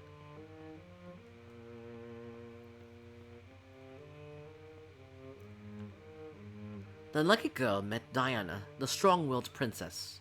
As she gathered her courage to speak to the princess cursed. She's such a pain. Nice, yeah. And then like I went to Japan. I went to Little Tokyo, ate some ramen there. Went to some retro game stores. Tried out a bunch of food places like the Donut Man, which had some delicious ass strawberry donuts. They're also in the food channel in my Discord server. Oh man, I went to go eat ramen in Little Tokyo. The ramen was okay, and then I went to go eat at Fat Sal's, and Fat Sal's is so good. I want to go back there again. And then there's also Porto's. Porto's is a very well-known Cuban bakery, and man, their baked goods are so good. I never get tired of eating at Porto's. The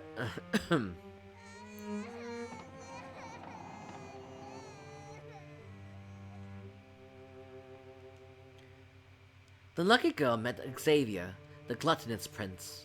As the prince chewed with his mouth full, he spoke to her. Did you hear the news?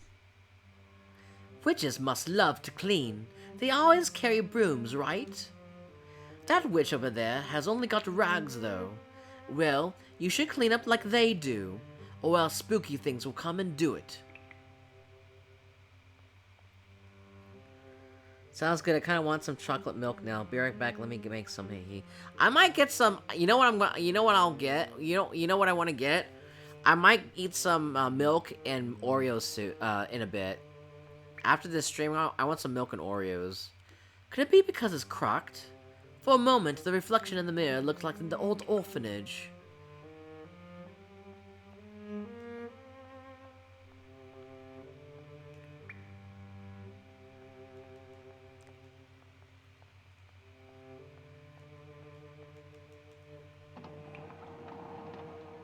But yeah, glad to see you guys here to hang out.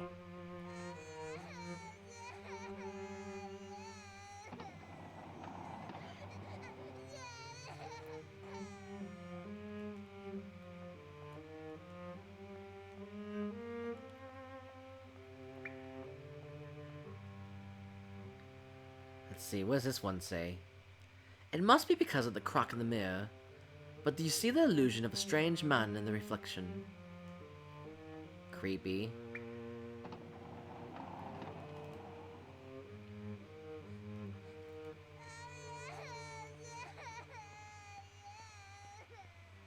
And there's this maid. Oh yeah, there's this maid.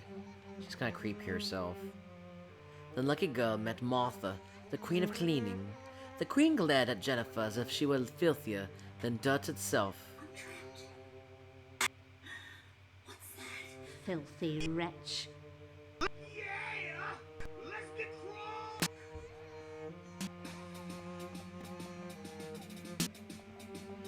Oh, Cloverfield.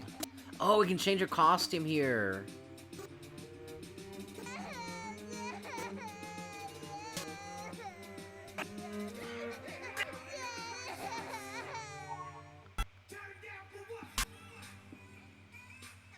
It's shaped like a leaf.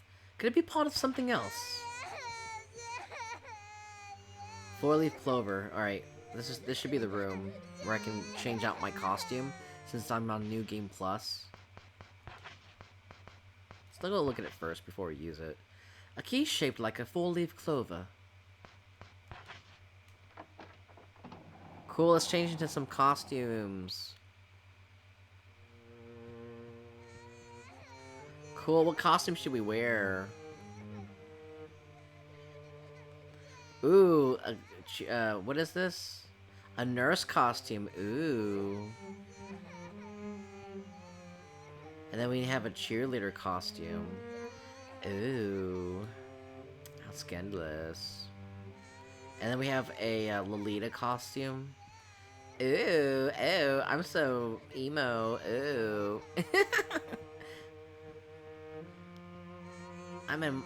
I should be in a My Chemical Romance music video.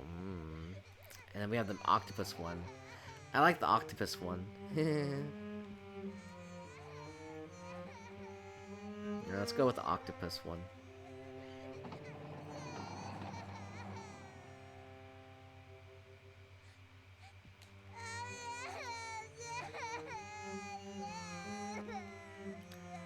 The unlucky girl met Olivia, the tearful princess. As the princess cried on, the girl gathered her courage and spoke to her. The tearful princess just cried on and on. But she has a butterfly. Give me that butterfly. A green butterfly is on the ground. Yes, let's take the butter. Oh, she like, bitch, that's mine. You deserve to be gobbled up.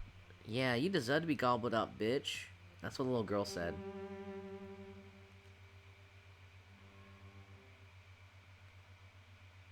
It's a fork with sharp prongs. About equipping items.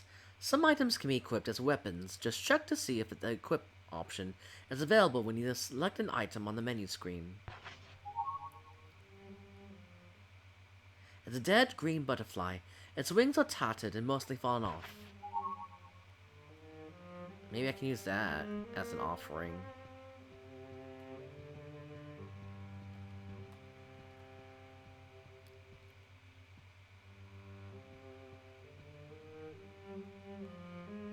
Yeah, that one's one leaf clover.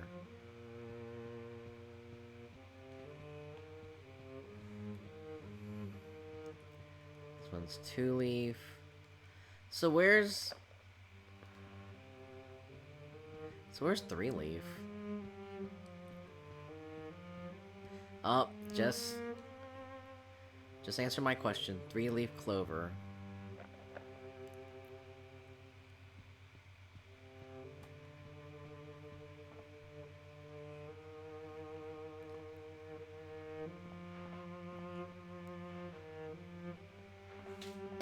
Oh my god, that scared me. Oh my god, these portraits are always falling. The unlucky girl met Thomas, the mischievous prince. The prince, who had been busy with his antics, finally stopped and spoke to the girl. A new girl. A new girl.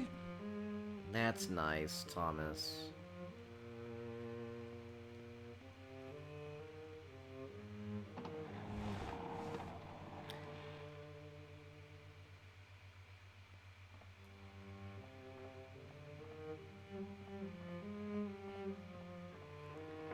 So, I wonder if the butterfly that I have is good enough. We'll see.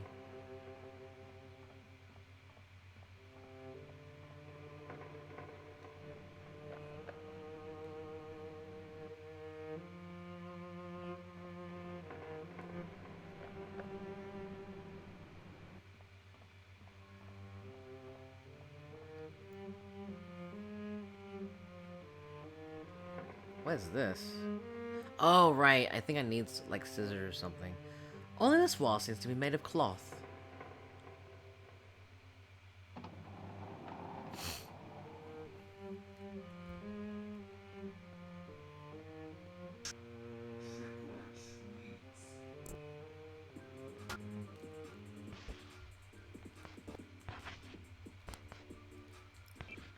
Dun, dun, dun, dun, dun, dun, dun, dun, dun, dun. Never use a parasol on a rainy day. Oh, these are items I picked up because I used the costumes. I see. A nuss's loves go straight to the heart. Oh. A beautiful but tattered green butterfly. How do you like my bad British accent, guys? You love it or hate it? Tuna. I bet you hate it. Let's go attack with the syringe, master syringe.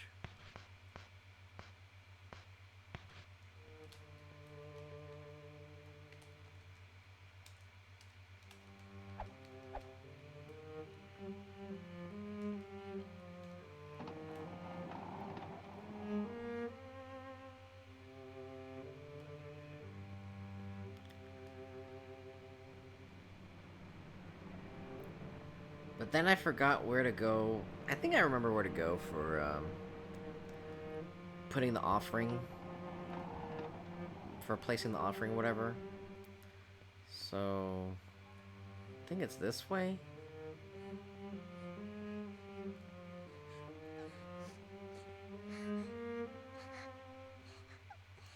Oh yeah, this is where we have to fight the enemies. Oh, that's creepy. He looks creepy as fuck. Battle. Sometimes enemies will jump out and impede Jennifer's progress. Attack.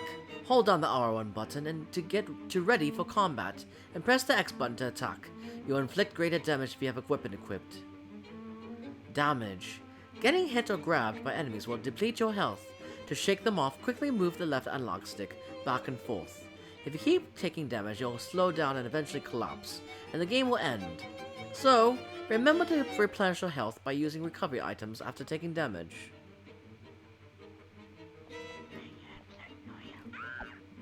Oh my god!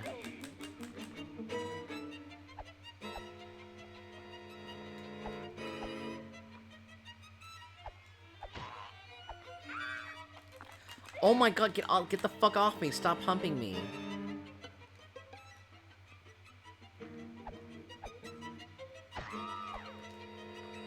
Don't you dare hump me. How do I get brown? Maybe I think I missed something. Let's see, scissors, rule of rose.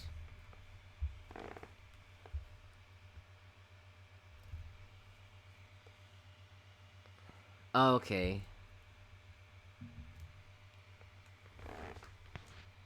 Wait, I can go back and actually... So after I get the green butterfly, I can actually get the scissors now. I was just wondering about that.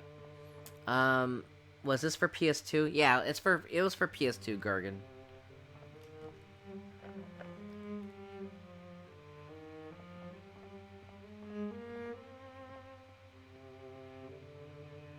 This is on the PS2, and yeah, I was having issues with getting this game to work on my hard drive because the hard drive got corrupted.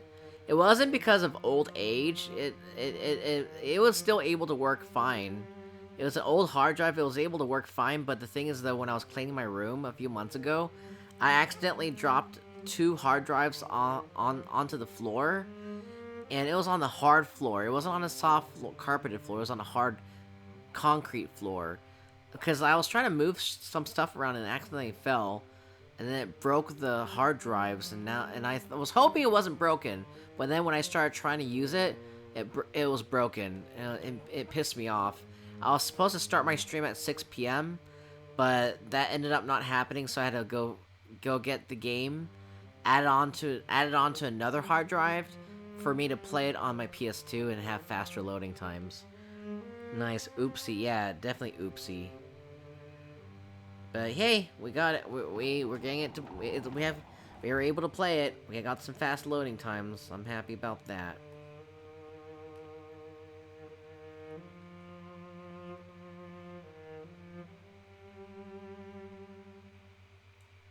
Let's see. I think I have to. I'll have to go in the next room. But yeah, what about you, Gargan? Hope you had a good weekend. Did you have fun, this past weekend? Happy Halloween.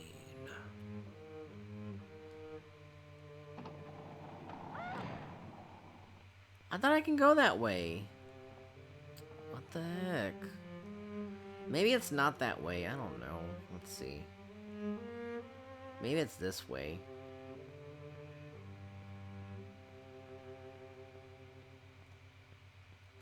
I don't know my way around this stupid game. Yeah, I went to a wedding upstate. It was nice. Oh, cool.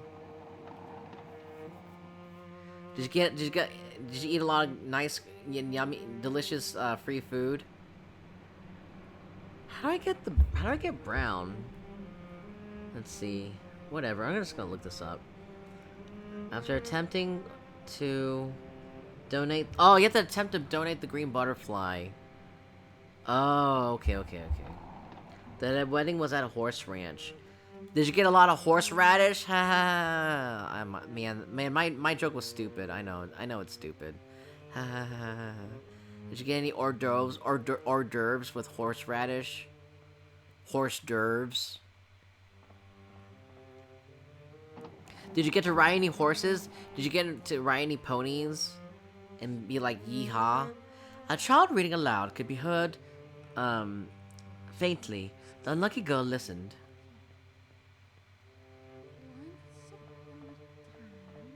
Yeah, food was pretty good. The bartender was so drunk. Oh my god, he was getting drunk? He was... Bartenders aren't supposed to be drunk. They're supposed to be, all she wanted was to be happy. So she went to Cloverfield. Bartenders are supposed to be sober, so that way they can serve you drinks. Oh my gosh. That's so silly. Very silly.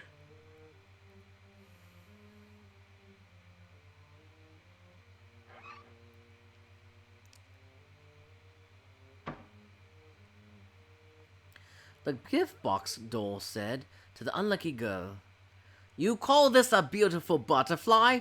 Are you blind? Give me a beautiful butterfly, and then you shall be invited to join the aristocrat club." Fine, bitch. Okay, bitch. You want me? I'll give you... You want a butterfly? I'll give you a butterfly. Bitch. He. Fuck you, bitch. No, just kidding. Yeah, she was wasted. Then she disappeared. Oh my god! Oh my... I bet, Gargan, I bet she wasn't a bartender. You know, she was drunk because she was pretending to bartend so she can get all the free drinks, and then once she got what she wanted, once she got drunk enough, she left. That's what she did. Okay, a one-leaf clover adorns one end of it. Was the wedding for like a friend or a family member, or maybe your girlfriend's friend or family member?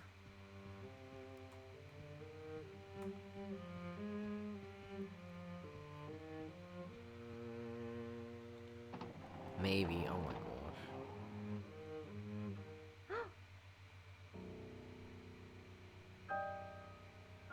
In front of the unlucky girl stood a man in a brown coat that she had never seen before. The man quietly handed her a storybook. The Cloverfield, like Cloverfield, like the movie. Oh my gosh, is this the script? Is this a script for Cloverfield? Oh my gosh. Is this Rule of Rose a tie-in to Cloverfield? Yeah, an old friend of mine. Oh, that's cool. That's cool. Congratulations to your friend.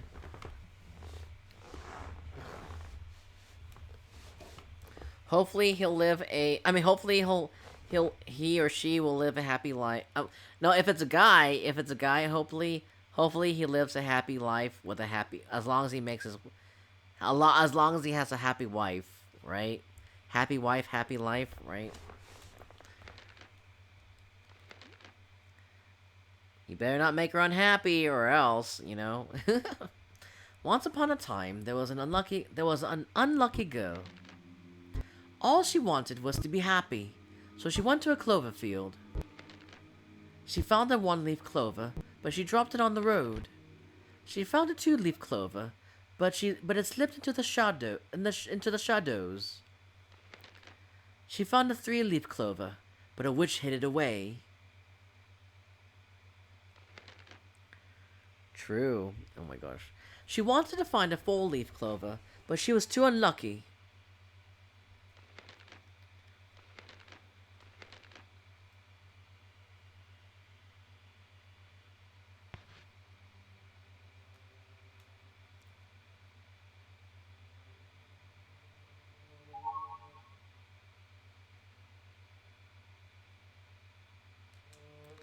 Cool.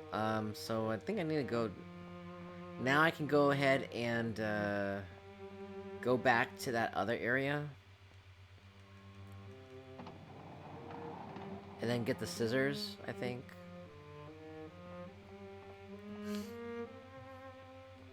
But yeah, this is a survival horror game.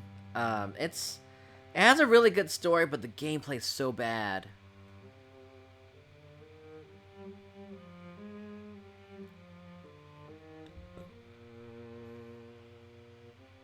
The story is incredible, but the gameplay is not so incredible.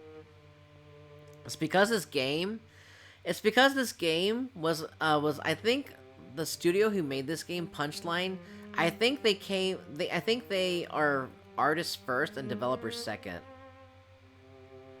It's so dark inside the locker.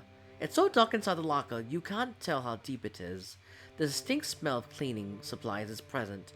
And what does an audiologist do? What does an audiologist do, by the way, Gargan? Oh man, and you know what? I want to watch Beetlejuice again. Beetlejuice is such a great movie. It's such a watchable movie. Various broadcast equipment is set up here. And also, we'll be doing a movie night tomorrow. We'll be doing our double feature movie night that we've been doing for the past few Tuesdays. If you guys haven't done so, you can go ahead and join my Discord. And we'll be watching, in my Discord server, we'll be watching, Bram Stoker's Dracula, and also An American Werewolf in London. So we'll be doing a double feature movie tomorrow. And the theme for these movies are vampires versus werewolves. And then on Halloween, on Halloween Sunday, we'll be watching Mad Scientist Horror. So we'll be watching Young Frankenstein and the Rocky Horror Picture Show. So don't miss out, guys. Various broadcast equipment is set up here. The one whose voice you heard must have been using this.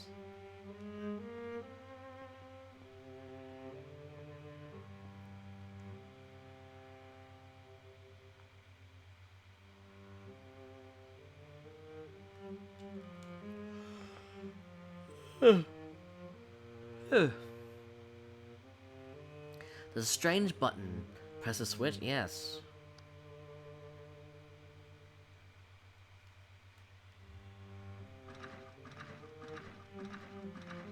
Finally.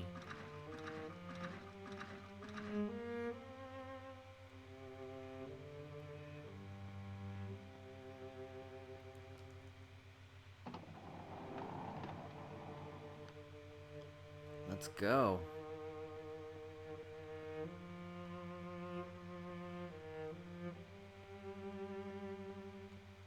Let's go get that scissor. And then we can go ahead and free the dog, too.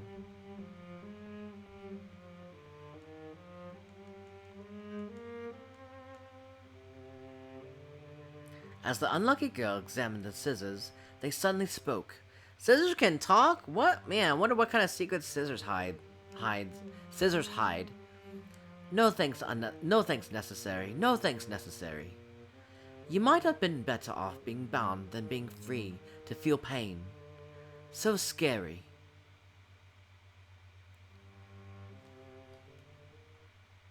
The scissors that cut the rope, they're rather rusty. Jennifer found rusty scissors. Alright, I gotta go save, too. Hopefully this chapter's not too long, because I need to go to sleep soon. Poor, helpless, unlucky girl. Tell me your tale.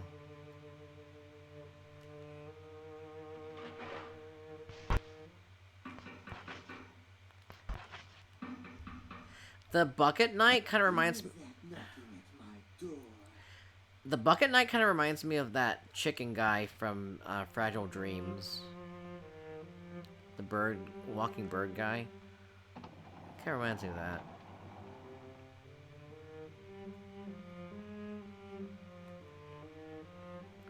So I need to go back and save that doggy. Where was the doggy at again? I don't remember. I think the dog was the other way.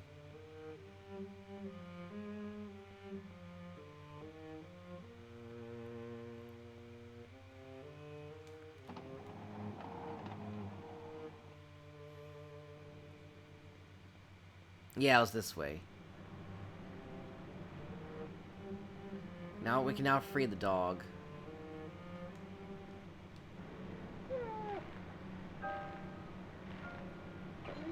The dog was all alone, tied up and hung from the ceiling. With no means to cut the ropes and free him, the unlucky girl can only stand and watch the poor creature struggle. Well, we have scissors now, so...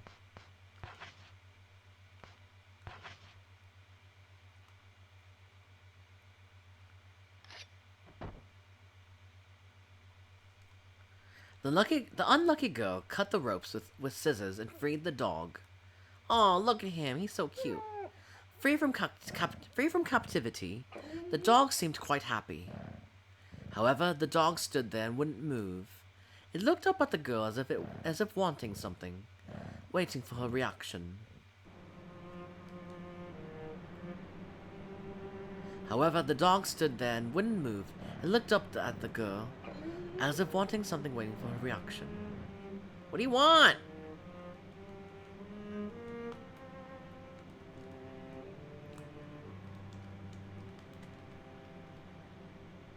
What does that dog want? So let's see. I don't know where else to go. Oh, right. I need to go put up some of this shit. I have too much shit that I'm holding, and I might not be able to carry any other shit because of that. It was this room, I think. I can put some stuff in the rubbish bin.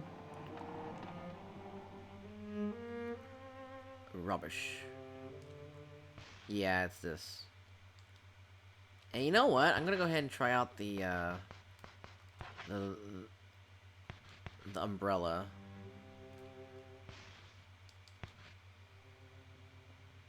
Because I think the syringe isn't as helpful.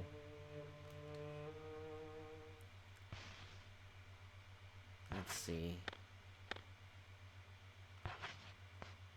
Ooh, I have a master racket too. Maybe the master racket's pretty helpful. I have a master tuna. Let's get rid of the dessert fork. Get rid of this too.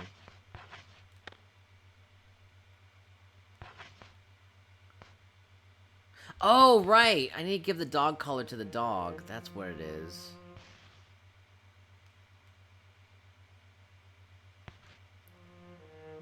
That's right. But let me go put up some other weapons, because I don't...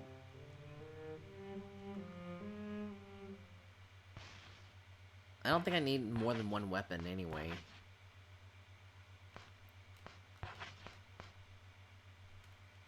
Yeah, I don't think I need the master tuna. Master racket, master tuna.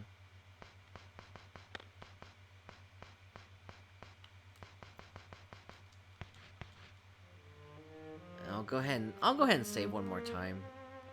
That way I don't have to put up all this shit again if I die for some reason.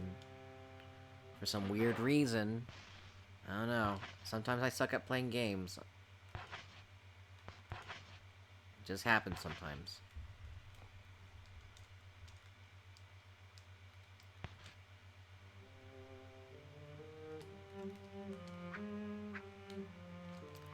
How do I attack upwards? I mean, how do I attack downwards, I meant? That's what I'm saying, this gameplay is awful. You can't even attack upwards or downwards, you can just attack that way.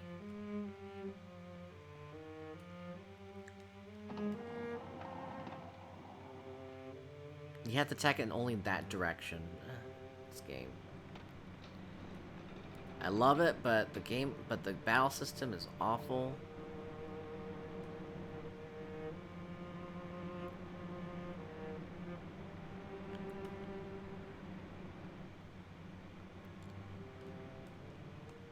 Alright, let's put the dog color on the doggy.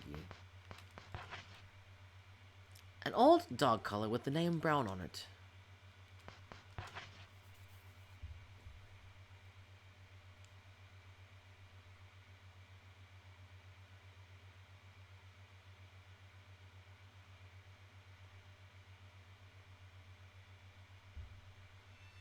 Aww.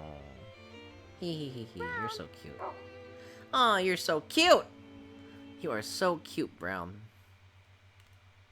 Oh my gosh, he turns into a crab. That's so cute. Giving commands to Brown. Command come. Press the circle button to order Brown to come to Jennifer. Command stay. Press the square button to order Brown to stay. Command find. Brown can track down items by following the scent. Have Brown track down an item by smelling the box on the shell, for starters. On the shelf, for starters.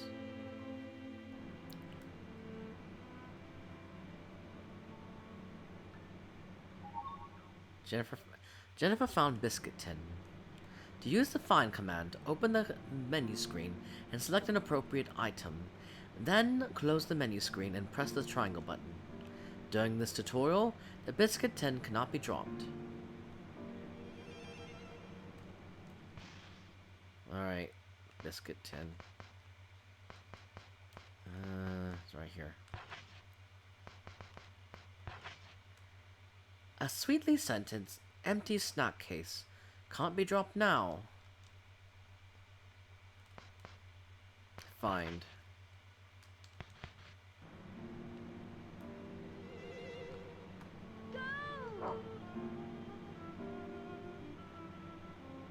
Nice. When find is used correctly, you'll discover hidden items like this.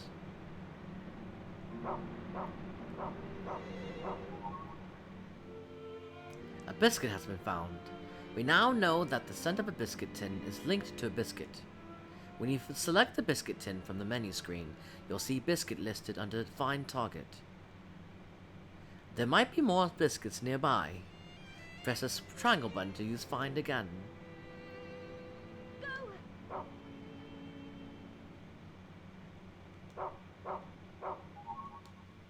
As long as hidden items are nearby, you can continue to use the Find command. Press the triangle button again to find another item.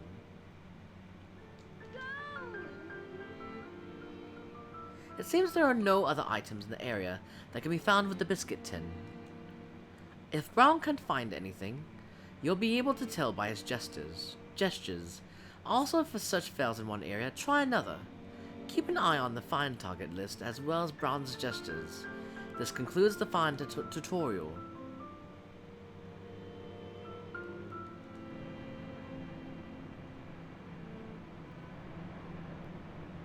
So, let's go in this room and see if there's any biscuits we can find. Y'all are biscuits.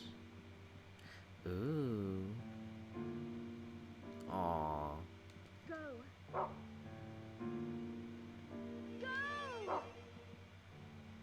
You didn't find anything. But we can probably find more butterflies. So let's have him find a butterfly.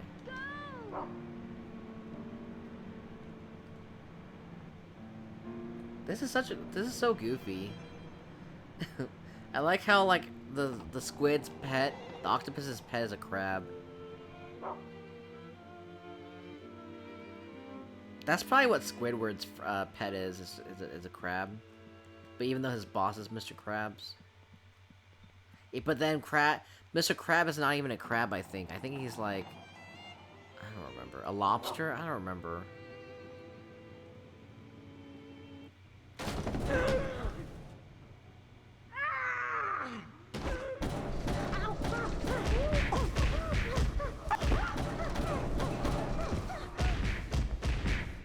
Oh my gosh.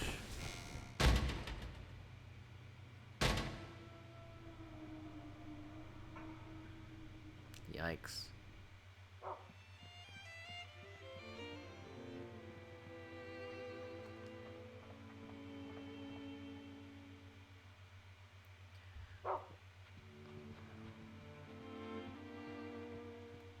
So we need to find the other clover pieces,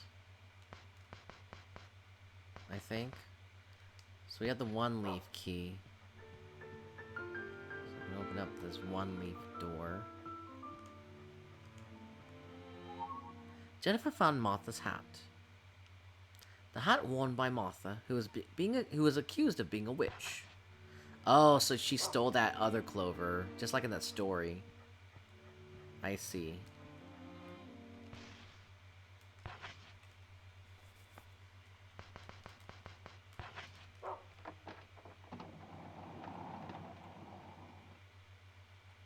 Second passenger corridor.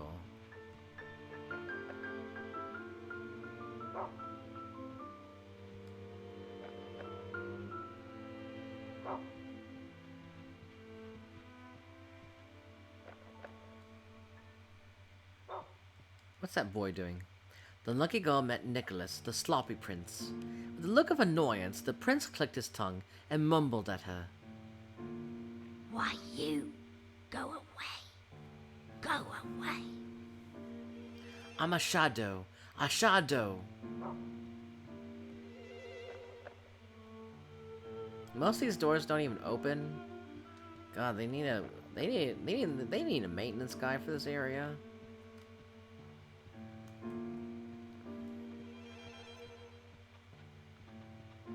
But maybe even the maintenance guy's incompetent. Maybe this whole place is incompetent.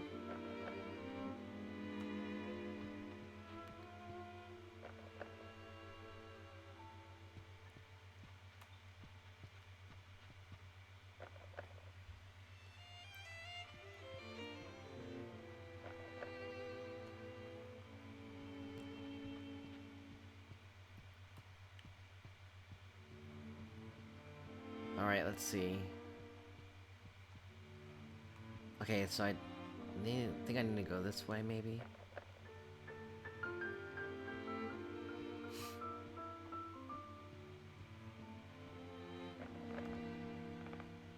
Oh my god, what door is not locked?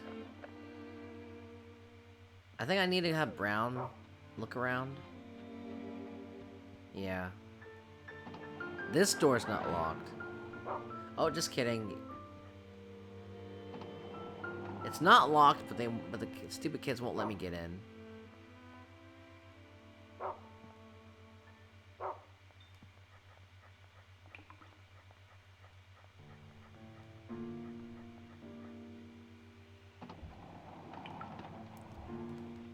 Yeah, we'll have... I don't know how long this chapter will last, but I definitely need to go to sleep soon. Getting tired.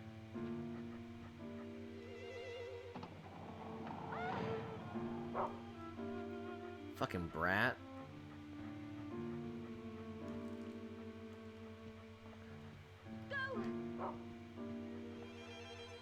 So let's see. What about this one?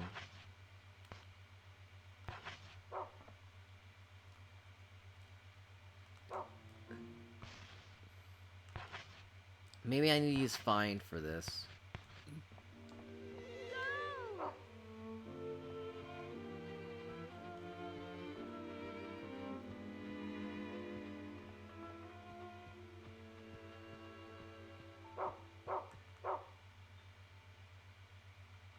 Get away from me.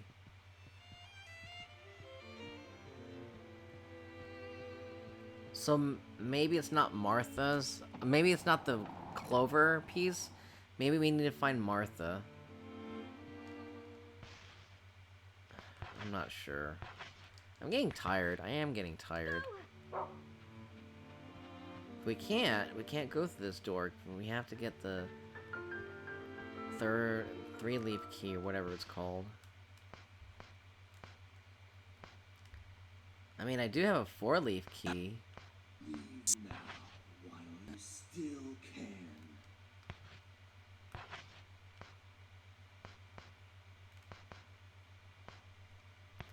I really don't know what this game wants.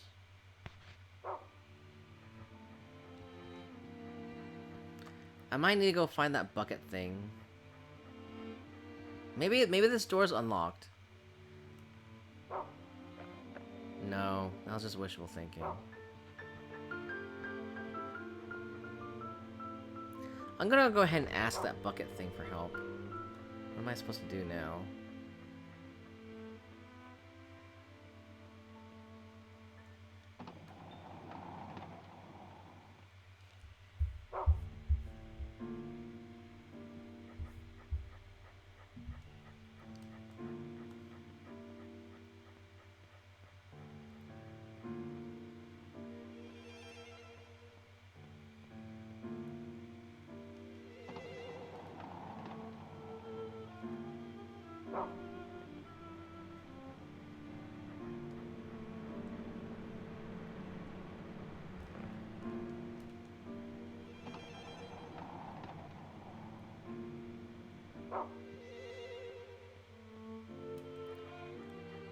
We'll have to head back here.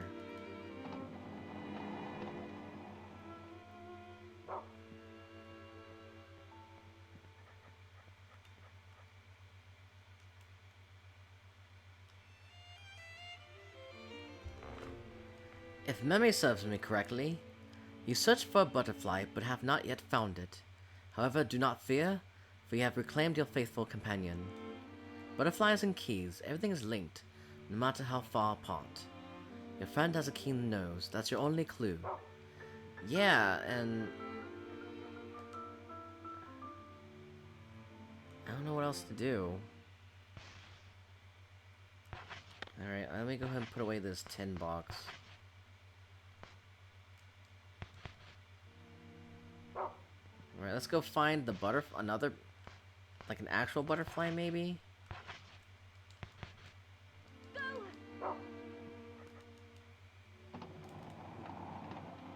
We'll go look for a butterfly. Maybe Brown can help me.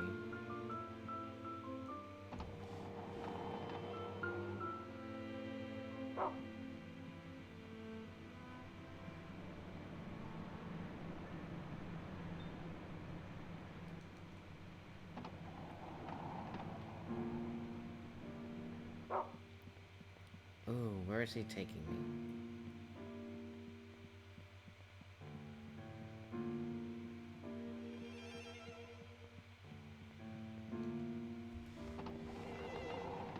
He better not be taking me to some, like, weird thing that he buried in the ship. Oh no, he's taking me back here.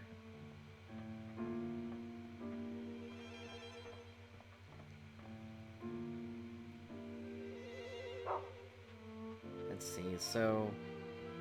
yeah, it takes me back here, but... I can't do anything there. Maybe I'll have to find a key?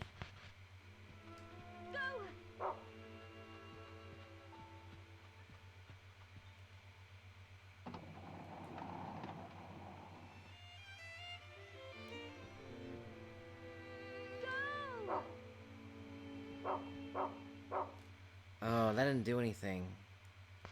Oh, I see. It takes you back to the door. So you find a key, and he can help you find where to go for the door that the key can open. Oh my god. What else can I do? Go. And then he takes me to that little boy. Oh, I see it. I see it. Oh.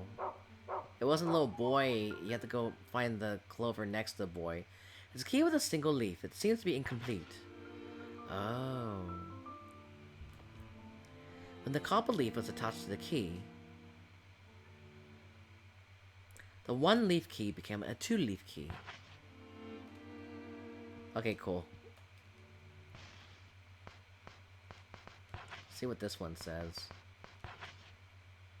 A key shaped like a two-leaf clover.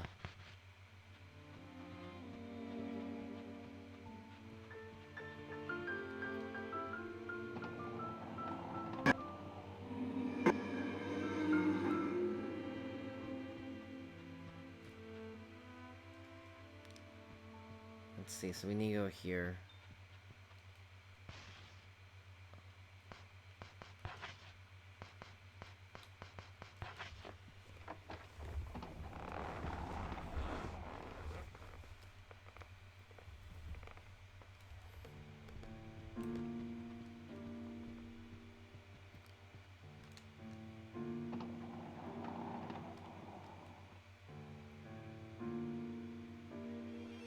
What kind of food are we gonna find here for Brown?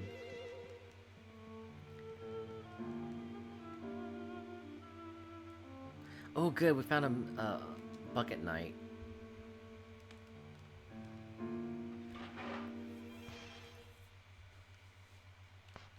I definitely need a save.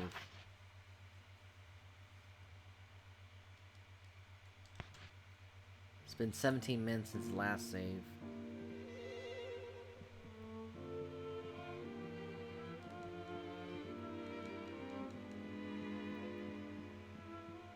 I'm surprised not a lot of people have played this game.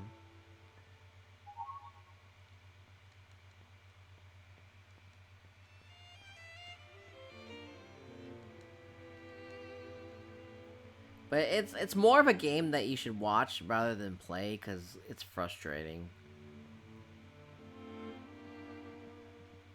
to play it.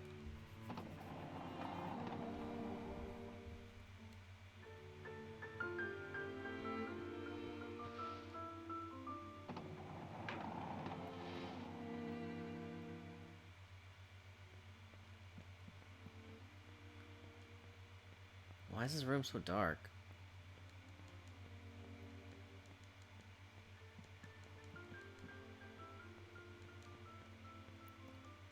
So what was the point of this room?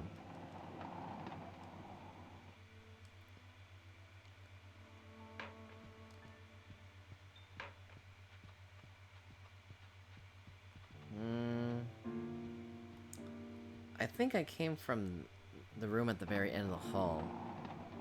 I came from the door at the very end of the hall, so shit. No, it wasn't.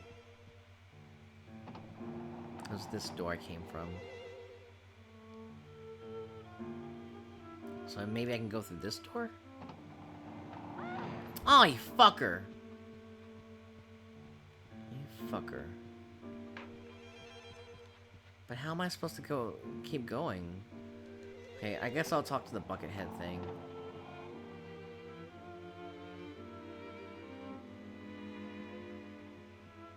Oh, maybe there's a door right here. Maybe there's a door right here I can get through. No, no, there isn't.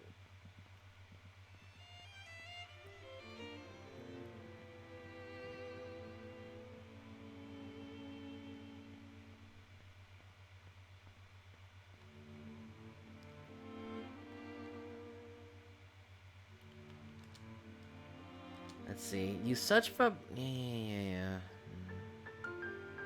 Blah, blah, blah, blah, blah.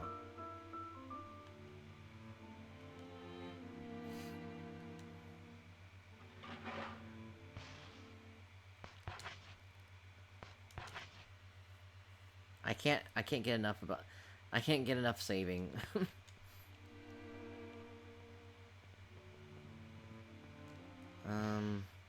see.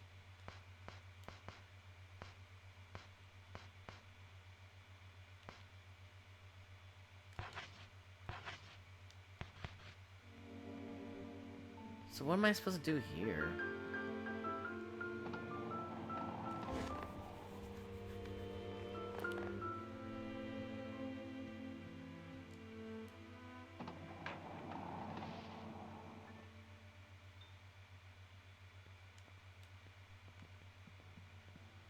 This is Clara's room.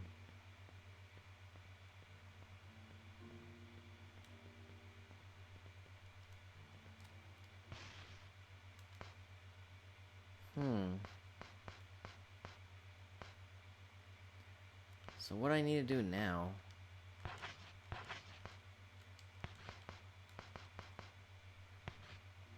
Go.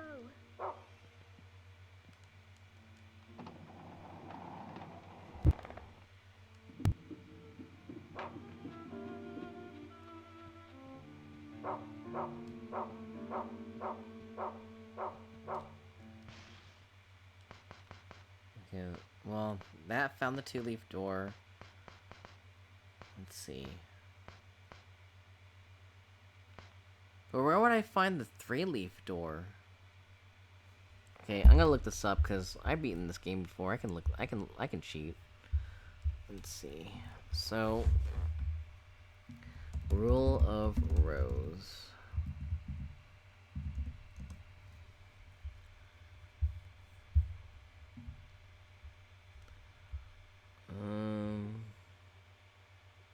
Which one's the best guide? I don't know. Let's see. 2-leaf. Okay, so 3-leaf key.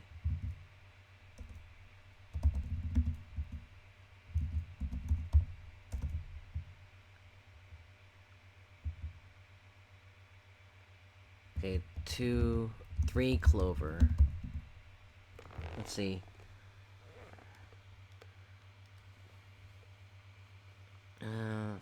Okay, I did that. Round. Go.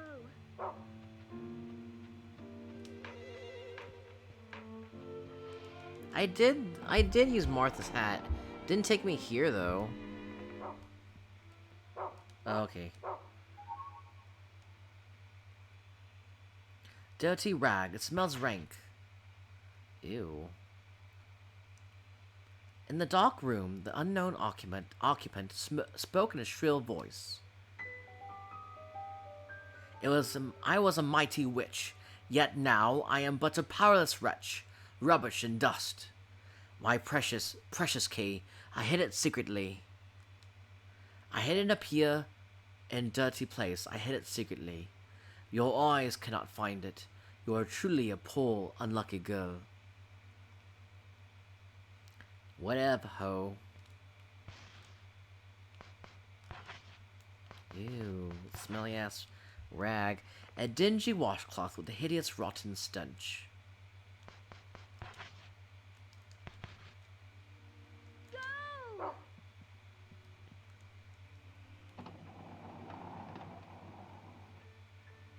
I thought I used Martha's hat and it just didn't take me to this door.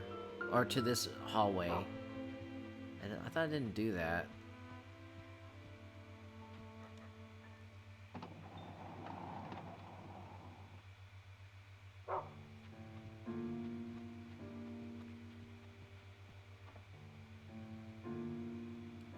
Well,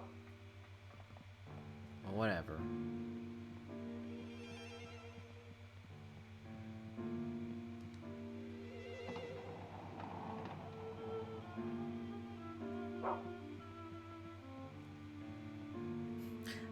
I like how the crab says rough.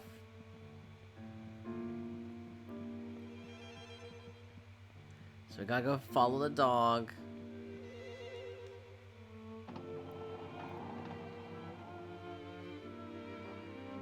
Follow the dog crab. Whatever it is.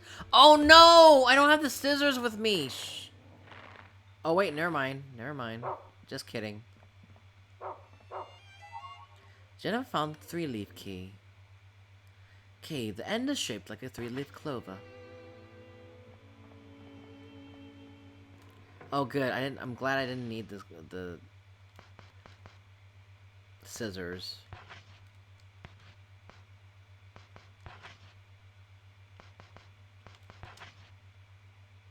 A key shaped like a 3-leaf clover. I'll go ahead and find so that way we can go back. autopilot back to that to the three-leaf door.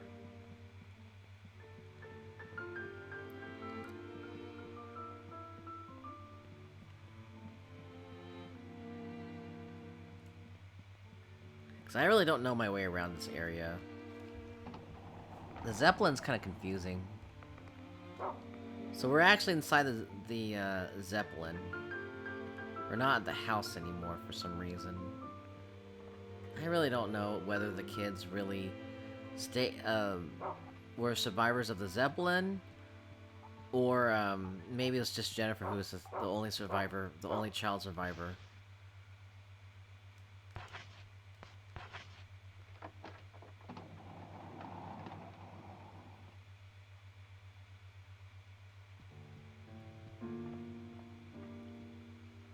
Oh, I guess I can use this.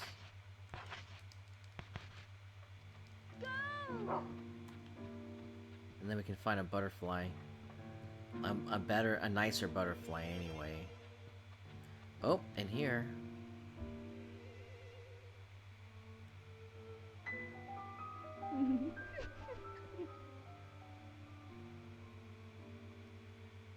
Ooh, Amanda. Her name's Amanda.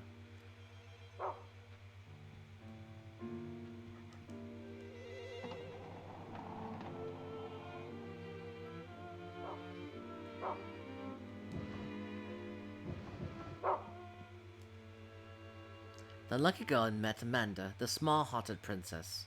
The princess's round face loomed large as she spoke to the girl.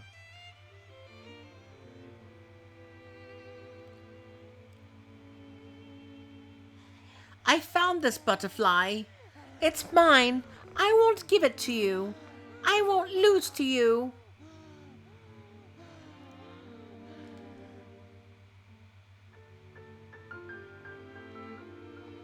You dirty newcomer! Out with you! Don't fucking call me dirty bitch. You're the dirty one.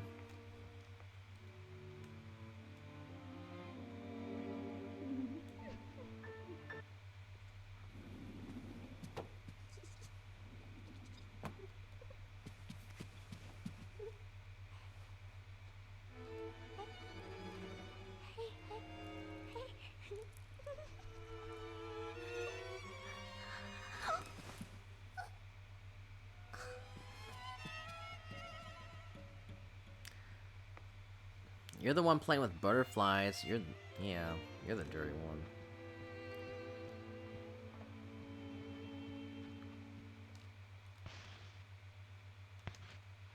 Go.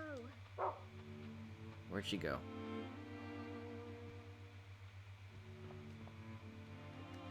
Where'd the dog crab go?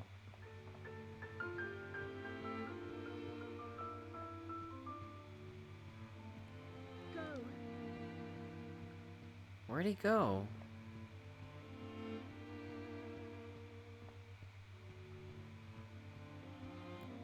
Oh man, now I'm lost.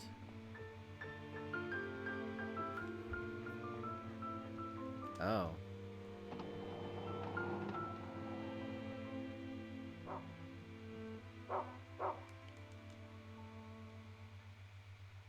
An empty insect case in which a butterfly used to be displayed.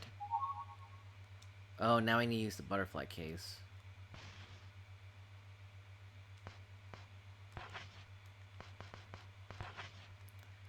An empty insect case that once contained a butterfly.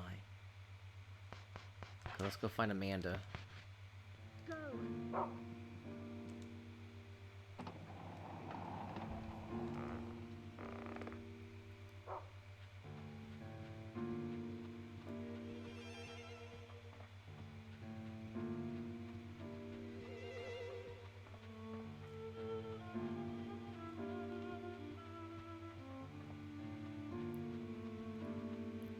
Oh, there's a butterfly here.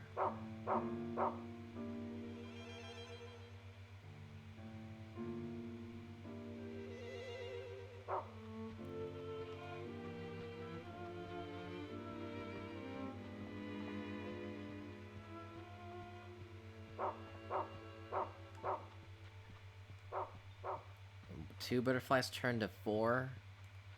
Are they gonna turn 8 now? Yeah, something like that. 16.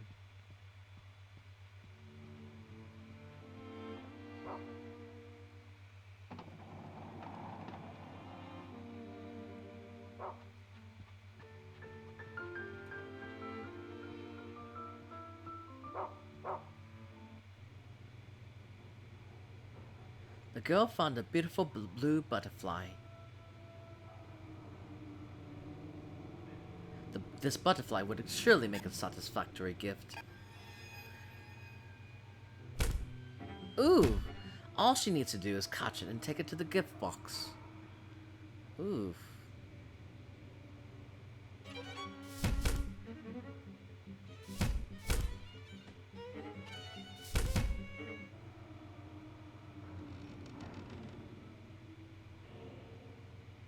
Yikes. Place waste paper in the rubbish bin and laundry in the filter room. Stray dog gives us sweets. Stray dog kidnaps kids. Stray dog comes at night. Children who don't clean up will be punished. Hello, boys and girls.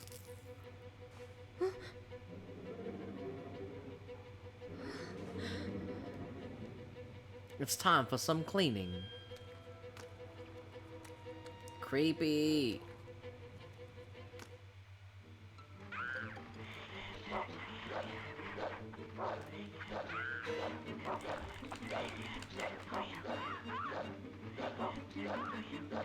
Oh my god, just pick it up!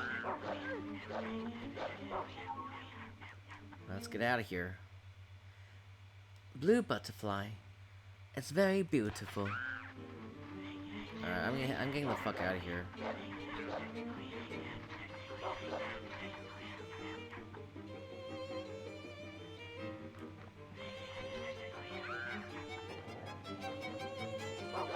These things are so cheap, I hate them.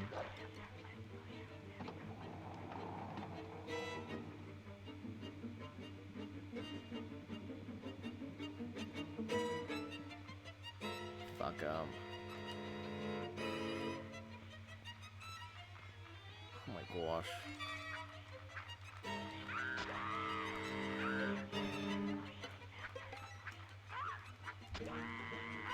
Oh my gosh, there's like a bunch of them.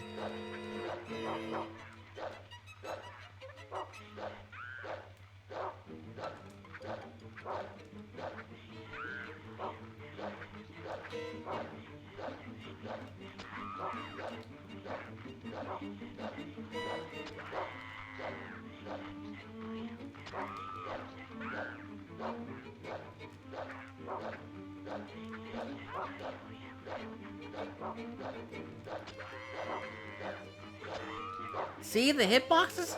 The hitboxes on these enemies are so poor. Like, I'm doing a 3-hit attack and it doesn't even kill them. It doesn't even make contact with them. Which is so annoying.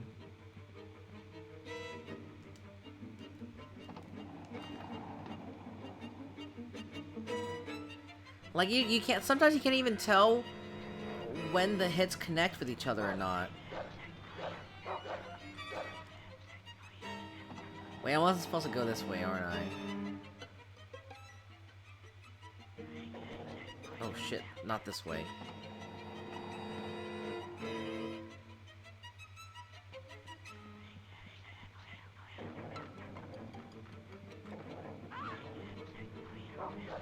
I think I was supposed to go this way?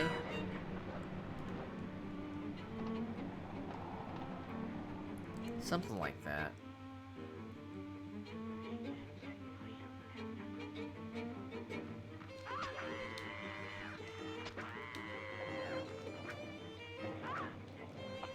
Fuck off!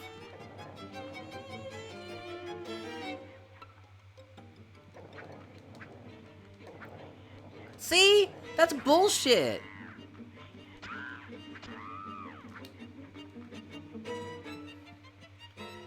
Like when they're in the animation when they're trying to get back up, you can't even hit them. Total... That's some total bullshit.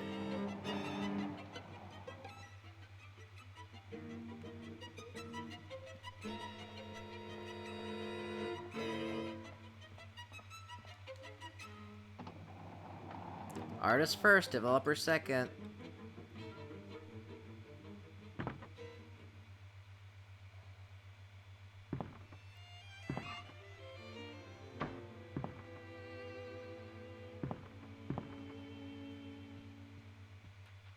This game still looks pretty good, even to this day. To me, that is, anyway.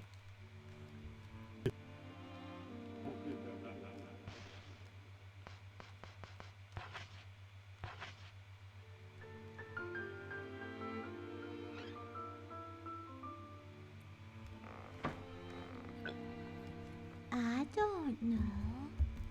Why not? What? It's her first time. Yeah, she's new. So, pass.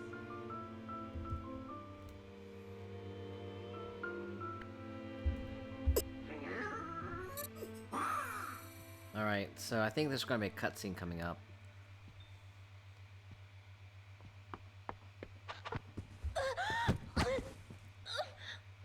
Yep. F&B cutscene.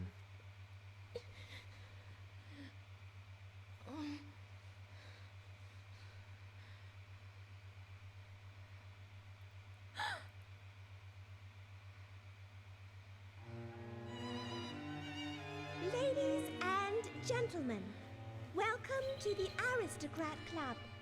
Thank you all for gathering here today.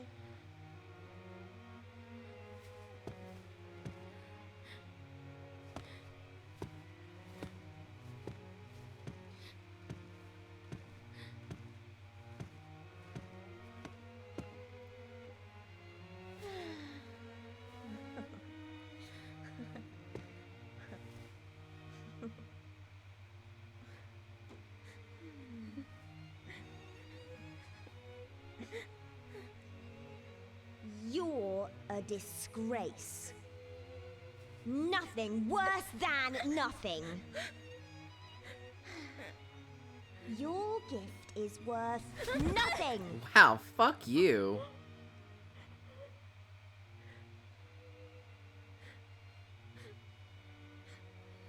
Amanda.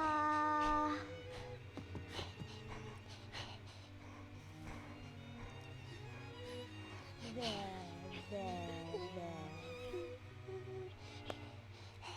It was a really nice butterfly, too. I hate how, like, these kind of girls, mean girls, they exert their power in such fucked up ways. They make these girls play these fucked up games.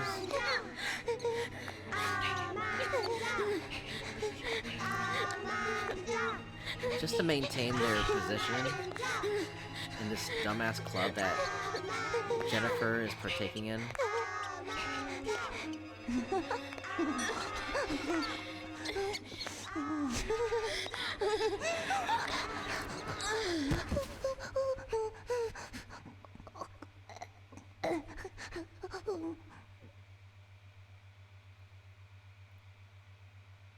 Yeah, let's go ahead and see. This is a good stopping point. Alright, so... Okay. I think we had a good stopping point here. So we'll go ahead and call it a stream. Let's go ahead and find somebody we can raid. I don't know who we can raid. Let me check. We can raid...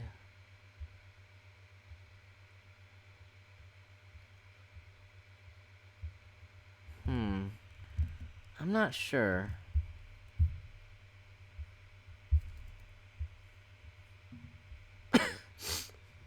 We can raid Escabro. Or we can raid Figure Skater. Maybe Mr. Trioxin. Let's check him out. See what he's doing. Looks like he's streaming Back for Blood.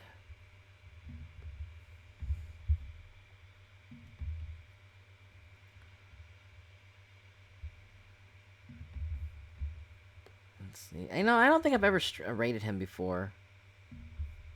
But we can go ahead and check him out and playing Back for Blood.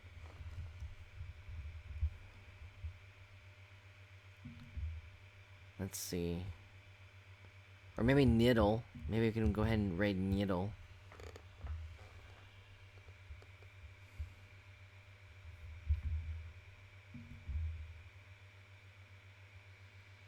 Let's see what he's doing. He's streaming The Evil Within.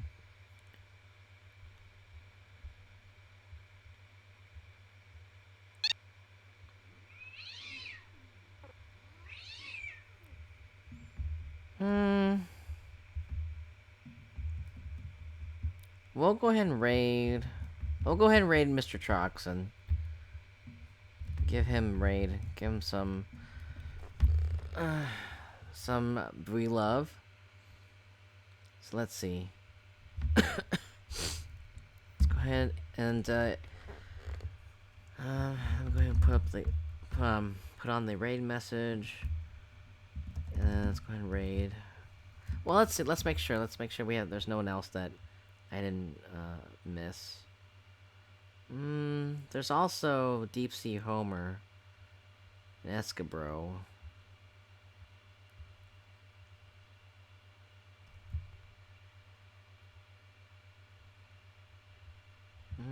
And there's also Kame Senin. Let's see what he's doing.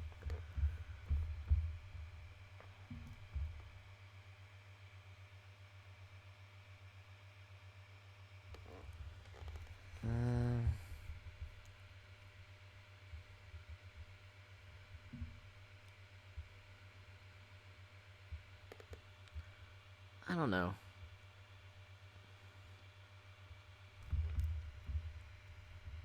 We'll go ahead and raid Mr. Trox and see how that's like. So, alright, I'll go ahead and raid him.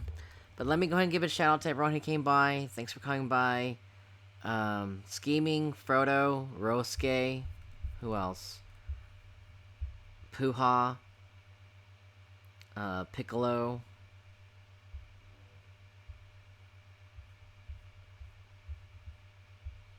Job, and TJ, and Gargan. Thank you so much for coming by. Let's go ahead and raid Mr. Troxon.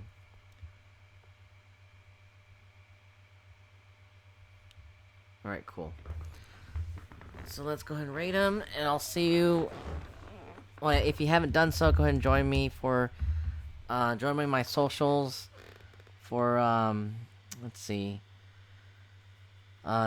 Join me on my Discord server. We can do some movie nights. We're going to be doing some movie nights tomorrow night. And then, we'll be continuing our stream on Wednesday night. So, definitely come by Wednesday night for more Rule of Rose streams. So I'll go ahead and go ahead and see you guys tomorrow night for movie night and Wednesday night for streams. And I'll see you later. Take care. Bye.